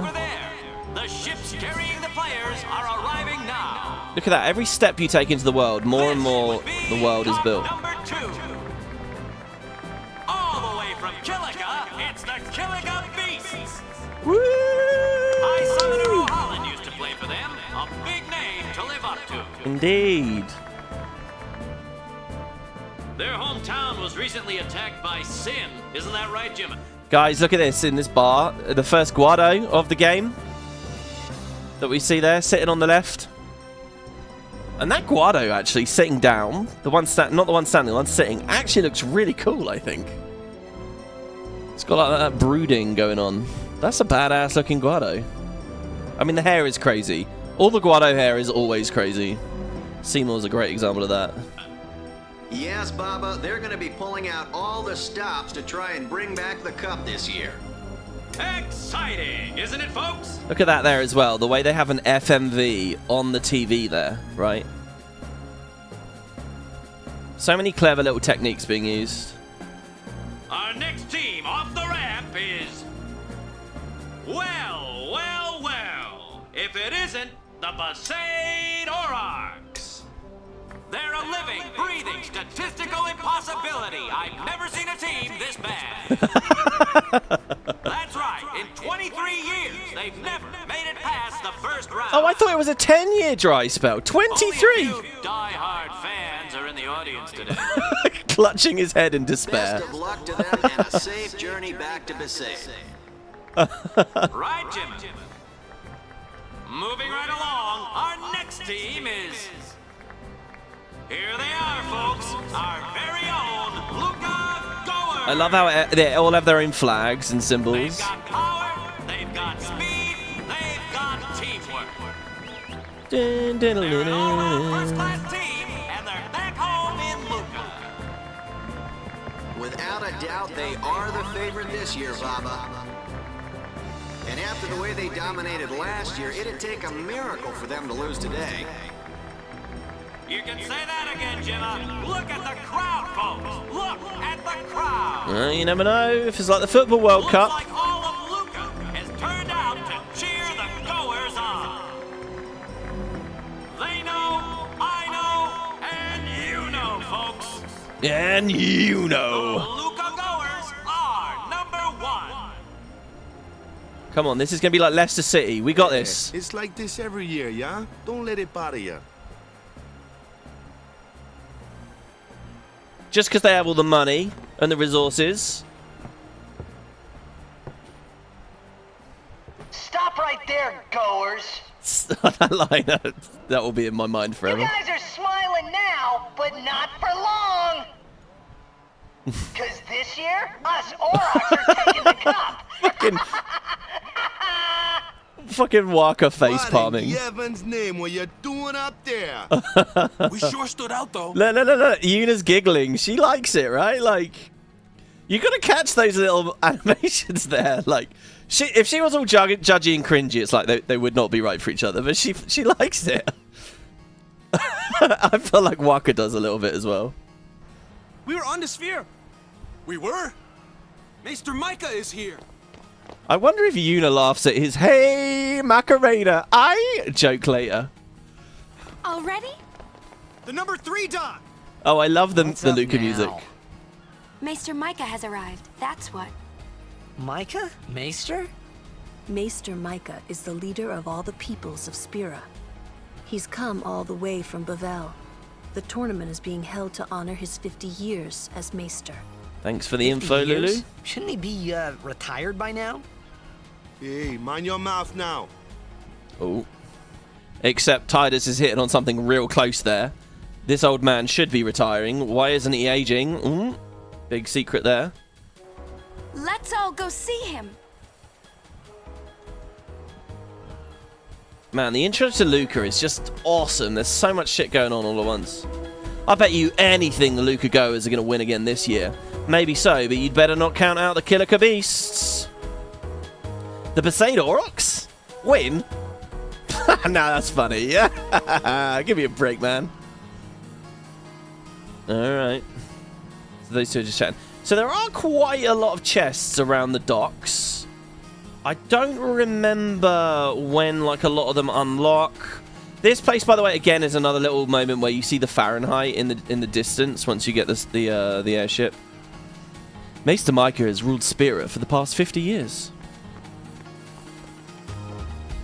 Maester Micah doesn't make many public appearances. He's getting too old for that. This is also where 10-2 starts. Glad I got here safely. Don't want another SS Licky incident. Yeah, don't you worry. It's such a tropey thing. I guess just in all fantasy RPGs. Or just all fantasy to have ships getting attacked by big monsters and stuff. But like someone mentioned at FF4 earlier. That always strikes me as a big moment there. I think it happened in 6, didn't it? We're trying to control the mad rush of people who have already entered the stadium. You don't want any crushes or anything. I'm glad I got his... Yeah, you already spoke to you. What about this guy? If I can catch one glimpse of Maester Micah, I'll have something to bring back home. Man, this tournament's going to rock. Even the big man is here to see the game. Yeah, I mean, 10-2 literally starts right here, right? It might not be this exact dock, but I'm pretty sure it's this dock. Oh, God, when we finish this, am I going to want to do that again? But the thing is, there's no badass mod for 10-2. And without one, I don't know. Can't see a thing. Shh. No, both games. This game definitely has chests. Okay, so here, these, like, weird creatures are, like, spirits of the forest.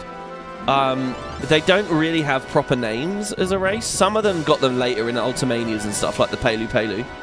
But yeah, these things are weird, and they mostly get their story in the sequel.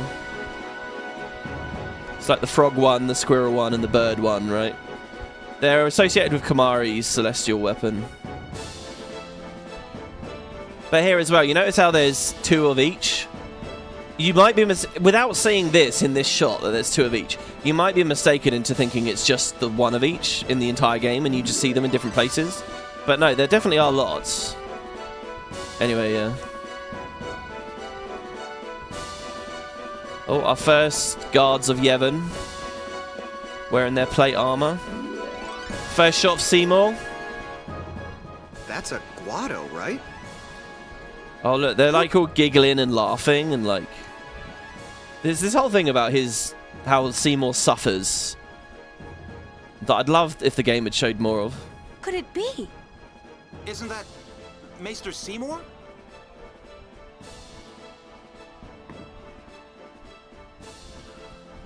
Yeah, I didn't mod his face. I don't even think there is a thing for his face. He looks weird and creepy. It kind of works for him though, because he's a sociopath. Everyone prays, even Lulu. I don't think we've actually seen Lulu pray before now, have we? Usually she admits it.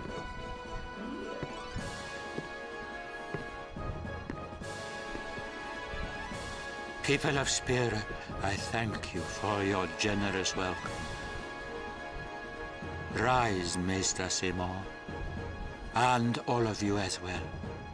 I present to you the son of Maester Jiskel Guado, who departed for the far plain of Fort Nightpath. Oh dear, he died? As some of you already know, he has been officially ordained a Maester of Yevon. So stop being rude about him. He's a Maester now. I am Seymour Guado. I am honored to receive the title of Maester. In life, my father Jiskel worked to foster friendship between man and Guado. I vow to carry on his legacy and to fulfill my duties as Maester to the best of my abilities. I think he's got a great voice as well. I think he's a real talent. You too. Bow your head. You know, people playing villains always kind of get overlooked because people don't ever like villains, but those flags on the top right look great as well, by the way. The red and crimson and black and gold. Really psychs you up, yeah? All right, last meeting before the match. Also. So he flashed her a look. Save game again. This is the equivalent of that 14 message where it says, many scenes are about to play in sequence. Okay, real quick here. Fun bit of trivia. I think I gave this on the other LP, but I think it's amazing. Okay, so check out where my cursor is. So you've got like some of the Blitzball, like when I unpause here, when I remove the menu back there's going to be a poster, and there's going to be another poster. So those are posters of some of the teams, right? You can see the Oryx, you can see the Luca Goers symbol, you know, and they're like positioned next to each other as though they were big bouts or whatever in the past, which is cool. And, you know, lots of the Oryx here. This is the Oryx again. And you can see in the Spirit script it says Oryx. What's funny is this poster over here. This, like, black and white one. This is, like concept art, I guess, that the devs did. Like, what do they call it? Remember when Arenanet announced that, like, that thing of the Cryptis? And there was a term for it, like, very early, like, mock-up. Line art, maybe, is what they said? Anyway, and they ended up putting it in the game here. But what's funny is these are basically mock-ups of all of the logos. And on this, you can see not just the regular teams, but you can see the Zanuck and Abes on there, and the Zanuck and Dougals. Which is funny, because Waka acted like he had no idea about the Zanuck and the Abes and stuff, but they actually have it on a poster in their locker room. I don't know, maybe we suggest they hung it up just recently. But it's pretty cool. It's very, very, very small. We obviously saw the big blown-up versions earlier outside the dome. And then the trivia I gave as well in the other playthrough was somewhere in this room. I don't know where. It might even be on that poster. You can see the two cut teams as well. The Bevelle Bells. Bevelle was going to have a Blitzball team. It just never made it for time, I guess. They were called the Bevelle Bells, and they have a logo and everything. And the other one is the Nomads. The Yoken Nomads. Lady Yoken, the Nomads, which might have been like Crusader related or whatever. Which is all really cool, and I love the thought of if it did come to 14, they should put it in the Gold Saucer and have those teams. I guess as far as Spirit is concerned, they're kind of historical teams now, I suppose. Or they're just not in this tournament. The other thing is, when you look at the tournament, the way it's set up, that one team is guaranteed the seed and goes straight through to the finals, right? If you add those other teams, that maths doesn't work out, so maybe they're cut on those grounds? I don't know. It'd be interesting if you really looked very closely at every recruitable Blitzball player out there and saw if maybe they could have been assigned to some of these missing teams. Where's Waka? At the matchup draws. We had to play the Goers in the first match last year. The year before that, and the one before that, too. Well, we would have lost to anyone anyway. Oh man, these guys are so broken. Captain Walker. I know it's been 23 years, but you lot haven't been on the team for 23 years, right? Yeah, the Bevel Bells could have been an all-female team. That's a good point, yeah, from the name. You're right, and it is spelled like that. They probably would have done that. There's actually a post on the subreddit at the moment. Someone was like, just for fun, I did an all-girl Blitzball team to just see how well it would work. And he was like, yeah, it's... And you can do any kind of team, really. And I like that idea of doing a theme team. I wonder if you can do an all-Guado or an all-Ronso, but not the defaults or whatever, you know. But yeah, that kind of makes sense. Obviously, Bevel doesn't appear much in the game, which is amazing, right? I love that the capital of the whole game, they're kind of hands-off about it. It's that thing of, like, not the chain link fence effect, but, like, less is more, right? Like, you let people only explore it for a bit, basically the best bit of the game, right? All that Bevel stuff's amazing. And it gives you the impression of this amazing town, but you don't get too much to the point that it loses its magic. You know, like towns in MMOs can lose their magic if they're done in a certain way. Anyway, it's just like the biggest, coolest, most epic part of the game in terms of the setting, the capital. It has all this cool story stuff, but it's not accessible for the open world. I think it adds a lot to it. And then obviously they get to leverage that in 10.2 where you can explore it. But even then, they only did a couple of screens. But they made 10.2 in like a year, so it's forgivable, I guess. Anyway, ranting. Waka!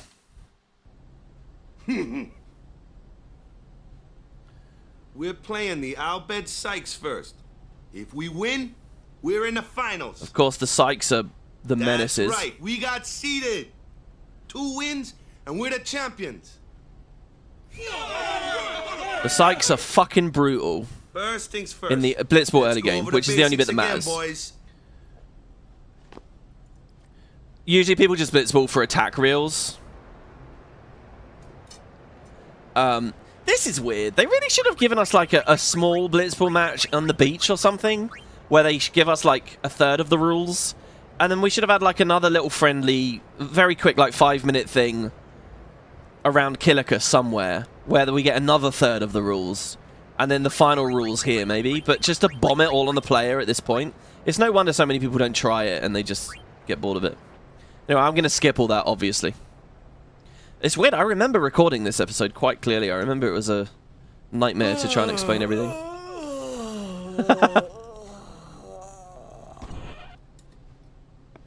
There you are. Someone said they saw Sir Oren in a cafe. Oren! Oren?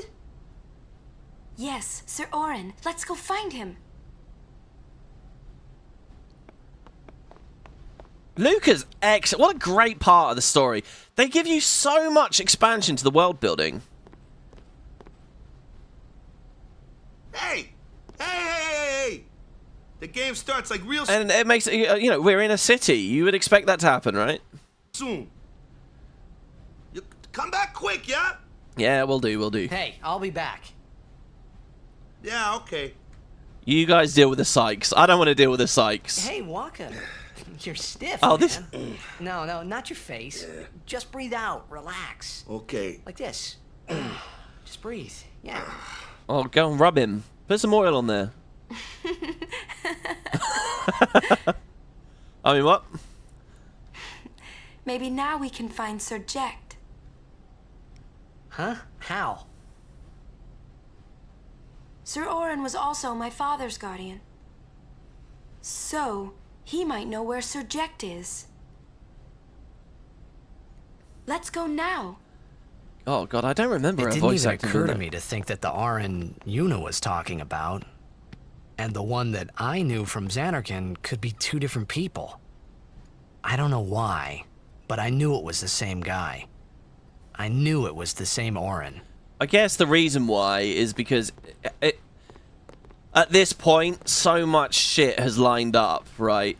Like, if it's the same Jekt, it's got to be the same Oren.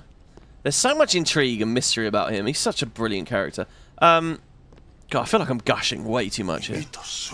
A lady summoner? We must report. Hey! Albed Sykes, right? Some Albed... I think even when you don't understand Albed, they highlight the word summoner there for you. So you know something's up. You know that immediately it's like, what? Saved me the other day, and this girl Riku gave me food, and... I guess it's not been that long if he's saying the other day. You don't understand me, do you?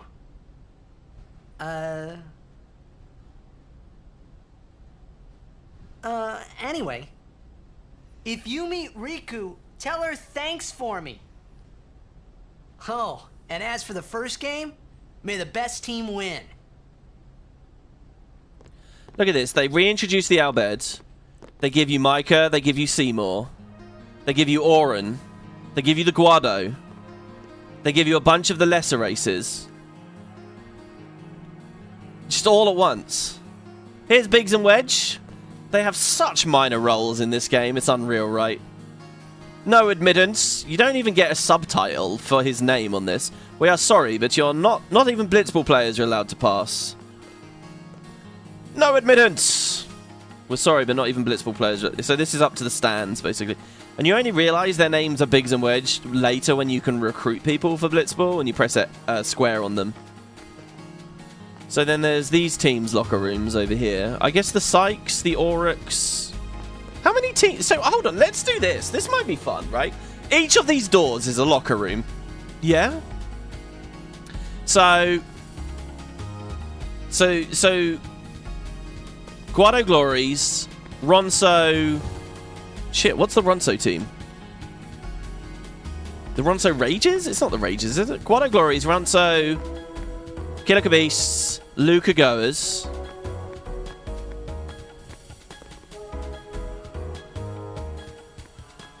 That was just on that side of the hallway. The other side was just a blank wall, wasn't it? Yeah. And then you got Besaid Aurochs. Yeah, there's only 3 doors here. Albed Sykes. And that's it. There's only 3 doors. So I guess maybe once upon a time the plan was to have more doors here. They would have had like more representing each. And look, you can actually see the logo above each door as well for what team goes where. Are we next to the goers then? Who's that? Who's the purple one? This is the Aurochs. It's really cool. Anyway, hi Lulu. It's crowded out there. Stay close. It's crowded out there. I like how she's just chilling in it. Look at that again, by the way. That's a affection moment for Lulu. Another affection moment for Lulu. They're just everywhere. Because she's just the first one you'll end up speaking to. I mean, she's right fucking there. I know we only need to win twice, but that's the problem. We've never made it past the first round. I'm getting the jizz. Calm down. You got it. Only 5 players in this sphere pool, yeah? Which of us is warming the bench? People here are here from Besaid, you know. We got to win it for them. Oh, look, they have fans who did come from Besaid. That's lovely, isn't it? Oh, the diehards out on the dock there. You know, it just occurred to me that the Aurochs are kind of like the dwarves, you know, from The Hobbit. Like, it's so hard to tell their personalities apart. There's too many of them, and they get too little screen time. Play to win, play to win, play to win. Gotta keep reminding myself, yeah. I'll make all the saves, just so you go out and shoot. You can do it, Keeper. You've been cultivating the mass for it. He's actually jacked. I know he's like a fat character or whatever, but if you look at his fucking triceps there, look at him, look at his back.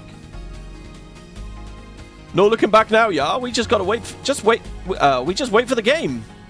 We play to win, yeah. There you go. He's not too nervous. You come back soon. We're really counting on you. I wish I had a big net for all the butterflies in Waka's stomach. I hope he's okay. Look, Datto is the best. He's good and centered and fine. He's thinking about his team more than himself. I'm counting on you, bud. Don't worry, Waka. I'm counting. The Blitzballs back there look really high res as well. Okay, so yeah, little moment there with the team. There was a save crystal in there. I guess I won't use it. We can't visit the other doors. this guy, I think his name begins with B. You can definitely recruit him. Once the tournament's over, the operation will commence. Better enjoy Blitzball while I can. What operation? I hope the operation succeeds. I want to come back here next year. Oh my god. The Crusaders were in charge of guarding the stadium up until last year. But they're all busy preparing for this operation now. So this year, the citizens have taken up as security posts. Oh my god, this is cool, isn't it? So there's going to be a disaster at the stadium in a minute. And there's a little explanation for why there. Also, over here... This is really sad. He says, I hope the operation succeeds. I want to come back here next year. You know, he probably will die, right? Spoilers. He might not come back next year. Finally! Look at the plant, guys. Look at this plant here, right? Look at how it's glowing. You'll see like these very subtle little like white flickers. I think what that is that's the same animation they use when there's an item on the ground. You know, and it's flashing white, and you walk over and you pick it up because it's flashing white. I think there's just tiny little versions of that on that plant to make it look like it's like wet or shimmering or shiny or something. I've never spotted those before. Players must return to their locker room before the opening ceremony. Yeah, they're doing a bit of a Besaid thing here again, by the way, where characters move from room to room. So yeah, there's this little guy here in the clown suit. Yes, the season opener is finally here. Can you feel the excitement in the air? It's like the calm before the storm. In just a few minutes, this place is going to go crazy. He's a Pelu Pelu, which is basically, like, you couldn't really tell in X because they're always wearing, like, these animal masks. I guess that's a part of their culture or something. But they're basically adults that look like children, I guess. Or, like, forever children or something. They're kind of like the Lalafell or 14. And maybe 11. Were there Lalafell and 11? They're basically Lalafell, but they live in Spira. They have no relevance to any of the major stories whatsoever.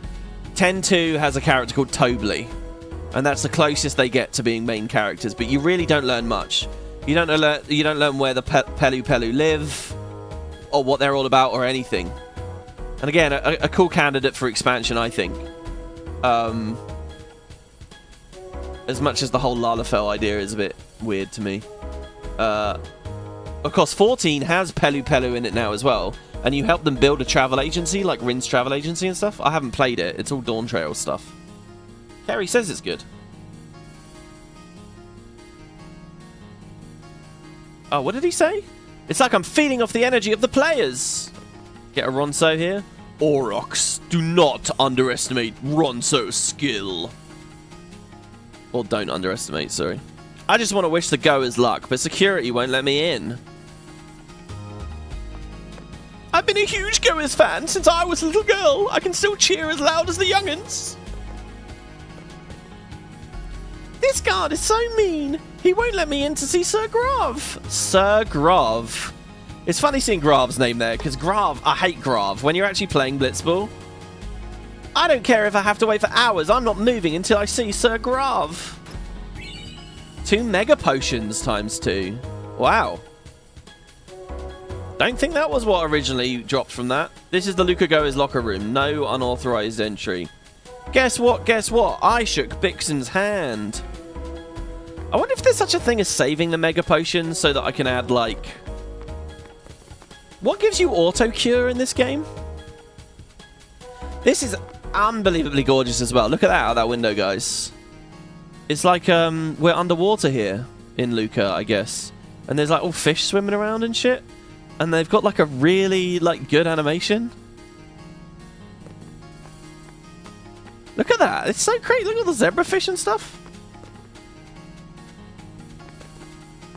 This game, man. The remaster really did a lot for this game. You sure are taking it easy. The opening match is about to start, you know. I know, I'm taking it easy. I'm speaking to everyone. I'm geeking out about random shit in the environment. I'm pausing every cutscene 50 times. I'm taking it easy. Hey, the Oryx locker room is on the other side. Or are you just here to scout? You know, when the camera moves there, it's a bit like when you're on the airship later and you see Evray out of the window. Alright, well, there's that room. Now, this is a vendor, right? Do you say sell anything good? The opening ceremony is about to begin. All players must wait in the locker rooms. No, I know. Damn it, everybody. Even the ships don't leave the port during the tournament. Just kick back and relax, man. We're nearly at the point of the game where you can start backtracking. Everyone's dialogue's updating, I guess. The stadium is surrounded by numerous ports laid out in a circular fashion. So it's impossible to get lost. Turn here to get to dock number 5. Yeah, you just go in a ring, basically. We already spoke to her. I don't know why I'm chasing her down. The stadium's surrounded... Yeah. This is dock number 1. Well, I think we can do the ring and get the... Oh, well, Walker's here. The stores in the stadium are closed during the tournament, but I'm always active for business. Oh, are you selling stuff now? Got any weapons? Oh! Oh, it's pricey, though. It's really pricey. I could spend all of my money on this red armlet. Isn't that what the Destruction Sphere treasure was from the Cloister of Trials? Fire Ward and Ice Ward. I think it's half damage. Isn't that what Ward is?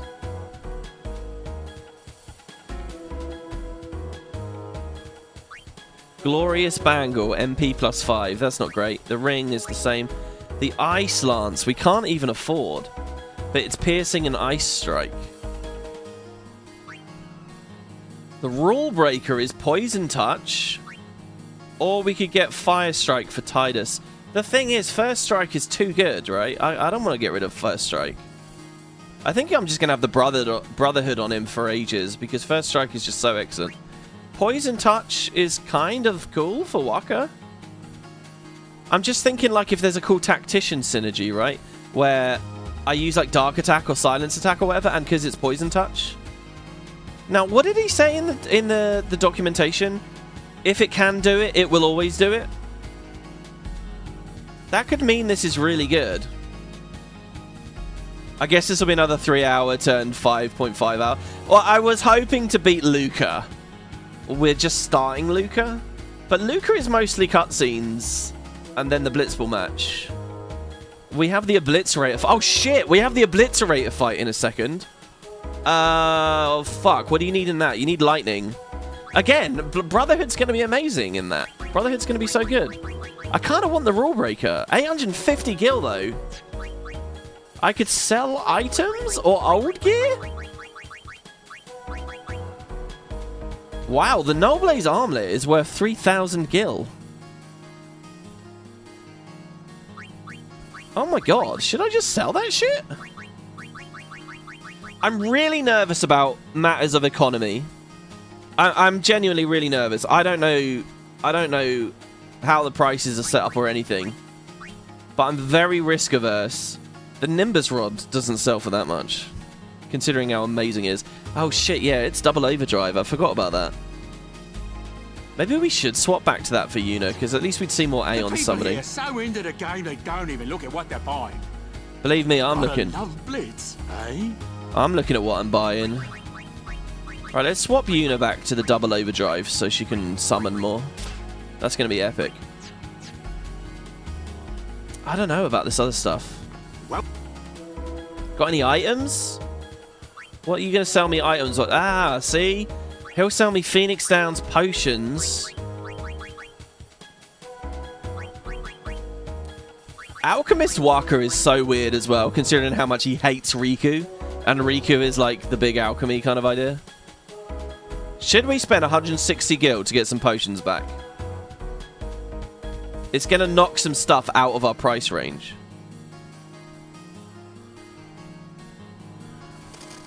Okay, I'm going to buy a couple of potions. And I'm going to sell... Like, he's given me these softs already. I'm not going to need them for a bit. Like, another 3 maps, at least. We could sell the spheres. See, the fact you can sell the spheres tells me there are ways to break the mod. Like, you're fucked if you do that. Don't do that, you know. So, there are mistakes you can make. So... what are the other ones? Like, we could sell half of our fish scales. But what if there's an amazing auto ability I customize on later, you know? I'm just gonna buy it. I'm gonna buy the rule breaker. And I'm gonna equip it. I think that's gonna be cool. Getting poison this early? I mean, Jesus Christ, how long till you usually get poison or bio? Ages, right? Poison is brilliant against so many bosses. That's only poison touch, not poison strike, so we can't use it on bosses. The Tidal Spear. What was that first one we got as well? Oh, the Spear. It's... Come on. Oh, yeah. Obviously, Kamari's not just Dragoon because of jump. Spears as well. Okay, so we can give him Water Strike. I feel like that's just good. It might not be good against the machine in a second. Here's an Albed. Aren't they being all creepy and weird? Oh, this guy isn't. Nothing beats Blitz! I wish you luck. Thank you. Not all Albed are bad, but they're going to be kind of the enemies for a while here.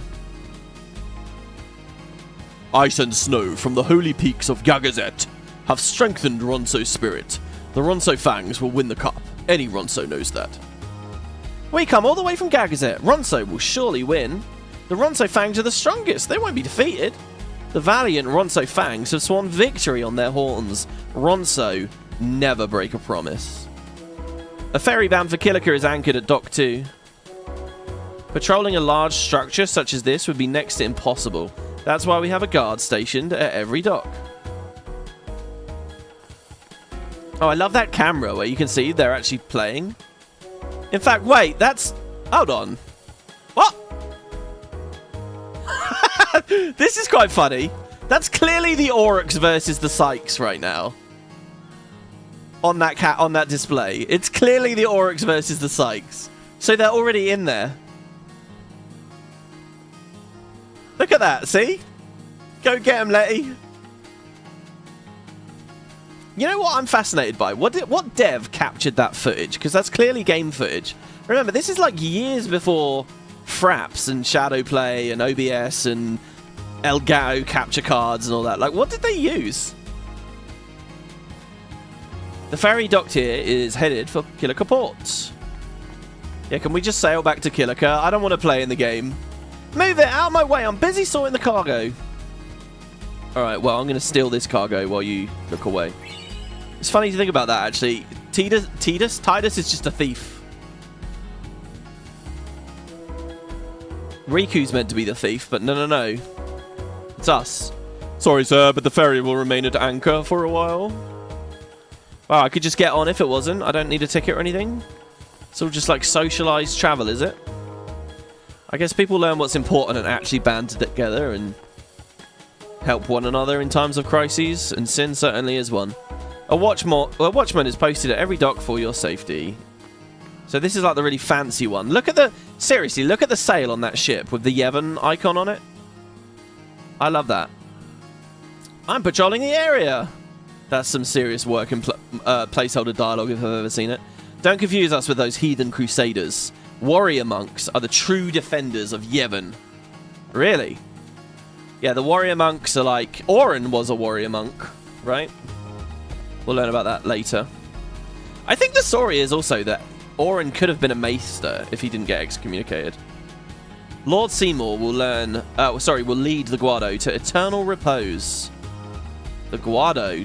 What are the Guado? What is eternal repose? Seems like they scaled back on security this year. Hope nothing bad happens. Yeah, it's the citizens, right? There is no security because the Crusaders are doing their own thing. I'm terribly sorry, but no one's allowed to board this ship. And you never do. In none of the games do you ever go on a big fancy Yevonite ship.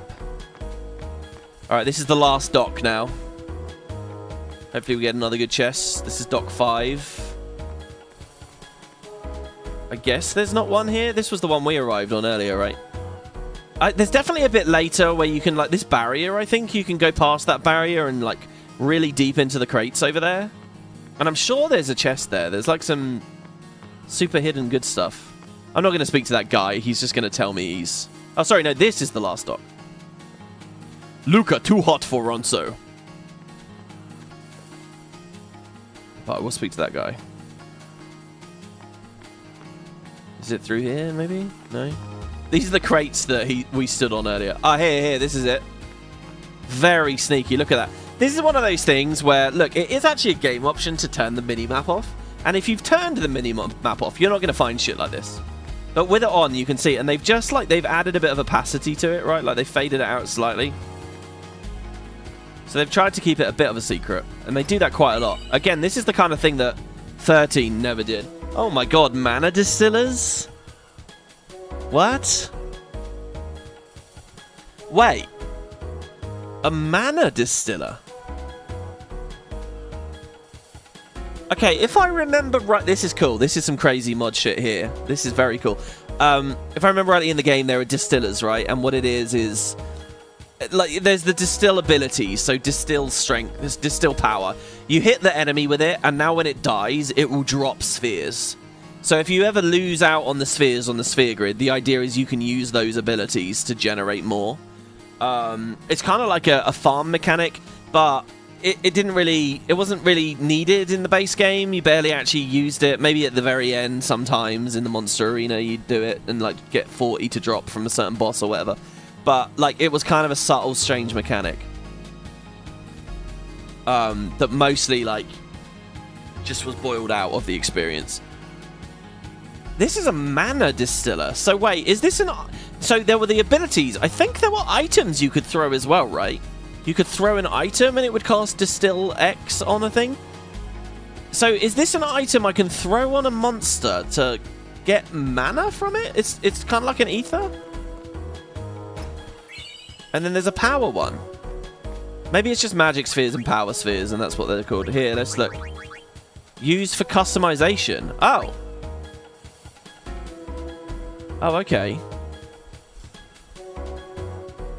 Hold on. I really don't remember what this was in the base game, and I'm very curious.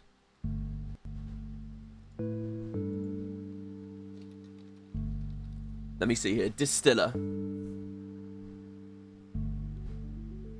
Apparently, you get your first one on the airship. Rin starts selling them. Ability ones. There's some in the shop at the Via Purifico. That shop is like a 13 shop. I don't know whether in the piggyback guide they even talked about it. It's just listed on vendor lists.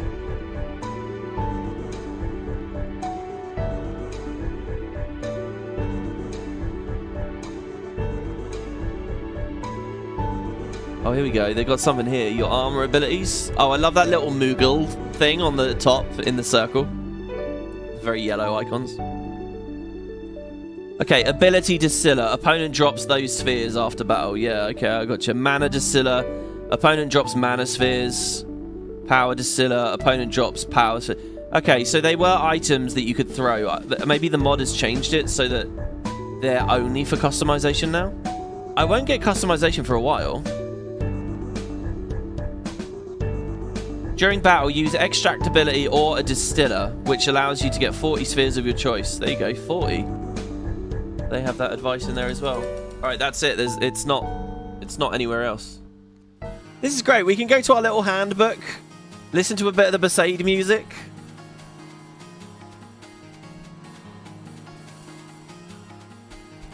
Eternal Repose sounds ominous. It does, yeah. I'm sure the Guado are on Easy Street, and nothing bad will happen to the Guado. They're one of the major races of this setting. They're good guys. Everybody loves them. They've got brilliant people like Jiskel, may he rest in peace, and Seymour. The Goers are definitely going to win. Everyone else is going to go down. What is a return sphere, and why do you only have one? It's it lets me move it lets me move one character to another character's board on the sphere grid. So I can make Lulu play like Yuna, or Tidus play like Waka, or Kamari play like any of them, or whatever. And it's my choice what to do with it, and I don't know what to do with it right now. I've been delaying the decision.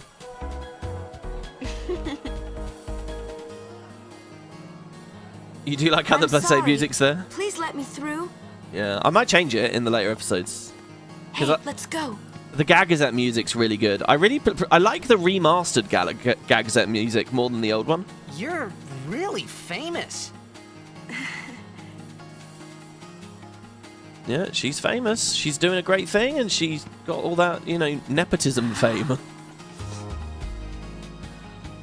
Is that nepotism? I don't think it is, really. I hope we don't get separated. Yuna! Huh? Where a female runs... What's that? Oh, yeah, there's this bit. In Xanarkin, we do this to cheer on Blitz players.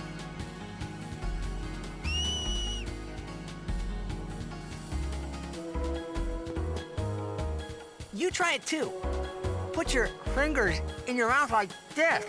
Like this? Not like that. This. Like this? Then you just blow.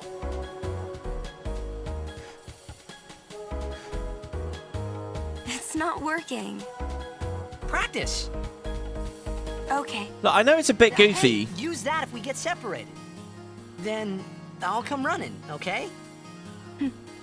Well, guess we should just stick together then, till you can do it. I love how that starts. Yes, sir.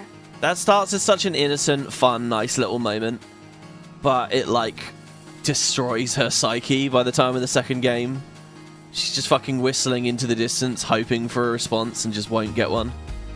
That's, like, the best thing about it. It's very melancholic at times, the sequel, and that's, like, one of the best story threads. Yeah, where a female Ronso, there were some. We saw one in the bar. I spoke to one on the docks just now.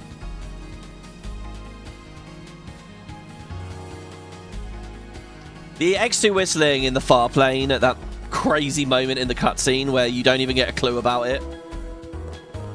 It's quite the moment.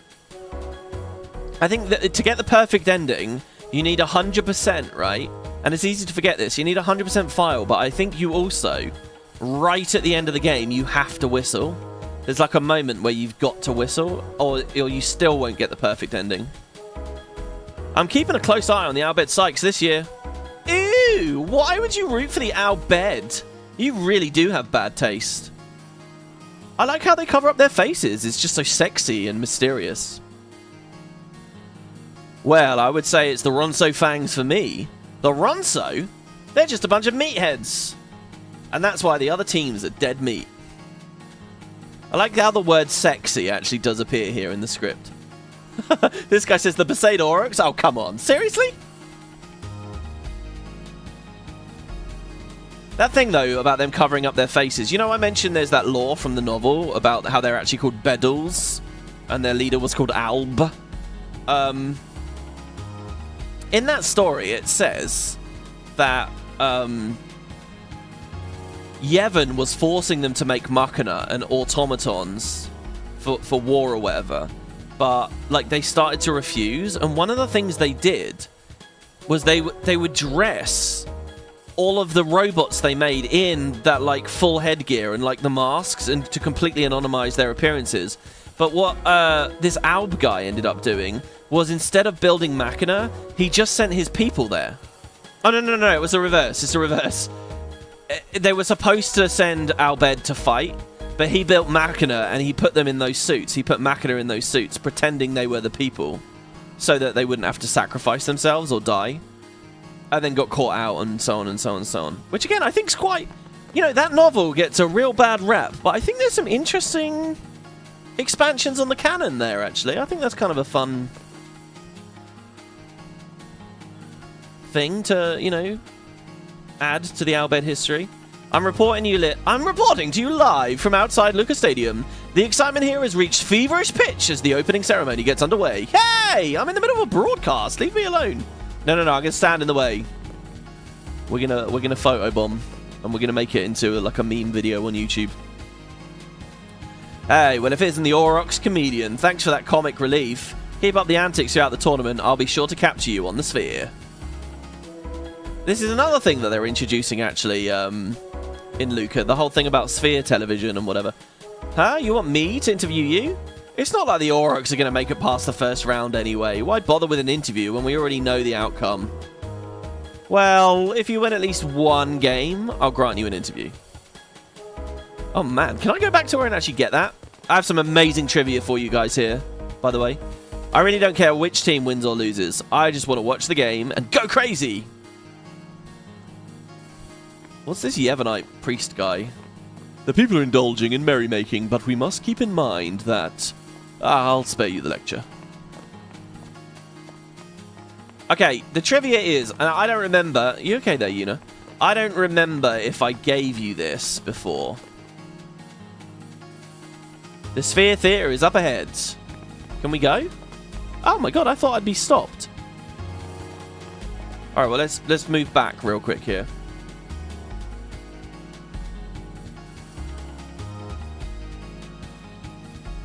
Okay.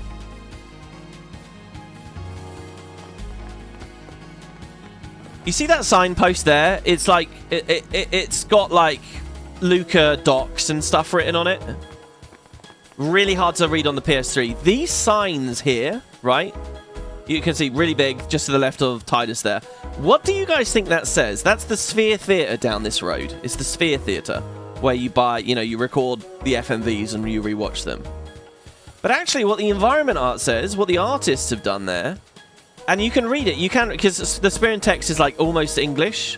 It's 2 words. It's A-U-C-T-I-O-N. Can you see that? Space H-A-L-L.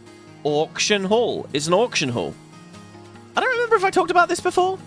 But, yeah, if you watched my Final Fantasy VI playthrough this year, they have an auction hall in that game, the auction feature. And it seems they were going to do... And 6 is so similar to 10. They were going to do an auction hall here. It was going to be a totally different idea for the gameplay. The idea, maybe it would be just like it was going to be from 6. And it's funny, now that I've actually played 6, I understand sort of what it might have been like a little bit. But they turn it into the Sphere Theatre by Ultimate Release. I think that's so interesting. And what you can also see, I think that says auction hall there as well. But when you get inside, you can actually see the name of it. It's called Gill Venture. So there's all these signs and things that allude to something that it's not actually. Anyway. Pretty cool little weird one, I think. I gave up on the seafaring life. I've had enough of storms and shipwrecks. Hello, little kids. Oh yeah, I forgot there's the little kid people from Yevon. WP back on FFX, the greatest Christmas present I didn't know I was going to get. I'm glad it makes you happy. I came to buy a sphere, but I don't have enough money. Yeah, I doubt I'll have enough money for this. Danger is a part of a sailor's life. That's why I have no respect for gutless wretches who quit. You're talking about that guy over there? Well, that's very rude. What do you think about this place, Yuna? It's cool that you can take her over there. I've configured this monitor to display information on fiends roaming around the Luca area. I swear that there was an action replay thing you could do to just always have Yuna follow you and Luca. Or maybe to play as her and Luca. Travelers check this monitor for fiend information before setting out on their journey. It's our duty as crusaders to collect this kind of information. It's funny they put a tutorial thing here, which is totally off the main path, and a lot of people who might need it won't see it. That's got to be soul-crushing to make a piece of content and it not being used in the final product. Yeah, it would be. I also think, though, the games industry seems a lot like TV and film, you know, where...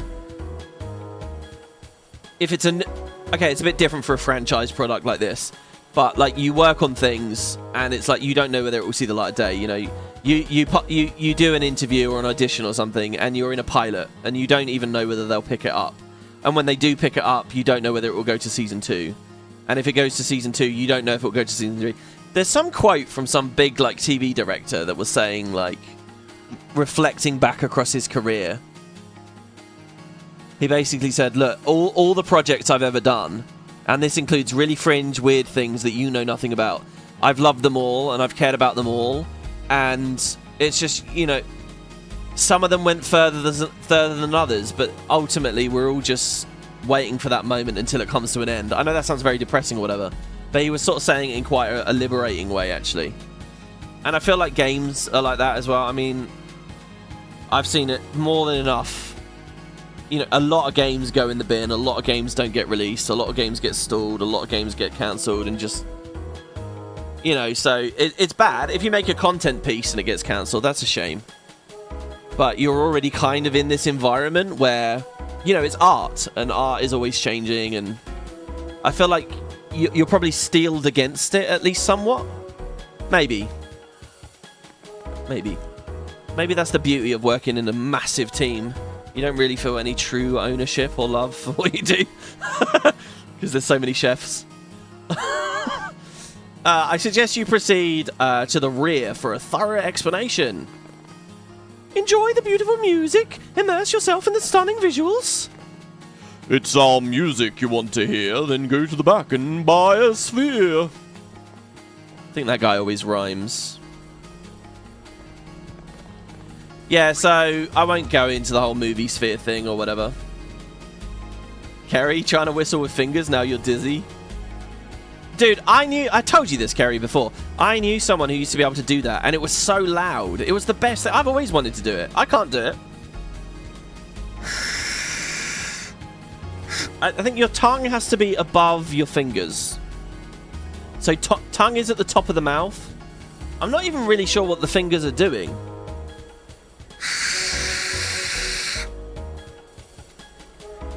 You make content for customer, and they just farm Praetorium for the 100th time and not playing your game or watching your movie? Are you talking about 14 there, are you? Please come again. Yeah, so you can listen to any soundtrack music, any movies. Whenever I come to Lucca, I always buy a sphere to take back to my family. I love this, right? You just remember something carefully and clearly enough, they'll preserve it for good, and you can just reflect on it. It's a bit like, you know, like the Zuck showing people that new Facebook AR thing. What was it called? I don't know if you guys saw this, but there's like there's new AR glasses that Meta is making, and they did an early look at it like this year, and they're very, very good looking. But one of the big sales they're doing with it is, okay, like there's cameras on it, so you can take, there has to be, right? So you can, let's say you're at a birthday party wearing those glasses. It will film, and you can ask it to record what you see and experience. You know, maybe your wife and kid are on the couch playing. You know, maybe there's a dog and you're throwing a toy for it or whatever. And it will record it all in stereo 3D, obviously. And then later, when you play it back, if you go in that same room, if you're in your living room, you're alone at night now, the middle of the night, you play it back, it will project the people back into where they were, back onto the couch, the dog back onto the floor or whatever. It's kind of cool, right? Like, very space age, very weird, and obviously very primitive. We're looking at another 20, 30 years, but so exciting. And kind of this sphere thing's a bit like that, you know?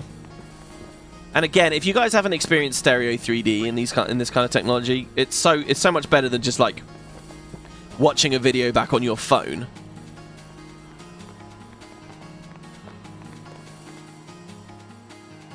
Let's not give Zuck recordings of my life. I mean, I think a lot of people do it already.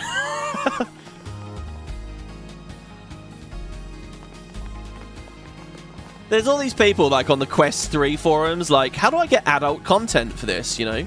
What's the good porn to watch on my fucking Quest 2, my Quest 3 or whatever? And I'm always like, man, that thing's got a camera on it, you know? Like, it's watching you jerk it, right? Like, that just... The thought of that alone just makes me so uncomfortable. And these are headsets, right? You can just tap the side, like, twice, and it will just flick to whatever you're seeing. It will do, like, the pass-through camera.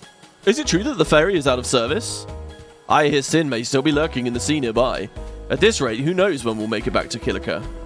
And, you know, the people are probably streaming this media through the internet, right? So it's connected. Like, there's no way! Sounds great for mental health, getting stuck living in memories forever. Yeah, it is that thing of, you know, like that guy in a dark room in the corner. And he's seeing some beautiful happy Christmas with his family. But the reality is he's alone with nothing but a bit of cardboard on the floor. Merry Christmas, everybody!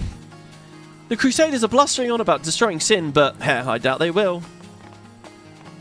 No, they're trying. Don't fucking talk shit. All right, here we go. Finally, a bit of... Sorry, it took us a long time to get here, Yuna. This is a pretty big town. It is. Lucca is the second largest city in Spira. I love the way she says largest. I thought There's a little bit of vocal fry with the way she says largest. So good. every town was little. You know, like Besaid and Kilika. Towns don't usually get bigger than that.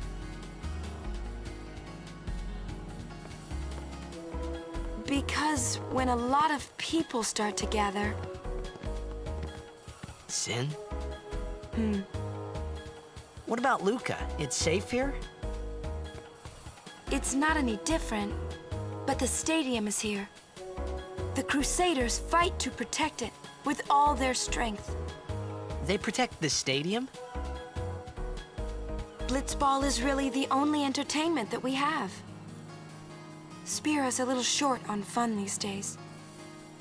Whoa. That's why you need to invent Sphere Break. Am I right, guys? Sphere Break? Talk about pressure. That's right. Is Xanarkand like this too? Xanarkand's way cooler. I can't wait till we get to Guado Salam and you get Seymour gives you that vision of Xanarkand. That's a fucking epic scene. Sorry for the swearing there. Well, there are more buildings. All tall ones. And cramped together. Oh. Whoa. Hey, we got a member. Thanks so much, Moonlight. I have to say, it's very rare to see people just straight up becoming members. There's a lot of very, very generous gifting, and look, I'm not... that's amazing. I don't want to put that down or anything. But it's also really cool to see that. Thank you, Moonlight. That's awesome of you. Thank you. Must be so tall. Don't you ever get dizzy?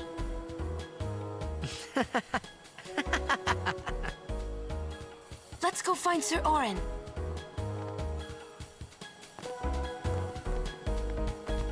Oh, the little girl with the balloon.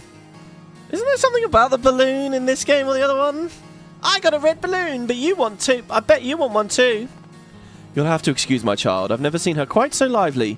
Kids will be kids, I suppose. With Maester Micah also in attendance, the tournament will go down in history.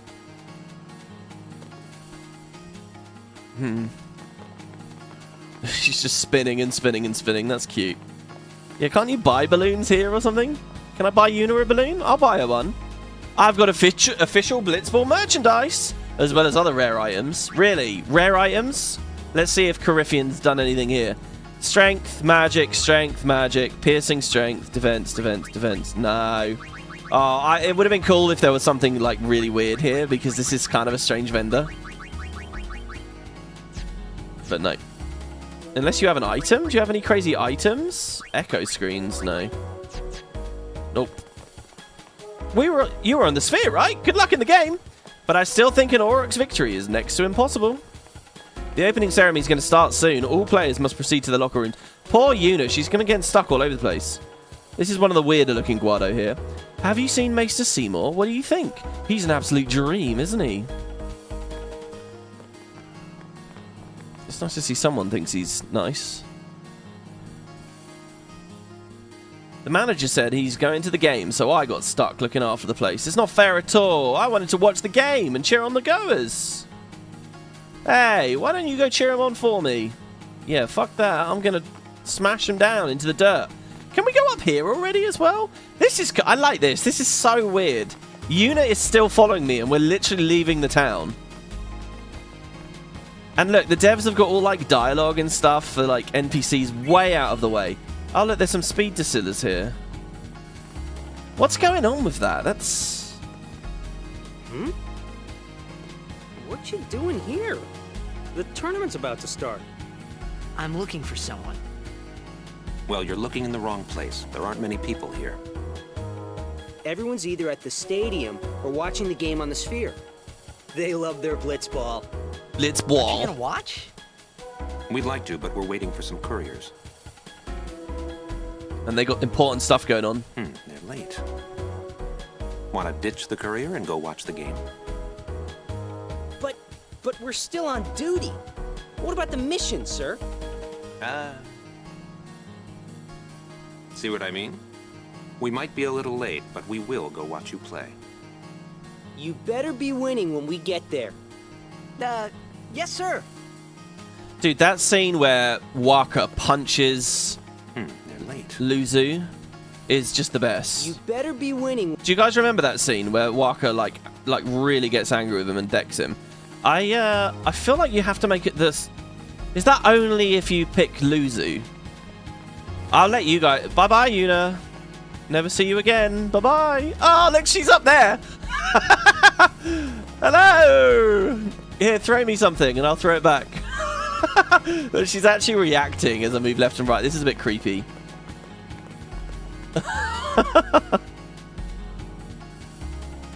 Yeah, she's too shy to say we should probably go back. Yeah, totally. These are the commentators here, by the way. In a weird area. They're not even near the stadium, which I've always thought is a bit odd. There must be 100 people in red out there. How am I supposed to remember them all? Oren? Yeah, I know him. He was a guardian for Lord Braska, right? He was. We've been up all night preparing for the tournament. I'm so exhausted. It's okay. The Citizens Guard, I'm sure you'll all do alright. I hate it when the cafe is so packed. Yeah, okay, so cafe, this is another thing. Another little translation thing. Oren, they say that Oren's at a cafe, and that guy just talked about cafe. It's actually a bar, and you can clearly see it says bar right there. B-A-R. B-A-R. It's a bar. So we're going to go here, looking for Oren. And he ain't going to be here. Duh.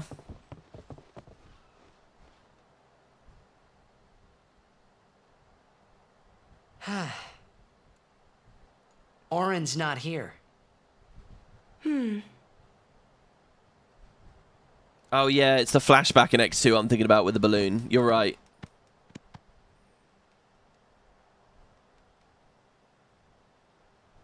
Oh, that scene with Walker and Luzu triggers regardless of who you pick? Perfect.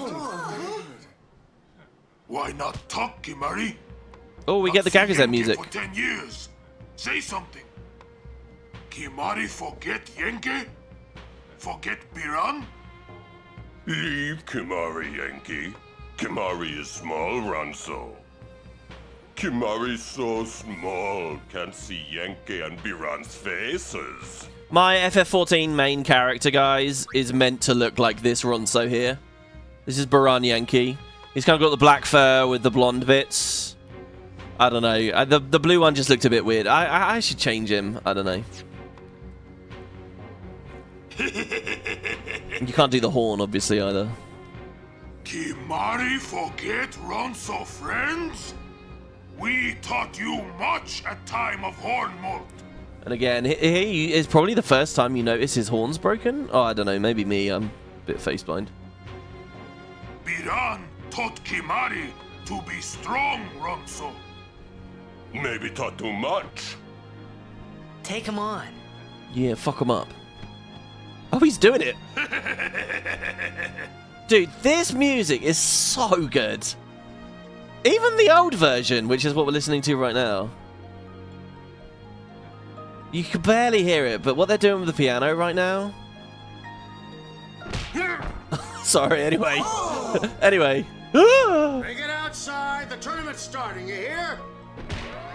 The game. Shit, we should be there. Today, on this glorious day, players from all over Spira have assembled here to participate in this great contest of bravery, skill, and strength. I can't remember what order everything happens. All of these fine teams, equally renowned, deserve to win the cup today. Such is the nature of this contest. Let us, the spectators, play our role accordingly. This is such a weird shot, seeing Walker out here in the stands. But yeah, there you go. You got the Besaid Oryx, the Guado Glory guy is almost imperceptible there. The Ronsos, the Luca Goers, the Killer Beast, the Albed Sykes. Let us sing to the glory of the winners and applaud equally the valor of the defeated. Contestants, may heaven be with you. Oh yeah, it's an FMV. Dun, dun, dun, dun, dun. Dun, dun, dun, dun. The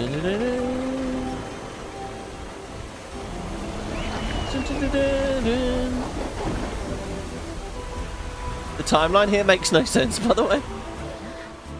Well, in what terms? We were meant to be there and we're not, because we went to find Oren, so we're late. So they get in the water, because we vanished. What's wrong with the timeline?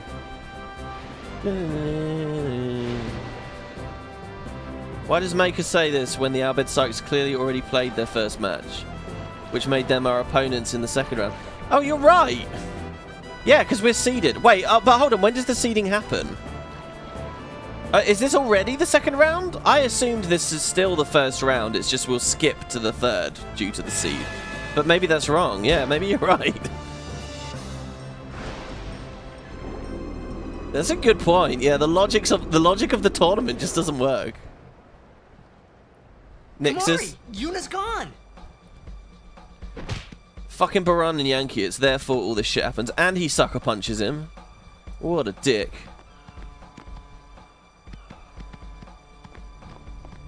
Where in Spira have you been? At a bar. Huh?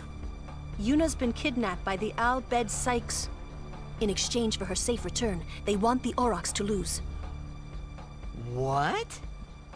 If they're only blitzball players, I doubt they'd do anything drastic. But we shouldn't take chances. Let's go get her. Now, this I'm is going weird. too. That's not what they actually want, is This would it? be no problem. They're telling the Aurochs to throw the game, as if they needed to. I mean, how good a team can they be? Waka said the same thing. He'll take care of the game. We should go get Yuna. So, yeah, the timeline here is The weird. boat is in Dock 4. Let's go. Actually, that's really fucked up with the timeline. How does that even work? Because Yuna was with us in the bar. The time it took for that conversation with Kamari to happen, she got kidnapped, the Sykes relayed the information, Waka found out, talked to Lulu about it, then went to go do the opening ceremony. Then all of that shit happened in the time for Lulu to get to the bar. Alright, we can't dawdle anymore. We've got to do something with Kamari, because we're going to have a boss fight in a second, and it's probably going to be brutal if we don't do something. I like the idea of making him a status hitter. A bit of agility would go a long way, so fuck it. Let's grab some MP and agility for the big boy. So he can do his stuff quick. And what's especially cool about this is Lancet. He's not even... If we have a really quick Kamari, even though you'd have MP issues normally from spamming, he can Lancet his way back into MP, so maybe that's fun in some way. Also, look at all the MP he gets on the way there. It's a bit weird, but yeah, we've gone into the MP side. Oh, mind you! I didn't even think about this. I didn't even think about this. Carifian will have thought about this. We got Flare, and now we have the MP to use it. 54 MP, and I have 75. We can cast Flare! I didn't even think about that.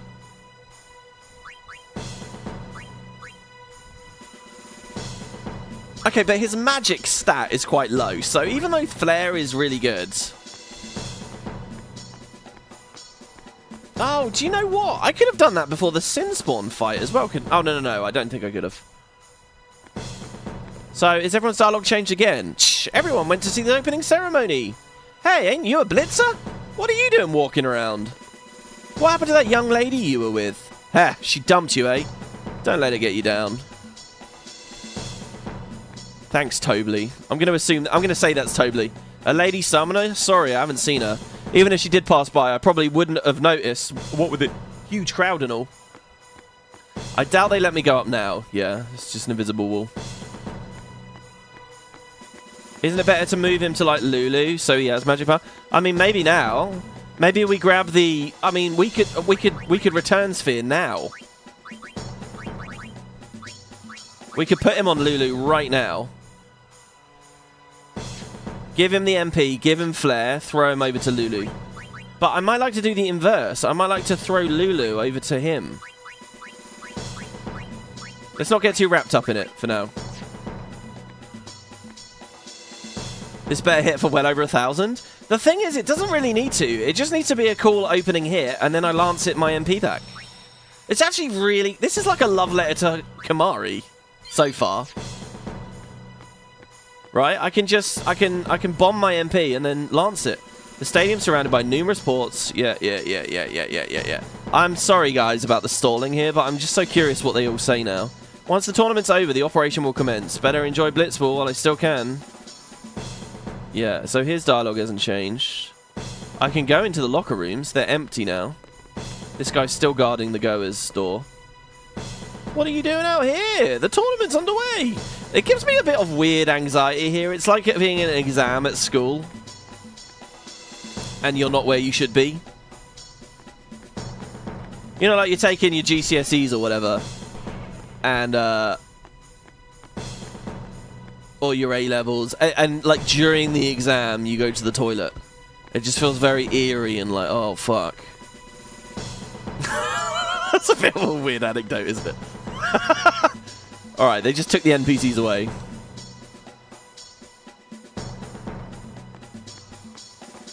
He wouldn't have had so much time to kidnap if I didn't pause the convo so much. Welcome to Oakas. Hello, Owaka. We already checked everything. Yeah. These two still around? We come all the way from Gagazet. Yeah, they haven't changed their dialogue. Just got a flashback to the Glitz pit. You want me to make Kimahri powerful, so you hope I'll do him justice? I'm trying. Alright, here we go. Whoa, what are they? The first Machina. Ancient Machina salvaged by the Albed. They are mostly vulnerable to lightning. And possibly originally made by the Albed. So I have Lightning Strike on the Brotherhoods. I should just fuck these up, right? We also have Haste, but I'm going to save MP. Cheer. Do we care about cheering? Honestly, I don't think we do. We get 2 turns anyway. It's a bit of defense. I can't 2-shot him. That's rough. 200 damage there. Let's see what her Thunder does over there. Oh, that's also not a one-shot. We could cast Flare here already. I can just do this and go back to a save sphere, right? No, I'm not going to just yet. I'm not going to. I'm going to cast Jinx. Let's Jinx them. Here we go.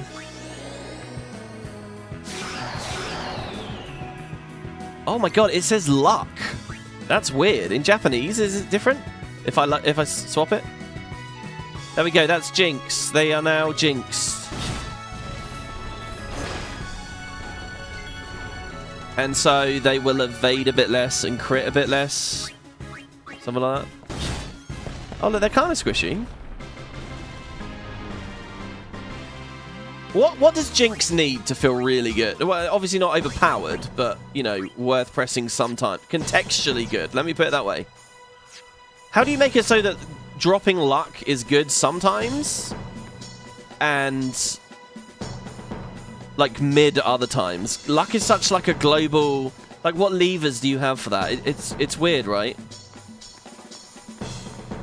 I don't know how you could possibly set Jinx up. Because, like, one thing you could do, obviously, you could just buff its strength to be ridiculous and just eliminate all luck. And the boss, like, will always crit you otherwise. But then it's just this bog standard thing of you've got to find a... You've got to do it every fight. And it's not. You know, you want it some fights, not some others.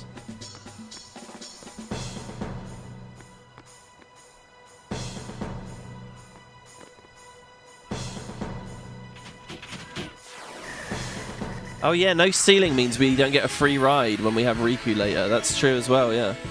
Alright, here guys, I'm gonna have Lulu and Tidus kill the one on the left. See, we did 300 and then 149. Nice evade. And I'm gonna flare the other one. Ready? Flare. Go, Kimahri. Show us what you got. Holy shit! 1,600! Oh my god, we're doing flare strat. Flare strat Kimahri. Is this random encounters here? So I'm walking over here to see dialogue. If I were 10 years younger, those Machina would be scrap metal. Machina are an unholy abomination. We must destroy them all. We don't need your help. The warrior monks will guard the Mace's vessel just fine. That's all you're doing, guarding. Are they gone? What are the Machina doing here? This could be an example of a long walk to a boss, by the way. Without a save crystal. Okay, so I don't get to flare again now. This is great, having the double turns on Tidus. I'm loving this. We've almost charged up an overdrive. God, I want more counters. Counters are epic. Holy shit, when we get Auron in a minute, are we going to have...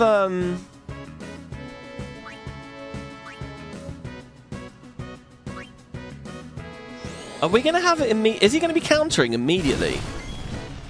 That would be so fun if he is. Do you know what? I should go back to the halberd, guys. The 5% magic buff. This is really bad for Lulu, because I don't want her to die.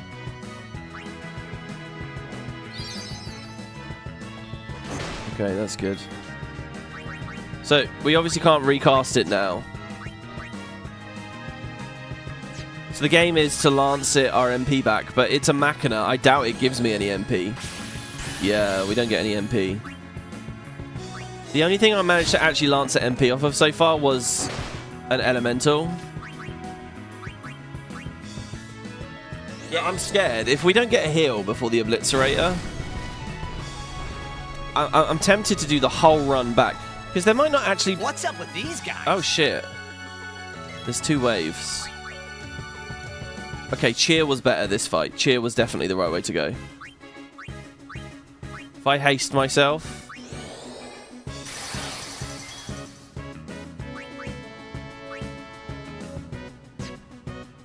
I guess we just cast fire? It's probably... I don't know what's bigger for him right now. A hit or fire? You like how the robots are kind of complicated and the actual blade is just attached by straps? You're right, yeah. They've just welded it, just bunged it on there. I'm going to cheer. And hope that Lulu doesn't die now when she gets attacked. Or any of us, really. 230. 250. She's still alive, just. Oh my god, look how quick Tidus is. This is what I'm talking about. Maybe I should have done... No, this is good. This is good. I'm serious. I'm going to play it very risky here. And I'm going to not heal her. Because I'm thinking this will kill it now in just 2 turns. And I'm gambling a 33% chance she survives because the other one doesn't attack her. There we go, nice. The gamble works out. There's no need to hold the overdrive. Shall we blitz ace? I'm going to fuck this up. I'll tell you now. This is crazy. We're blitz acing at the start of the game. Come on. Oh no, it's when we throw the ball. Oh, I can sort of see who likes me right now. Who's going to throw the ball? It'll be Lulu, surely, right? There we go. Lulu already. Oh, nice, and I did it. Surprised we sorted that out. Oh no. Our bed were expecting us. Okay, I can't risk that now. Oh yeah, I forgot that Kimahri knew scan this whole time. I feel like I haven't been able to squeeze that in. Okay, my hope... Okay, 2 attacks on 1 guy. This is just bad. This is bad. I'm not going to Phoenix down, though. Okay, Kimahri learned healer. Okay, she's alive. Ah, and he's dead. I think, though... Okay, we can squeeze in another cheer. What does cheer functionally do for me? It means that if Lulu dies in a second... we've got a 50-50 chance of her dying. And if she does, Tidus might be able to finish the fight on his own. That's what that cheer means.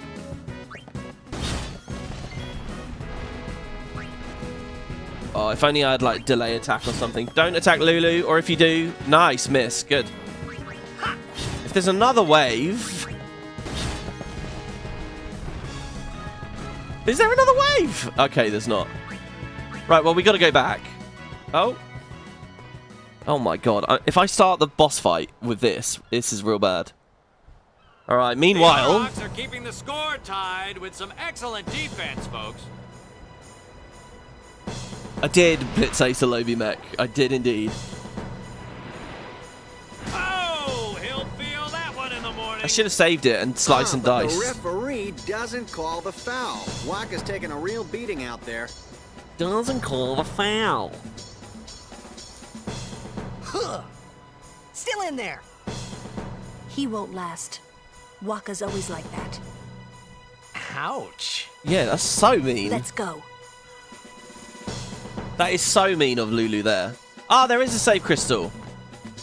Nice. Holy shit. The devs really had you sorted out with that, didn't they? They just didn't let you skip cutscenes. Okay, right. As far as gear's concerned here, Lulu, right, she has poison proof on the variable mog. I'm going to swap back to the cactars, so we get Sensor back. I really want Sensor.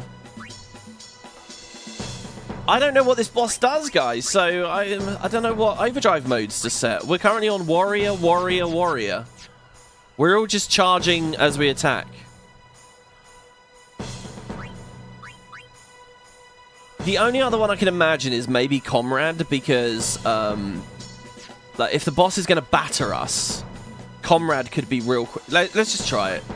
Life's for living. For science. I'm going to try Comrade. This is a fun moment as well, by the way. The only party members you have are Lulu, Tidus, and Waka. Why does it mean... Let's go. Why does it mean he's always like what? He's always failing and getting beaten up and like struggling in the sphere pool. That's what I assume he means. She means. So this is the boat we started the game on with Riku, by the way. Though we don't realise it. Actually, I can never quite tell if this is just a reused model or if it is literally meant to be the same thing. Here we go, the Obliterator. This, guys, is reused in 14 and is a mount. A PvP mount in the current season, I think, at the moment. Hey, we can use this crane. Or it might not be the exact same thing, but it's very close. Oh, God, right, yeah, okay. We use the crane. The crane, you need to, like, hit with lightning. How does this work? Can I avoid doing this? This is futile to do this. This is a waste of a turn. So I guess I'll just do it. Come on, move! It's probably out of power. So we need to throw a lightning attack on it. Now, Tidus has lightning strike on his weapon, on the Brotherhood, right? I can't seem to target it, though. So maybe he's just not allowed to attack it. I don't know what that's all about. Oh, I feel much stronger now. I feel really strong. Haste. This confidence is about to evaporate, isn't it? But I feel really powerful. Seriously. We're going to fucking flare it. I don't have to save the flare for the end to overkill or anything. Okay, let's cheer.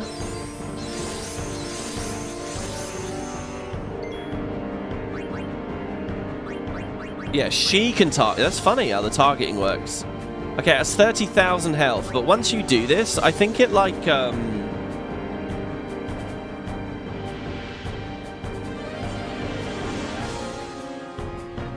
just trying to think if there's a sneakier thing I can do here.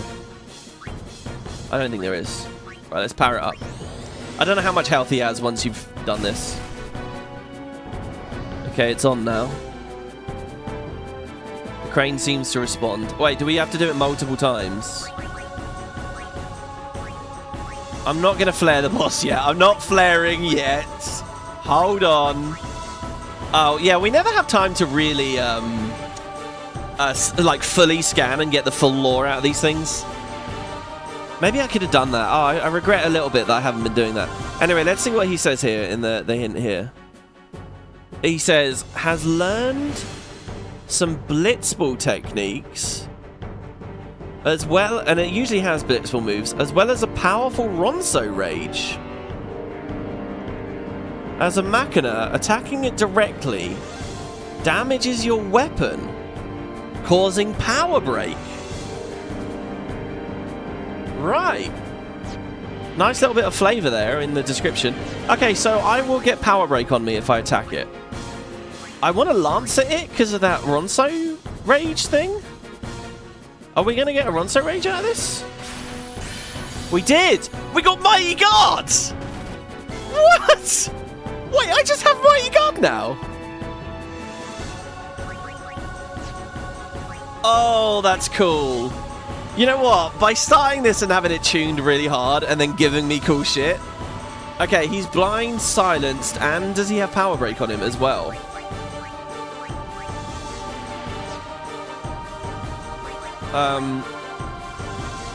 Tidus can only do the one haste. Well, I think it's time to cheer a little. Oh my god. Mighty Guard, and we can cast it straight away. Ooh, okay. He does some damage. He definitely does some damage. How many have I done? 2? That's 3. I should have hasted Lulu, not myself. Here's number 4. Oh my god, we're so fast. We're so fast. Okay, and this is number 5.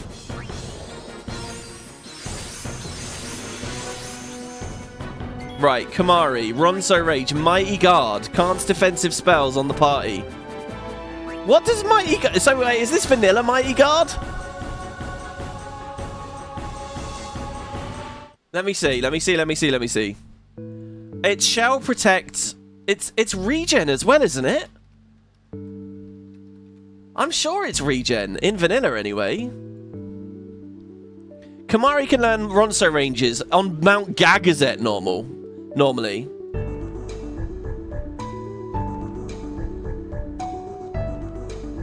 Oh, game, just tell me normal.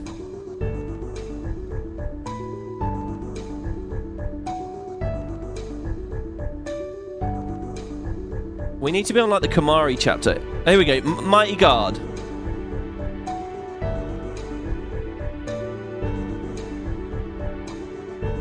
Inflicts Null Blaze, Null Tide, Null Shock, Shell, and Protect.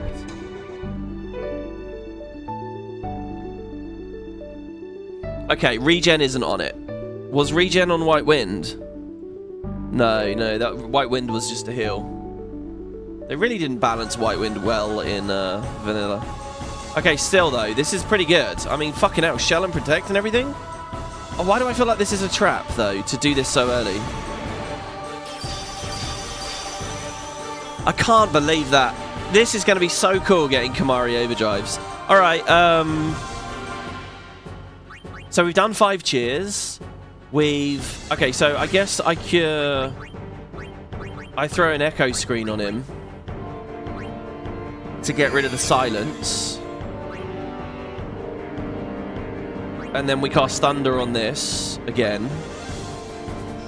I love this. This is like a Zurich, isn't it? Look at all the nulls on us. That's awesome. I don't remember how many we need to do. I feel like it's extremely important that people survive attacks. So let's potion up now. It's only a little bit for the potions, I know. It's only a little bit, but... They don't expire. There's not an expiry date on this stuff, is there? Okay, Lulu got a lot of dodges there. That's pretty good. Ha! Tidus learned Rook. Oh! Wait, it charges your overdrive when you lose the ward, not when you apply the ward. I think I've just got to go for it, guys. I know I'm going to get power break when I attack him. No, I'm not. Sorry. Look, Tidus is like fucking gone crazy with the coffee here. I've just passed like 4 turns in a row. Let's thunder this. If we wipe, I'm going to haste Lulu next time. Come on, power the fuck on. For good. Okay, it's on. Right, use Crane. Go. If he's got some kind of crazy counter thing now, I would rather start fighting in phase 2. Okay. So it picks him up, it drops him. I think it does like half of his health. But still, 15k HP is a lot to go through.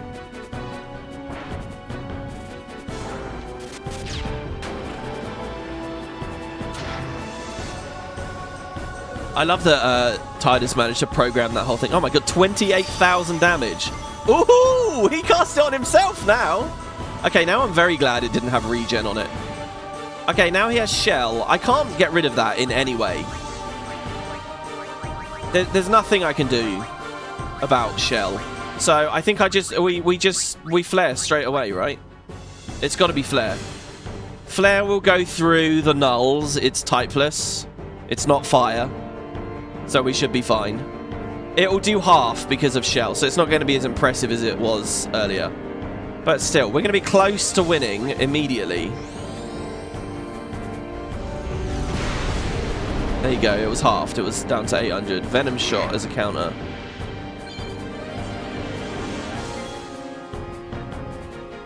Okay, so there's a bit of poison rolling around now. This fight's interesting because you got no way of really healing. So you'd best fuck him up, right? We got 1k damage to...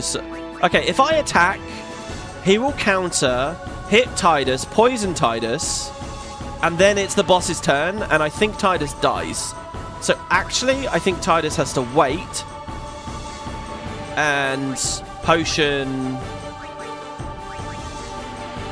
The potion might not be needed, but I'm going to do it just in case.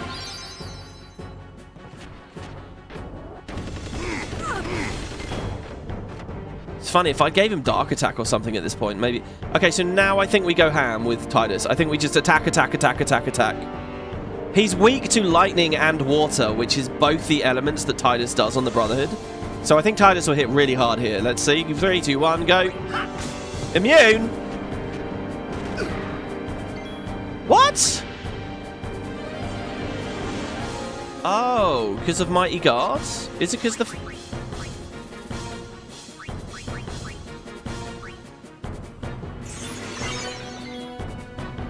Did it break the things, though? Or is it just permanently on him? I think it broke. It's hard to see. There's so many things swirling around. He has Shell Protect, Null Blaze, Null Frost. It did break. Okay. All right. It was immune because it had to be immune. Okay, so go for the Big Thunder. We could have jinxed this guy, by the way. It might have helped with the... Oh, shit. Lulu's asleep. To be honest, she doesn't really get many turns anyway. Oh, wow, look! Lulu fell asleep, so the Cactar's scan disappeared. I can't see his health anymore because she's asleep. He's going to get counterattacked, though. There is honestly only so much I can do. You know what I could do in this? I could sit there on overdrive mode, stoic or whatever, and just keep skipping turns until their overdrives are full. Kimahri can't spam Lancet to keep refilling, can he? I think I just have to attack here and hope I don't get sent to sleep or whatever. Or that I dodge. Okay, Venom Shot's fine. Oh, see? Oh, God. Alright, I think we have to Antidote. And then Potion. And she gets woken up by this attack, but doesn't die. Kimahri is so slow. Okay. Alright, so she's awake. So it's got 500 health. I feel like this is doable. Just going to Potion again. Okay, this could be a big hit from Tidus. He doesn't have a defense anymore. Ready? 270. Oh, we already saw that. What am I talking about? Okay, that's fine. He does 270, and I think she kills him now, right? Thunder? If she doesn't, I'll finish him off with a Lancer. It'll be epic. Oh, she didn't. I think... Oh, no, but I don't know... Ah, she's asleep again. Oh, well, whatever. We got to try it. Ready? Lance it for the win. Lance it for the win. Yeah! Kimari has learned Hero. I think Hero is terrible, guys, by the way.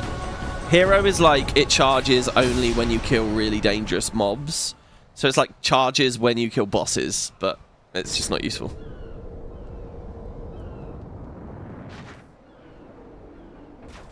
That was a fun one. Hello, Yuna. Wait, whoa. Somebody didn't get AP there.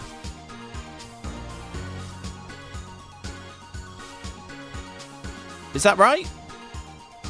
Is that because someone was dead or asleep? Or they did get AP? They I hope you hurt them. A little. I feel like someone didn't get AP. Was that because Lulu was asleep at the end? She wasn't dead at the end, was she? What is it? There were these Al Bhed that saved my life when I first came to Spira. They took me on their ship. They even gave me food. I was kind of hoping that this was the same ship. But it's not. I wonder if they're all gone. What happened? Sin came up near us. Okay, Coryphean said they did all get AP. One just didn't get a level. Oh, it's so amazing having you in chat. I can't, honestly, fucking hell. Thank you for clarifying that. Okay, cool. I made it out okay, but I don't know what happened to their ship. Was there anyone called Sid on that ship? Ooh. I don't know. They were all speaking that Al Bhed language. I love the idea that Sid was there. We just didn't realize, but Sid would have been at home, surely, right? I see. So who's Sid? He's my uncle, but I've never actually met him. Oh, thank you for checking, Kerry. Wait, so that means you're Al Bhed too, Yuna? On my mother's side, yes. Sid is my mother's brother. He became distant after my mother married. But she told me to seek him out if I ever needed help. Because he married into Yevon. You're worried he was... Don't tell Waka about Yuna's lineage. Oh, guys, okay, so yeah, Lulu's going to lecture about the lineage and whatever. There's a really subtle thing here. Again, I saw this on Reddit this year, I think around February or some shit this year. Guys, there's such a subtle thing in this cutscene. What's going to happen, right, is Lulu is going to throw a flare into the sky. She's going to say, okay, we've got Yuna back, and she's going to throw the flare into the sky. What's happening right now is Waka and the Aurochs are trying to delay the game, delay the Al Bhed Sykes as long as possible, because they think that this is all about the game. It's not about the game at all. They're just kidnapping summoners, as we'll find out later. But anyway, they're delaying the game. So Lulu throws the flare up, right? And it's a blink and you miss it thing. If you watch when it cuts to the sphere pool, in the sky, like outside of the pool, above Waka's head, you can see the flare blow up. And Waka's like looking up at it, and then that's how he knows to continue going with the game. And it's so easy to miss. It's much easier on the remaster here, but yeah, keep an eye out for that in a second. It's cool. But yeah, don't tell Waka about Yuna's lineage. Nearly ready to meet Orin, guys. Ooh. The thing about Waka, he never had much love for the Al Bhed. Oh, he doesn't like the Al Bhed. Whoa! I gotta tell Waka. I thought I told you not to tell Waka. The game! Oh. I love that. I love him jogging on the spot as well. Look, so the flare goes up. And this signals him, and look, he actually sees it. Did you see that there? It's very hard to spot, right at the top of the screen. But that is the flare that's going off. Seconds left. The Aurochs are launching an all-out offensive. Dude, I do not envy them here fighting the Sykes. I know that the goers are really hard, but the Sykes are so difficult. It goes through.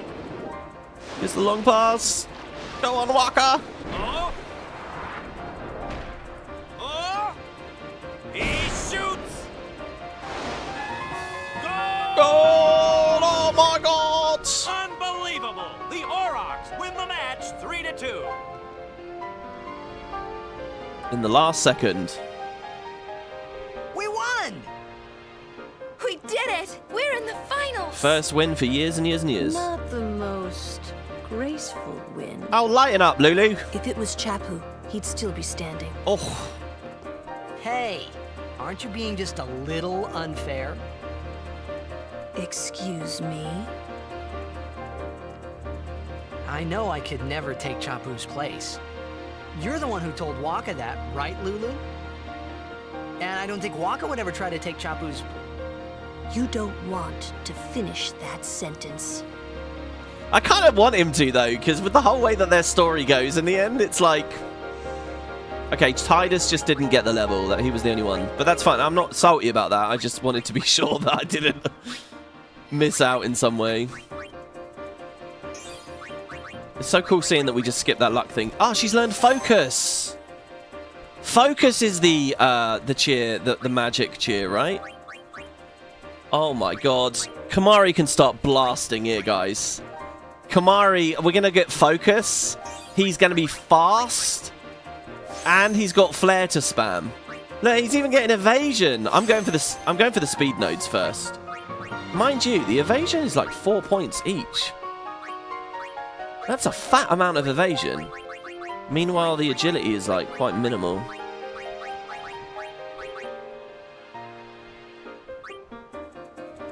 I don't know. Please no random encounters. We dealt with the Albed. Yeah, that guy didn't update his dialogue. He should be like, "Oh my God, the Aurochs won!" All right, big save here, big save.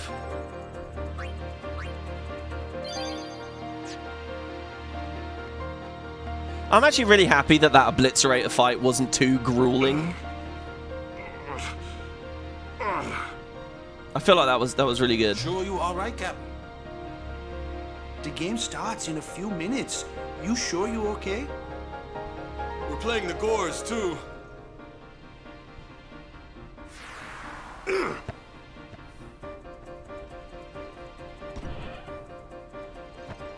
Miss me?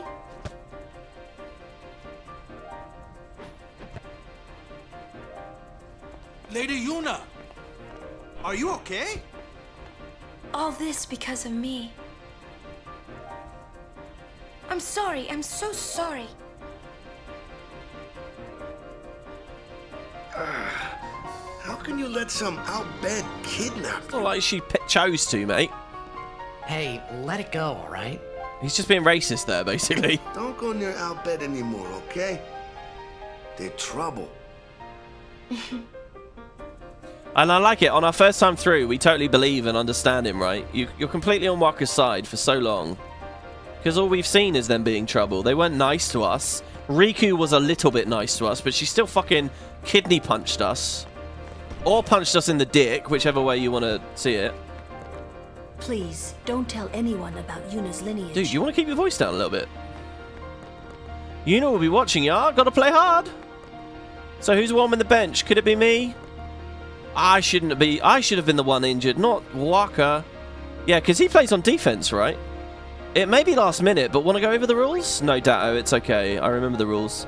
Let's get them goers. Let's do it for Chapu. You okay, Waka? Shit, am I progressing the story here? Why did it throw me back out into the hallway there? The game starts soon. No time for warm-ups. Look at the water bottles. Ready?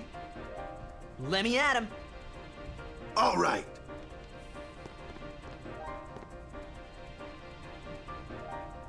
I can see why people more into the mechanics. I got something to tell you boys. I can see why people more into the mechanics skip all of this on replays. They like create a save file at the end of Luca, the start of the Mihen High Road, because that's when the game really starts being much more about the combat and stuff. This is a lot of cutscenes at the start. After this game, I'm retiring. I promised myself this would be my last tournament. Win or lose, I'm quitting Blitzball. But you know, since we're here, we might as well win.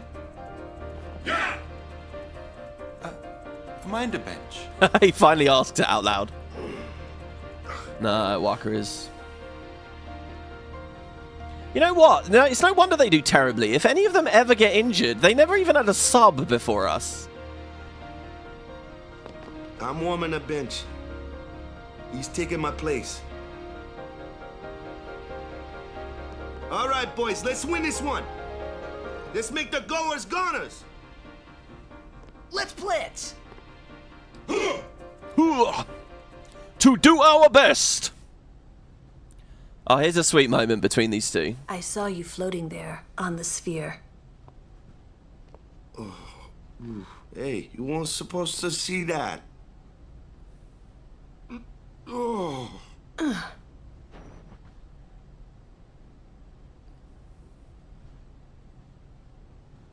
You really gave it your all, didn't you?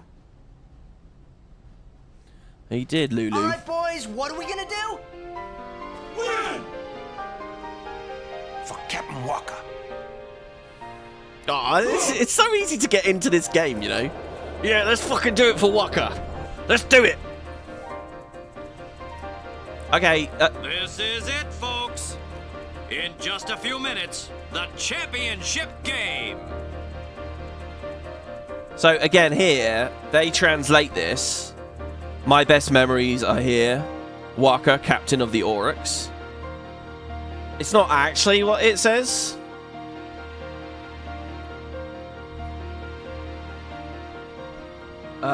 It says, to the dreams of my childhood, farewell. Captain Walker, Besaid Oryx. You can see quite clearly the Captain Walker, Besaid Oryx here. You can see that quite clearly. But yeah, I mean, you can read it up here as well. To the dreams of my childhood, farewell. And you know, there's that whole theme. The very last line of this game is what is it? I can't remember. It's Yuna speaking. She says, I can't remember what she precedes this with, but she says, or to the dreams that have faded, never forget them. There's this thing about giving up on your dreams or whatever. I actually I named the last episode of this series The Dreams That Have Faded, because it's like, you know, 10 years, and we're back, baby. Anyway, yeah.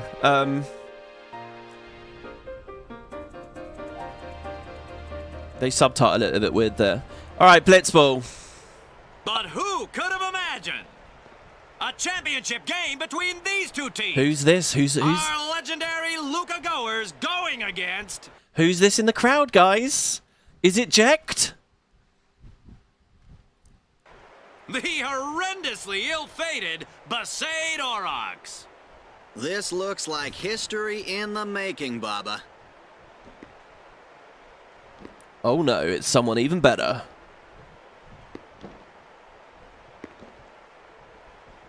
The start of Last Mission has a scene like this with the girls here.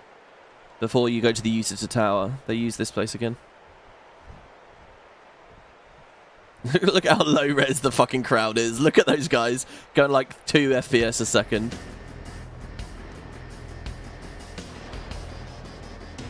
I like how Oren helped us get to Spira, right? He helped. I don't know what he's been doing. He helped us get to Spira. He probably got dumped off on some island chain as well. The first thing he sees us doing is back playing Blitzball. It's like, this fucking kid, what are you doing?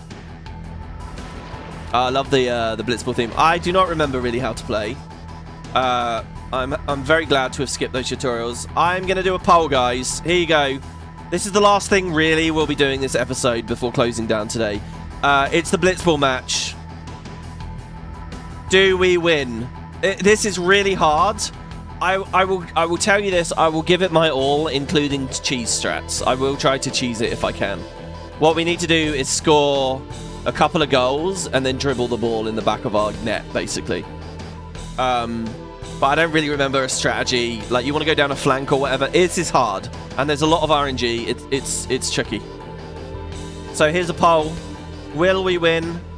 Coryphean said, look, the strength sphere isn't there. It doesn't really matter. But for our own fun and peace of mind, let's see. Can we do it?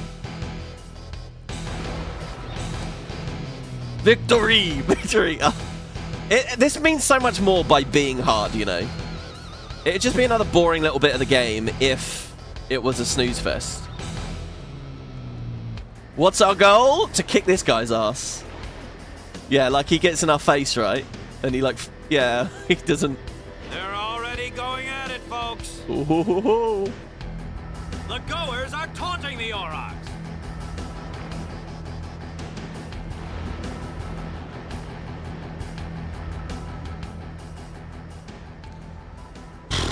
I'll try. The first 5 minutes are the most important. We want to get a goal or two.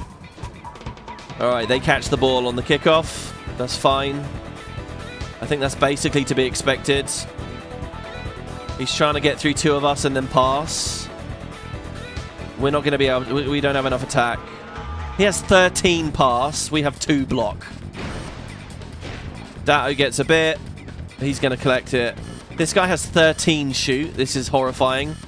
Isn't there a button I can do to go manual? I need to be able to manually swim. I don't know what the button is for that. He's passing again. Oh, shit. Oh, shit. But wait. What's the button?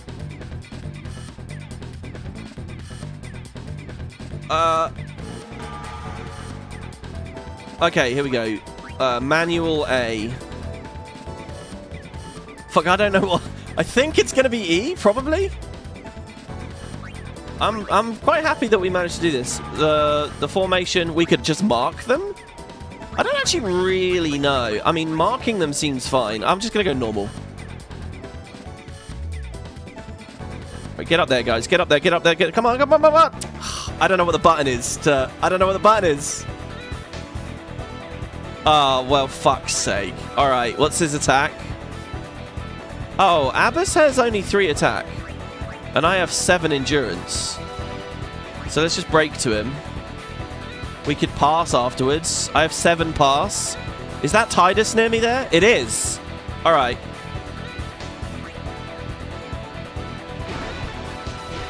I'm going to take my first shot here. Fucking hell. What the fuck is the button? I don't know what it is. Okay, we break to 1. Okay, Balgurda has 9 attack. I have 10 endurance. We might lose the ball immediately. If we don't lose the ball, we score, which is very good. But there's a chance that we lose the ball. Here we go. But this is the best. The last guy has 8 block, which is just too much. I'm not going to be able to get through that. So, break. And then we're going to shoot, and we're going to eject shot if we hold. Oh, we held it. Good. Wait. Oh, yeah, you can't eject shot yet, right? Oh, my God, it went over. Ah, fuck. Wait, why can't I eject shot yet? Is that only a halftime thing? He's going to just try and hold on to it and dribble. He's going to be able to. This is pretty scary. Get back. Defense. Defense. There's something quite cool and elegant about when they break. They clear.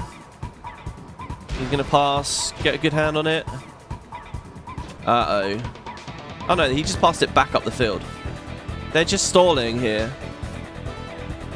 See, the second half, Waka comes back on because of the story events.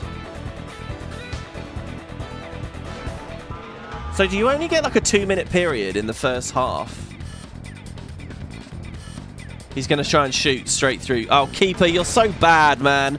Come on. Okay, good. Come on, go down. All right. Nice. Well done, keeper. Well done. I can't believe how... Okay, what is the button? Okay, normally it would be square. Square is...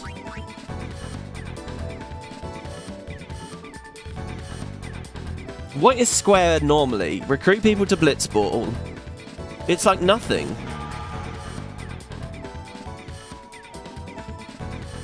Display, select character, scroll.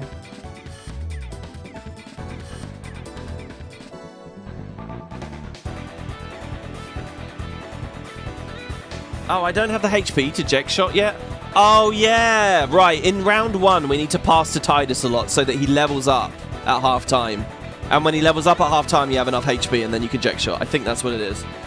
I don't... As for the button...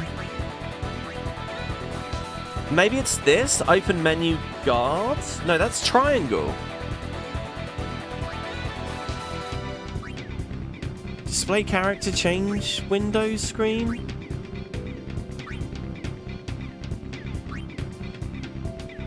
Display hide help window? Is that square? That's not square.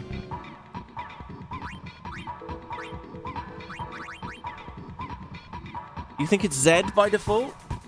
So it's this one. It's the skip movie thing. While paused during a scene. Certain ones can't be skipped. Oh, there you go. Blitzball scout menu. Yeah, okay, Z. Alright, Z. It's Z. It's Z. It's Z. So if I unpause now immediately and I start hammering Z. Okay. We have 7 endurance. He only has 3 attack. This is good. And then we're going to pass to Tidus.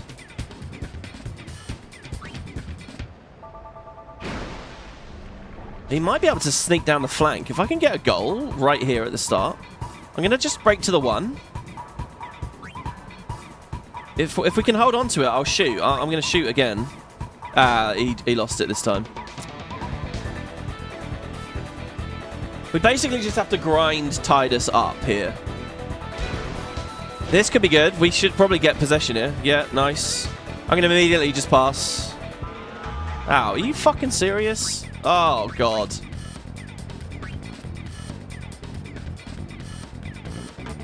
I have to gamble on this. No, it wasn't going to go anywhere. I think the cheese might be first round. Isn't it give Tidus the ball and have him hang behind the net? God, it's hard to hold down A. And spam Z as well.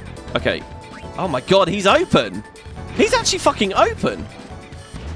Okay. Go, go, go, go, go, go, go, go, go. Ah, Grav, you prick.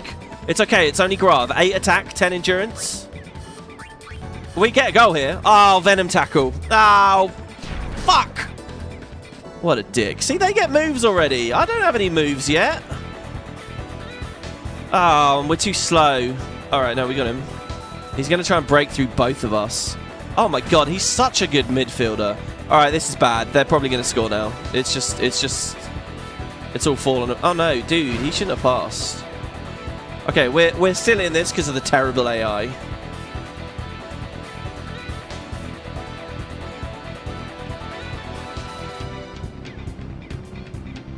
Oh my God. That's 12 shoot. Uh-oh. Vixen. No. All right, they're going to score. They've so scored. Fuck! Ow! Uh-oh. What a great play. The goers score first. Of course they do. I get the fucking ball now, don't I? Give me the ball.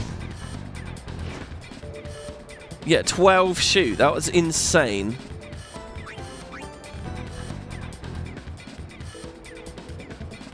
How did I get Tidus so open earlier?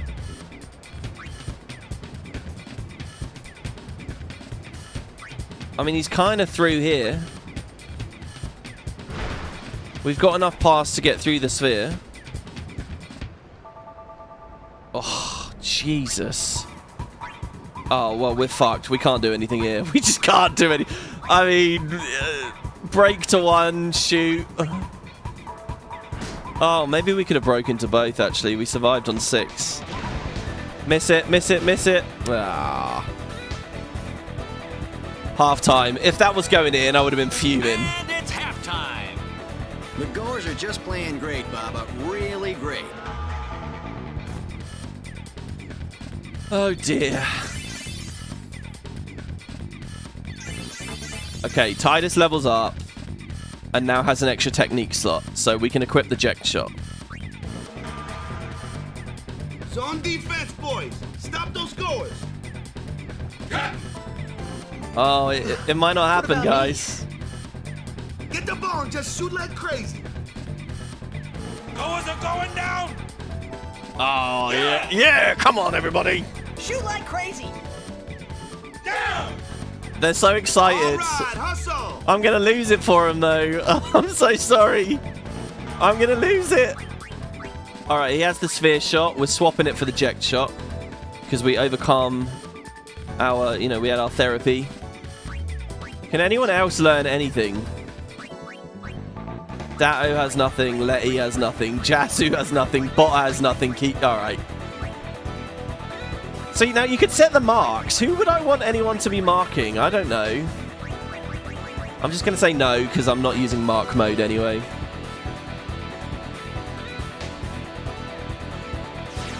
Alright. We only have 2 minutes here. Of course they got the ball. Because the whole thing gets fucked. Waka comes on and we're not going to be able to... we're going to lose Titus. Come on, get it off of him. Get it off of him. Alright, yeah, we're on point. We're on point. One more. Yes, okay, Datto. Pass it back to Titus. Pass. Titus. He only has a 4 pass stat. Okay, we can take 2. We can take 2. Not the entire team! No! What? We're not even near the goal! That's the entire team! We would have to break... Alright, okay, hold on. The last 2 don't really have any block score. So we don't... I think we only need to break to Balgerda. If we can hold it against her, we can eject shot the next 2 and then just go over the heads of the other 2. Now, if I do this, I don't lose my HP until it goes, right? Oh my god, I lost my HP already. Okay, I'm alright, I'm alright. We can only try this once. Come on, Titus. Come on, Titus. Wait. Did it eliminate the... It eliminated the... Oh. Alright, we lost. We lost. We lost. How am I supposed to do it in 52 seconds here? 58 seconds. He eject shot the 2 shit people and left the 2 good people on the board. They're going to score anyway. Look at my fucking defenders just spinning around. We've lost, guys. We've lost. There have been many times in this series I thought I was on the edge of destruction and we got through. I'm telling you, it's not that time. The fairy tale is over. Look at that. We should have got that there. It's over. Oh, God. Come on, keeper. Come on, keeper. Oh, good. Well done, keeper. He gave it to Titus? That's like really deep up the field. Okay, I got 15 seconds. Shoot, go. Get it in the net. Get it in the net. Oh no! We had it there. Mathematically, we had it. Oh, sorry, we got another minute. Oh. Yeah, 10. Fucking yeah. Fuck her up, Jasu. Yeah, sorry. Come on, Titus. Come on, Titus. Just get the ball and shoot like crazy. Oh, no. Alright, we have to take a big risk here. We're never going to get... We're not going to get this. We have to break to both. And pass. Oh. Oh, God. 30 seconds. I mean, there's a chance Waka will do a little something. But you never score with Waka. Oh, guys, come on. Put some effort in. All right, good. Jesus Christ, though. All right, Datto. I think I just have to shoot. I've only got 10 seconds. I have to do this right now. Like, right now. No, we don't even get to see. Oh! They're calling for some action. What do you mean get impatient? I was fucking shooting. Our spirits are fading quickly. Are they going down without a fight?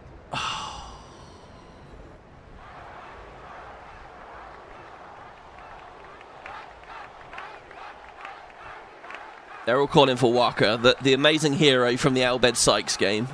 And the Sykes are the better team.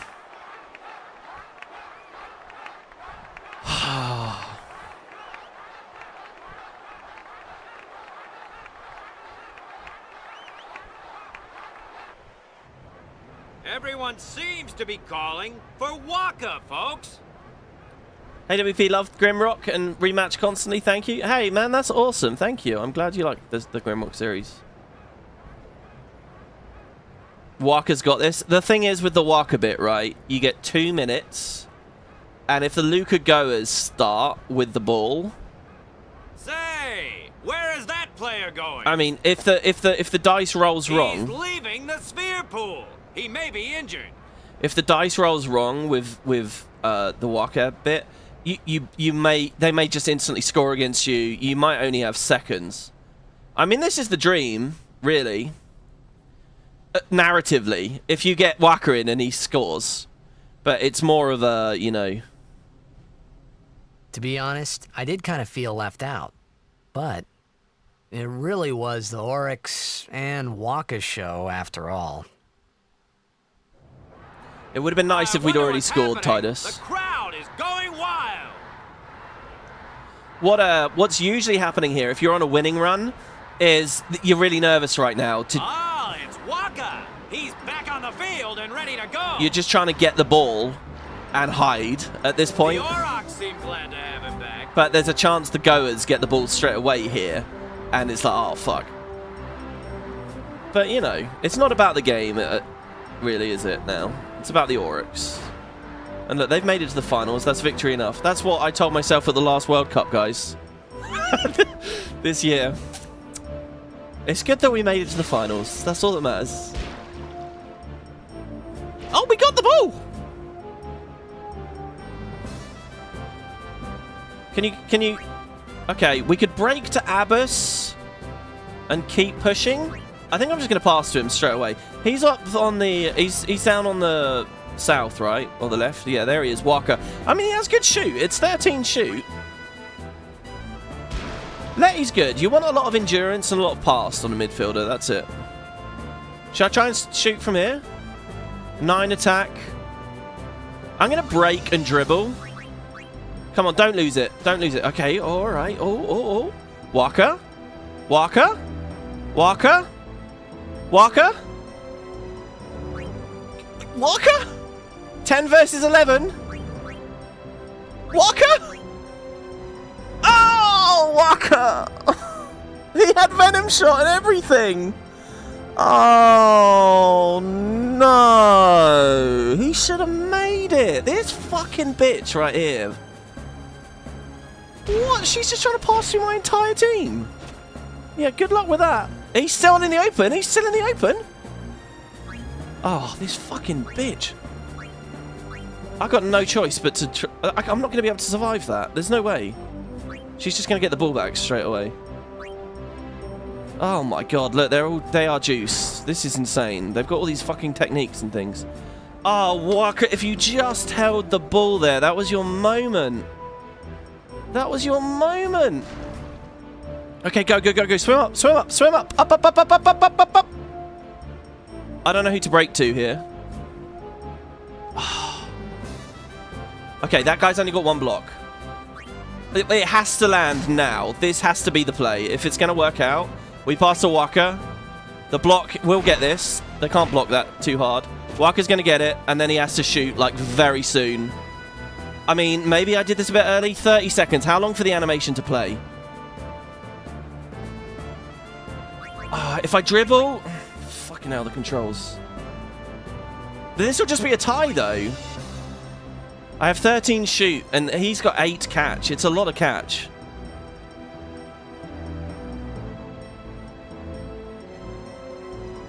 Why is 75% of their team Balgana?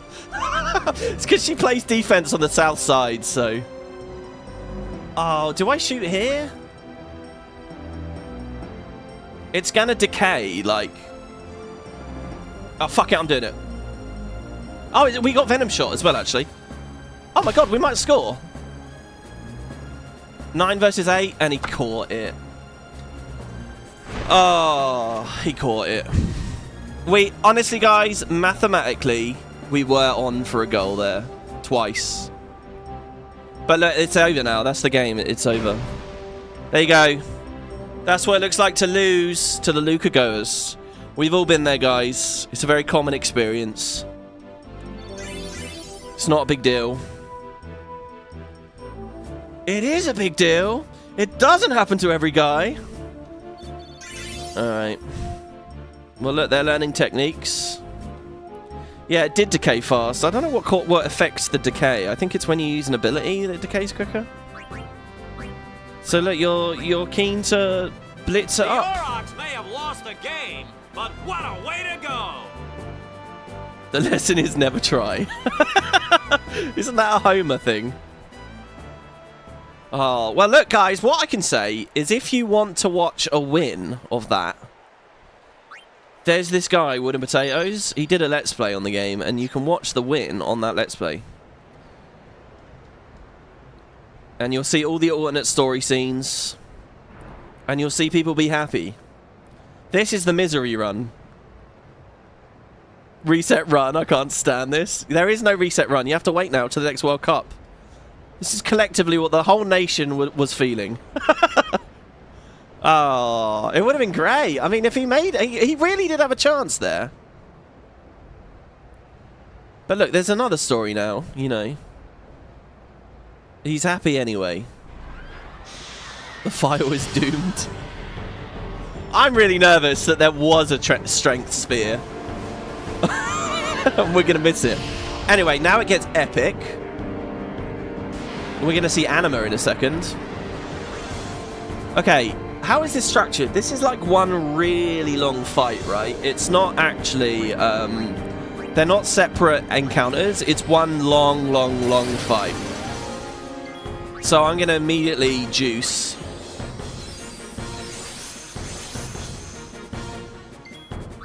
I don't have sensor on anything. I'm a little nervous that they absorb water damage. Good job, Waka. Good job. There's no need to use status stuff. Let's put the scout on so we can see what's going on. 200 damage! Alright, they don't like lightning, but... Okay, it evens out to nothing, basically.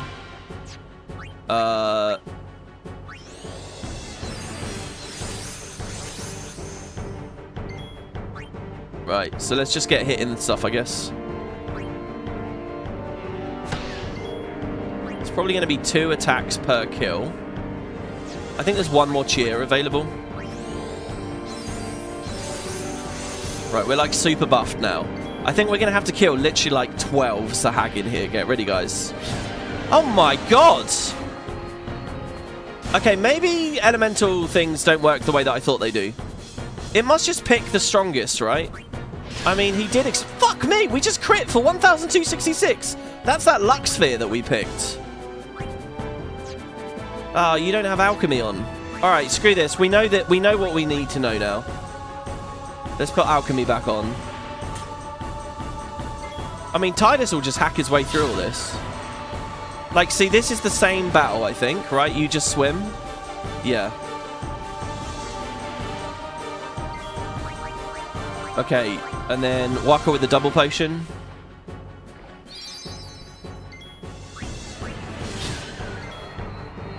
I mean, Waka is... This is just the Blitzball match in a nutshell here. Waka is just here for show. It's Tidus that's just ripping everything up now. He was the star in the battle, in the actual match, and he's the star here. I love that you can still see the crowd cheering us on, by the way. Here we go. Now Waka can finish that one. Now look at them back there, cheering. I think the idea is they're meant to be under attack. Monster A is going next, so you. Look at him! Look at him! Look at this fucking Tidus! He's got another turn, by the way. Yeah, because we have lightning on, and they're taking extra damage from lightning. We also have water on, and they are taking less. But that doesn't seem to matter. Jesus Christ. What if we had quick hit? I wonder when we get quick hit in this mod. If it's earlier than end game, that's going to be so fun. Right, in they come. I think this is the last ones. Good dodge again. I just need to remember which one Waka already hit. I think it was that one. I fucked up. It wasn't that one. Whatever. They're both weak. Oh my god, there's even more. Well, no, Waka is kind of helping a lot. Waka is taking some hits like a champ. That should die in one, right? Yeah. And then that dies in one. Nice, we get the dodge. Look at Titus, double turns every go. Another crit. He's taking hits, so Titus isn't dying.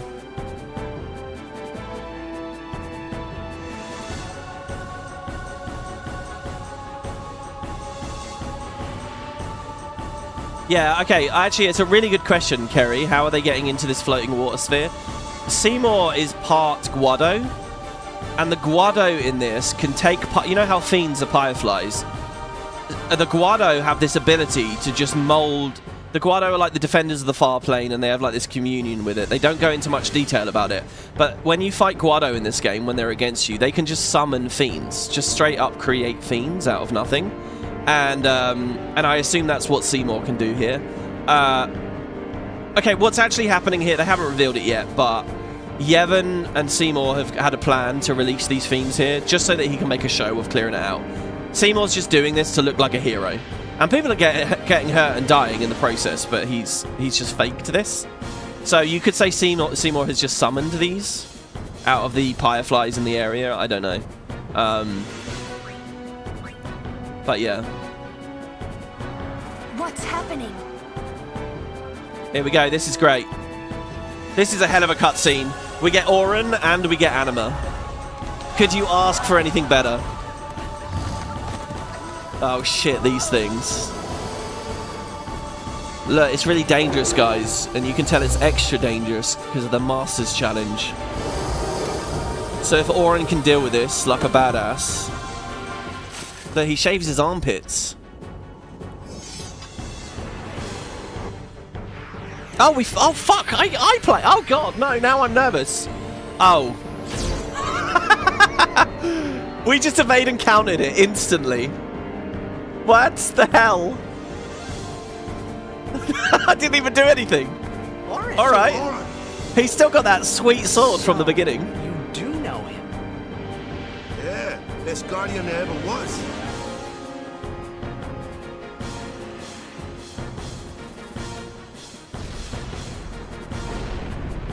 Oh yeah, now we fight this. And we had to use Valor before, but now... Am I still hasted and everything? No. Or maybe I should have saved it for here. Ooh. I'm scared of Waka dying on turn 1. Because I need him for Dark Attack. I like need him for Dark Attack. So I'm thinking it's another potion, guys. Our last one. But I can't have Waka dying. Get up. Fuck, he died.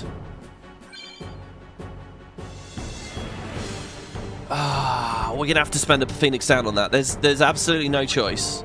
We have to Phoenix Down that. And hope to God that he gets a turn. He's not gonna get a turn. If that's another Sonic Boom coming, I'm really worried. Okay, Power Break. So I can Power Break it and reduce the damage of the Sonic Booms. Or I could, yeah. Fuck you. Oh, Auron could be a tactician too. Could Blitz Ace it. What's its health? We don't know.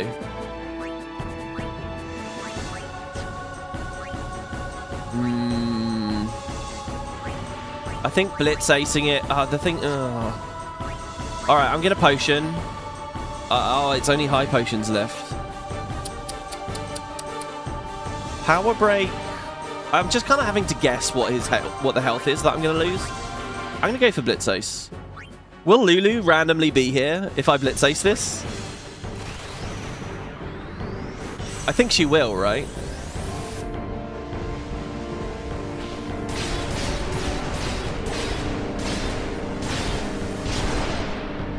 I'm not sure why I would pick one overdrive over another on Tidus. When it comes to single target versus AoE, that's obvious. But otherwise... Oh, nice. Well done. Well done, me. Aren't I great?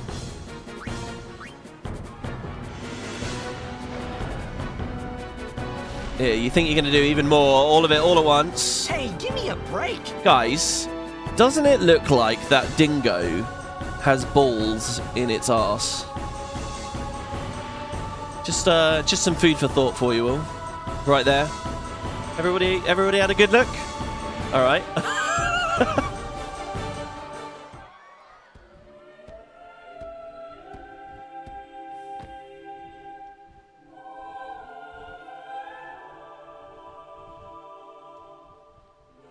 Save me, Seymour.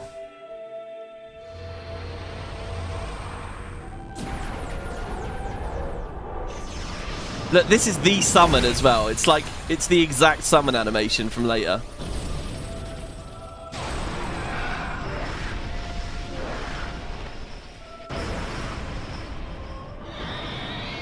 Oh, we're getting a good answer there. Blitzace has a lot of turn delay, so Slice and Dice still does respectable damage without the delay. Nice. Thank you, Fire Flare. Oh, look at her. She's so good. I've got to play Endwalker, man. I've got to see what they do with this in 14.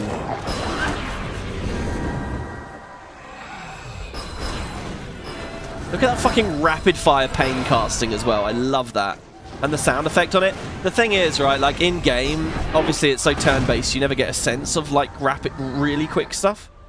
Dude, if Corypheans added like multi-pain or something to Anima so that it acts like in this cutscene, holy shit, that would be cool. Like quad pain or whatever, like Painra.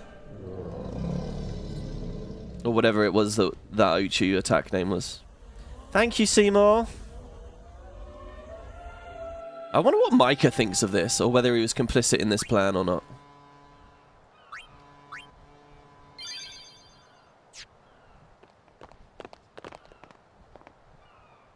You're really leaving, Captain?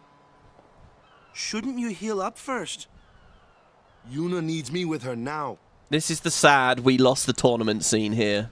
I can't be lying around in some bed. If we won, he'd be holding a trophy. Yeah, but...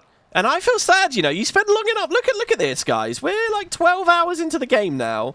We've been adventuring with the Oryx, praying at the temple, watching them practice, talking blitzball.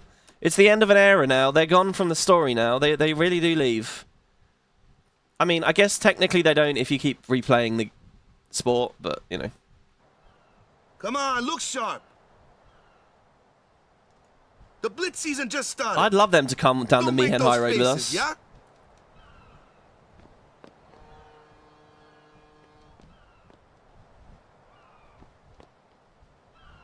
Well, see ya, boys. See yas.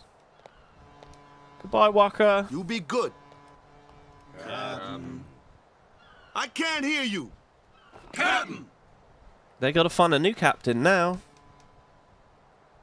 It's me, Titus. Are you sure? Oh my god, we get... Never liked long goodbyes anyway. Sorry for making you wait, Yuna. I had some promises to keep, yeah? And you kept them. From now on, I'm your full-time guardian. Then welcome back, Sir Waka. Good to have you with us. Hey. It's good to be back. The yeah? way she spoke there really struck me that she's just a kid. And it's like she's on this fucking thing. It's like so sad. Like they made her young for what it is. Any news on what happened? Not really. We don't know where the fiends came from.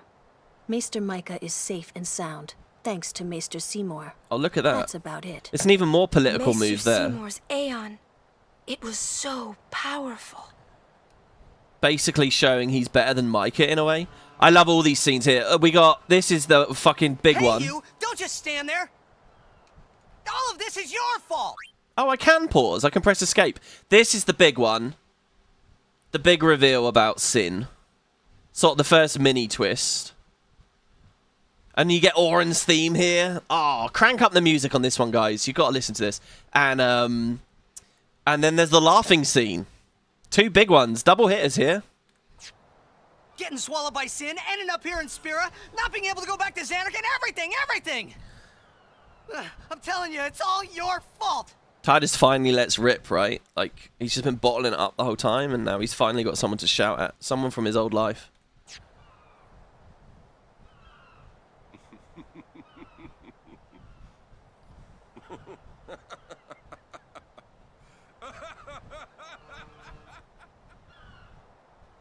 Who are you, anyway? You knew my old man, didn't you? Yeah, And you also knew Yuna's father? that's correct. Hey, man, there's no way. That's just impossible. Nothing impossible about it. Jekt, Vraska, and I, together we defeated Sin 10 years ago. Then I went to Xanarkand, where I watched over you, so that one day I could bring you to Spira. Why did it have to be me? Jekt asked me to.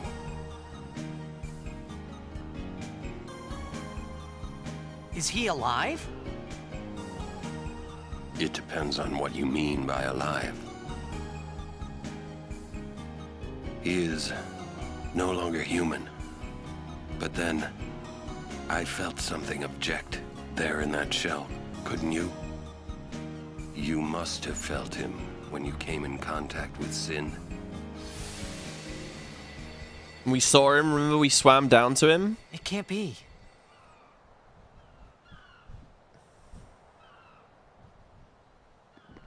It is. Sin is Jekt.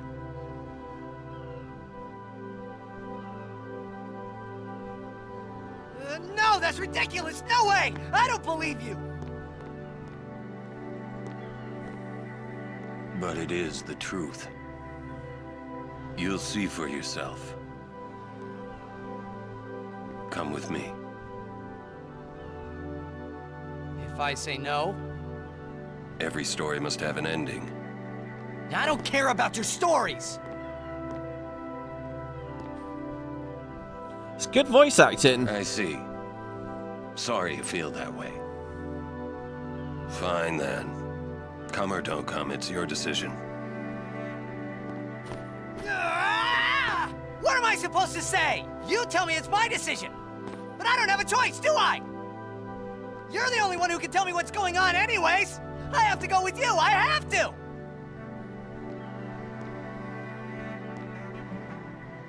What's he gonna do? Just sit here? Irritating. I know. Or are you afraid?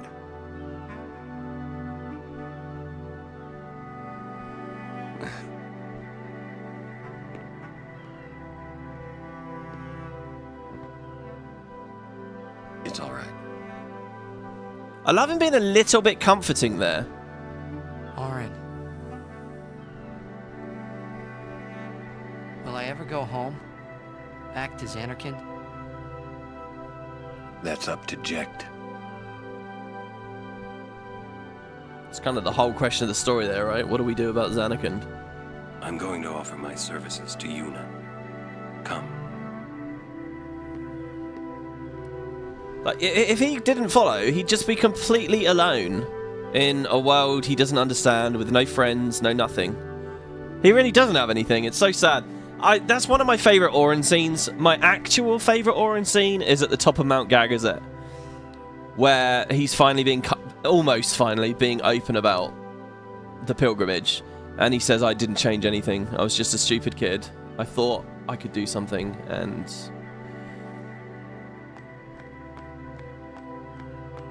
I just bought into this shit. I'll follow you, Oren.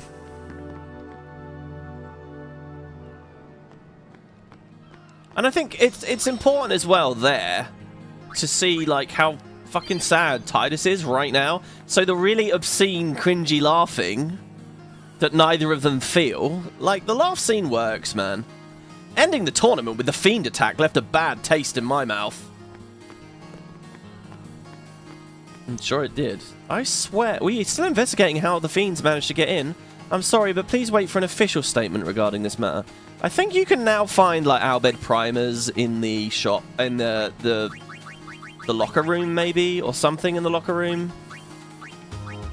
SOS Nullblaze and 30% health. And it's not even that expensive. Shimmering Blade. Oh, counterattack ice. Oh no, that's what I already have. What? Isn't that what Orin already has? Oh yeah, yeah, it is. I'm reading the wrong thing. I'm an idiot. Okay, these are all boring. All right, there's not too much going on with the shops. I think I'm seeing here. Ah, God. I'll keep going with the potions. At the end of the day, Walker is still good with the potions, and our health hasn't gone up that much. Look, there's obviously a whole town of people we can talk to again here. I want to get to the laughing scene and get us out of Luca, and we'll be on to the next bit. Fiend attack, so what? Big deal. Everyone will soon forget about it and occupy themselves with Blitzball. Can't wait till the next tournament. So how did the Fiends break into the stadium? The authorities have no idea. They can only assume. They just popped up out of nowhere. Who knows what would have happened if Maester Seymour hadn't been there. Maester Seymour is our savior. And she does the little prayer. Yeah, I didn't win, but I got to the next round. Can I have my interview now? Do you know anything about the Fiends inside the stadium? We have so few facts, we can't write up a feature on it yet. I've been interviewing eyewitnesses, but no one seems to know a thing. Sorry, we're broadcasting news about the Fiend attack. What does she say? The Crusaders are devising a sacrilegious operation. I hear they may be collaborating with the Al Bed. They've slowly kept going on and on about Operation Mihen. We're moving into it now, guys. I wonder if that Guado still thinks that Seymour's dreamy. It's Maester Seymour that protected Maester Micah, right? And now it's my brother that's guarding Maester Seymour. Really? My brother said he'd do absolutely anything for Maester Seymour. Huh. I wonder if that's one of those guards you find at Lake Macalania. Orin, are you in the bar? Getting your nog? That drink he has, like I think they really do just call it nog. The Fiends were the Albeds doing. They're out to get the temples. What are you saying? You know them Albed use Machina. Yeah, I guess you're right. The Fiends were the Crusaders doing. They're out to sabotage the tournament. You're making no sense at all, and you aren't the least bit convincing either. Yeah, I agree. So, basically, you don't know anything, huh? No, sorry. Seymour's Aeon was really something, wasn't it? I've never seen anything like it. The tournament's finally over. Get some peace, will we? I'd like to believe that a Maester of such power could keep Spirit peaceful. I'm sure he can. I couldn't get any tickets, so I was watching the game on that sphere. I was lucky to miss the Fiends. I was lucky, that's all I can say. Praise be to Yevon. It's brilliant, isn't it? There's the cafe. That says cafe. Anyway. I think he's gonna stay here. Here we are. Sir Orin knows him, apparently. You were right. He did meet someone he knew. Do you think he'll find a way back to Zanarkand? In any case, I'll miss having him around. He's still in town, isn't he? I think I'll go see him. Oh! Whoa! Sir Orin!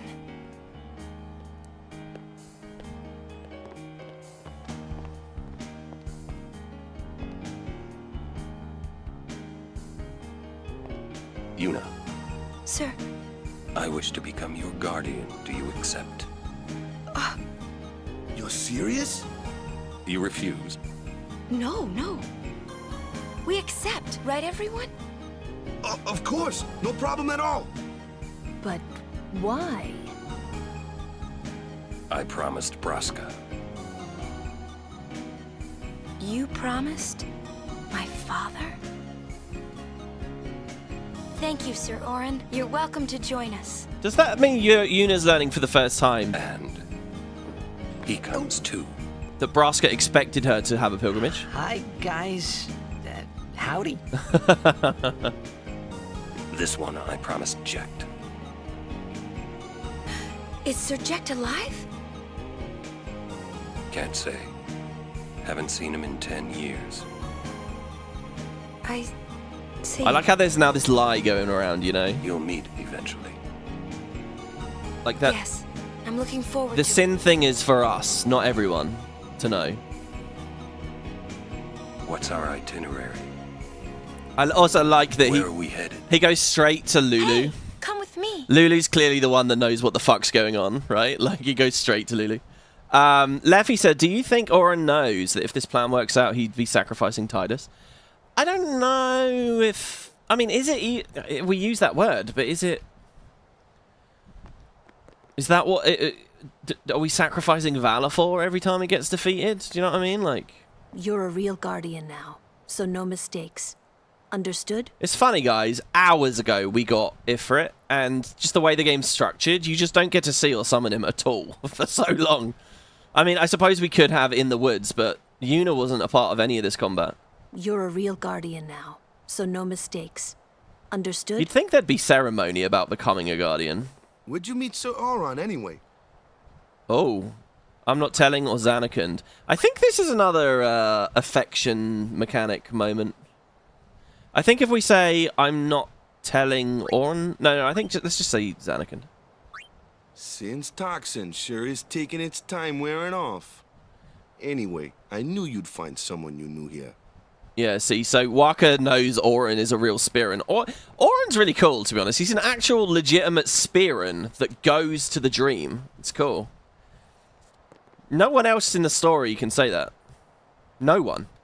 Remember, you're suffering from Sin's toxin. Don't say otherwise. Well, okay, you Yevon. Remember, you're... And so Oren wants us to keep telling people this. Don't talk about the Zanarkand thing. And Kamari, of course, is still not talking. It's not his time yet. Hello, Yuna. We're not feeling very good. Hey, watch.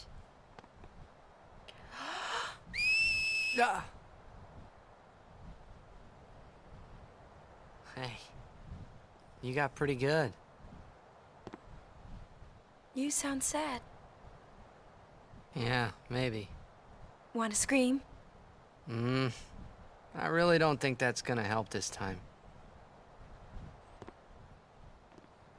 You know what? Hmm? It's embarrassing to say this myself, but summoners and their guardians are kind of like Spira's ray of light. A lot of people in Spira depend on us. I learned to practice smiling when I'm feeling sad, you know. I know it's hard. Yeah, I understand. I think. Right. Now let's see what you can do. Huh? Come on. The face animations suck, but the body movement's really good sometimes. I like the way she put her hand up there.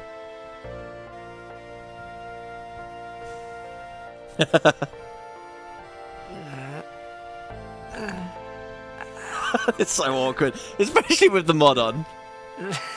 This is weird. Next, try laughing out loud. See, what? Notice how he just laughed when he said this is weird, like an actual normal authentic laugh. Come on, show me.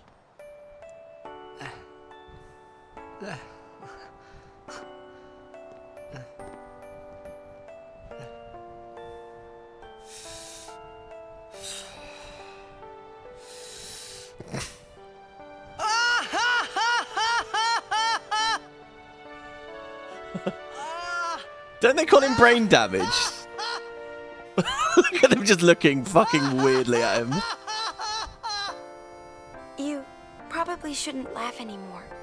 I mean, come on!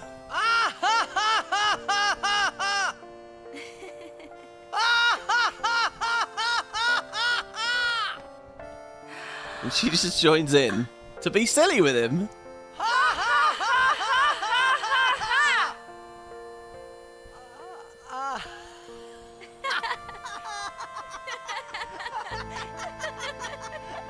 Yeah, Walker's sitting there thinking Sin's toxin. Oh my god. Too was your idea.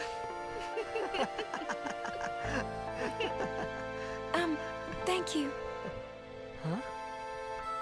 I want my journey to be full of laughter. Okay.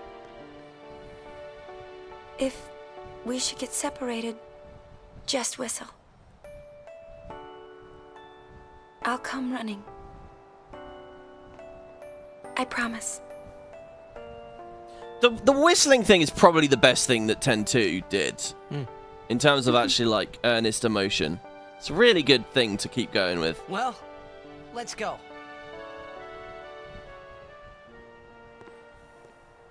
They're just all looking. You hit your head or something? What are you looking at? We were just worried you guys might have gone crazy. Sorry. Well then, alright. Now, we will go to the temple at Jose. It's really sophisticated. And Guardians, don't forget to smile. Remember, come on, man. It's a 2001 release. It's very, very impressive. I feel very lucky to have lived through gaming as it developed so fucking fast.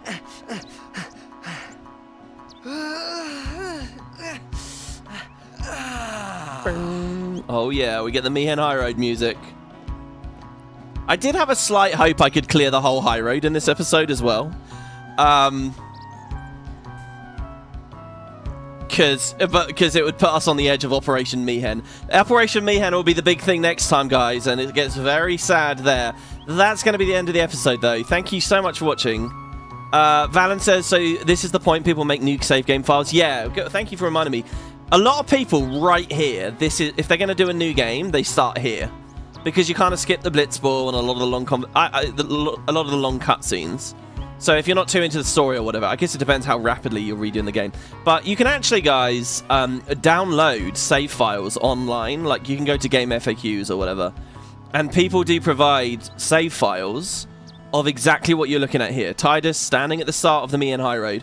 And what they'll do is they won't have ever done anything on the sphere grid. So you can spend the levels...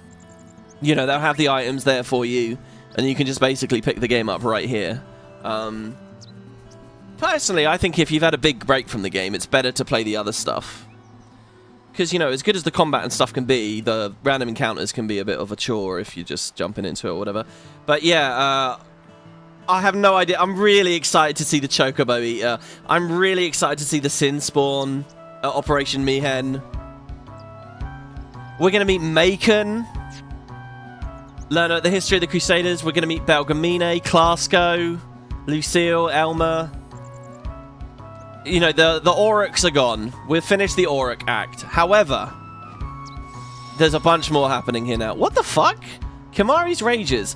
In this mod, you can learn Ronso Rages even in simulation battles on sphere monitors. Also, you did learn Mighty Guard, right? I did, yes. Minigames. In this mod, there are no items to gain from minigames. You can skip playing any of them without being at a gameplay disadvantage for it. Oh, this is awesome. So there he's hijacked the Save Sphere Level 2 dialogue, right? Which in the vanilla game just tells you can now play Blitzball, which is self-evident and not really needed to be tutorialized. Yeah, I don't know about what the Blitzball League prizes and stuff are going to be. Guys, that's it for today. Thank you so much for watching. Thank you so much for those members earlier. It's been brilliant. Thanks, guys. I hope you're enjoying the little Christmas season as we get a bit closer to Christmas here. Join me next time. I'll be here tomorrow. We'll be off down the high road. And hopefully see Kimahri cast Flare a few more times. So I still want to figure out the overdrives a bit more. Like summon Ifrit and stuff. I mean, we get the summon battles. Should be good. Thank you, everybody. Hope you enjoyed. And I will see you tomorrow. Take care, guys. Bye-bye. Thanks for the stream. I'm expecting a replay of the Blitzball game to win next time. I mean, if people do want to see it, genuinely, check out the video that I did in the other LP. I mean, it is there. Alright, guys. Thank you all. Bye-bye.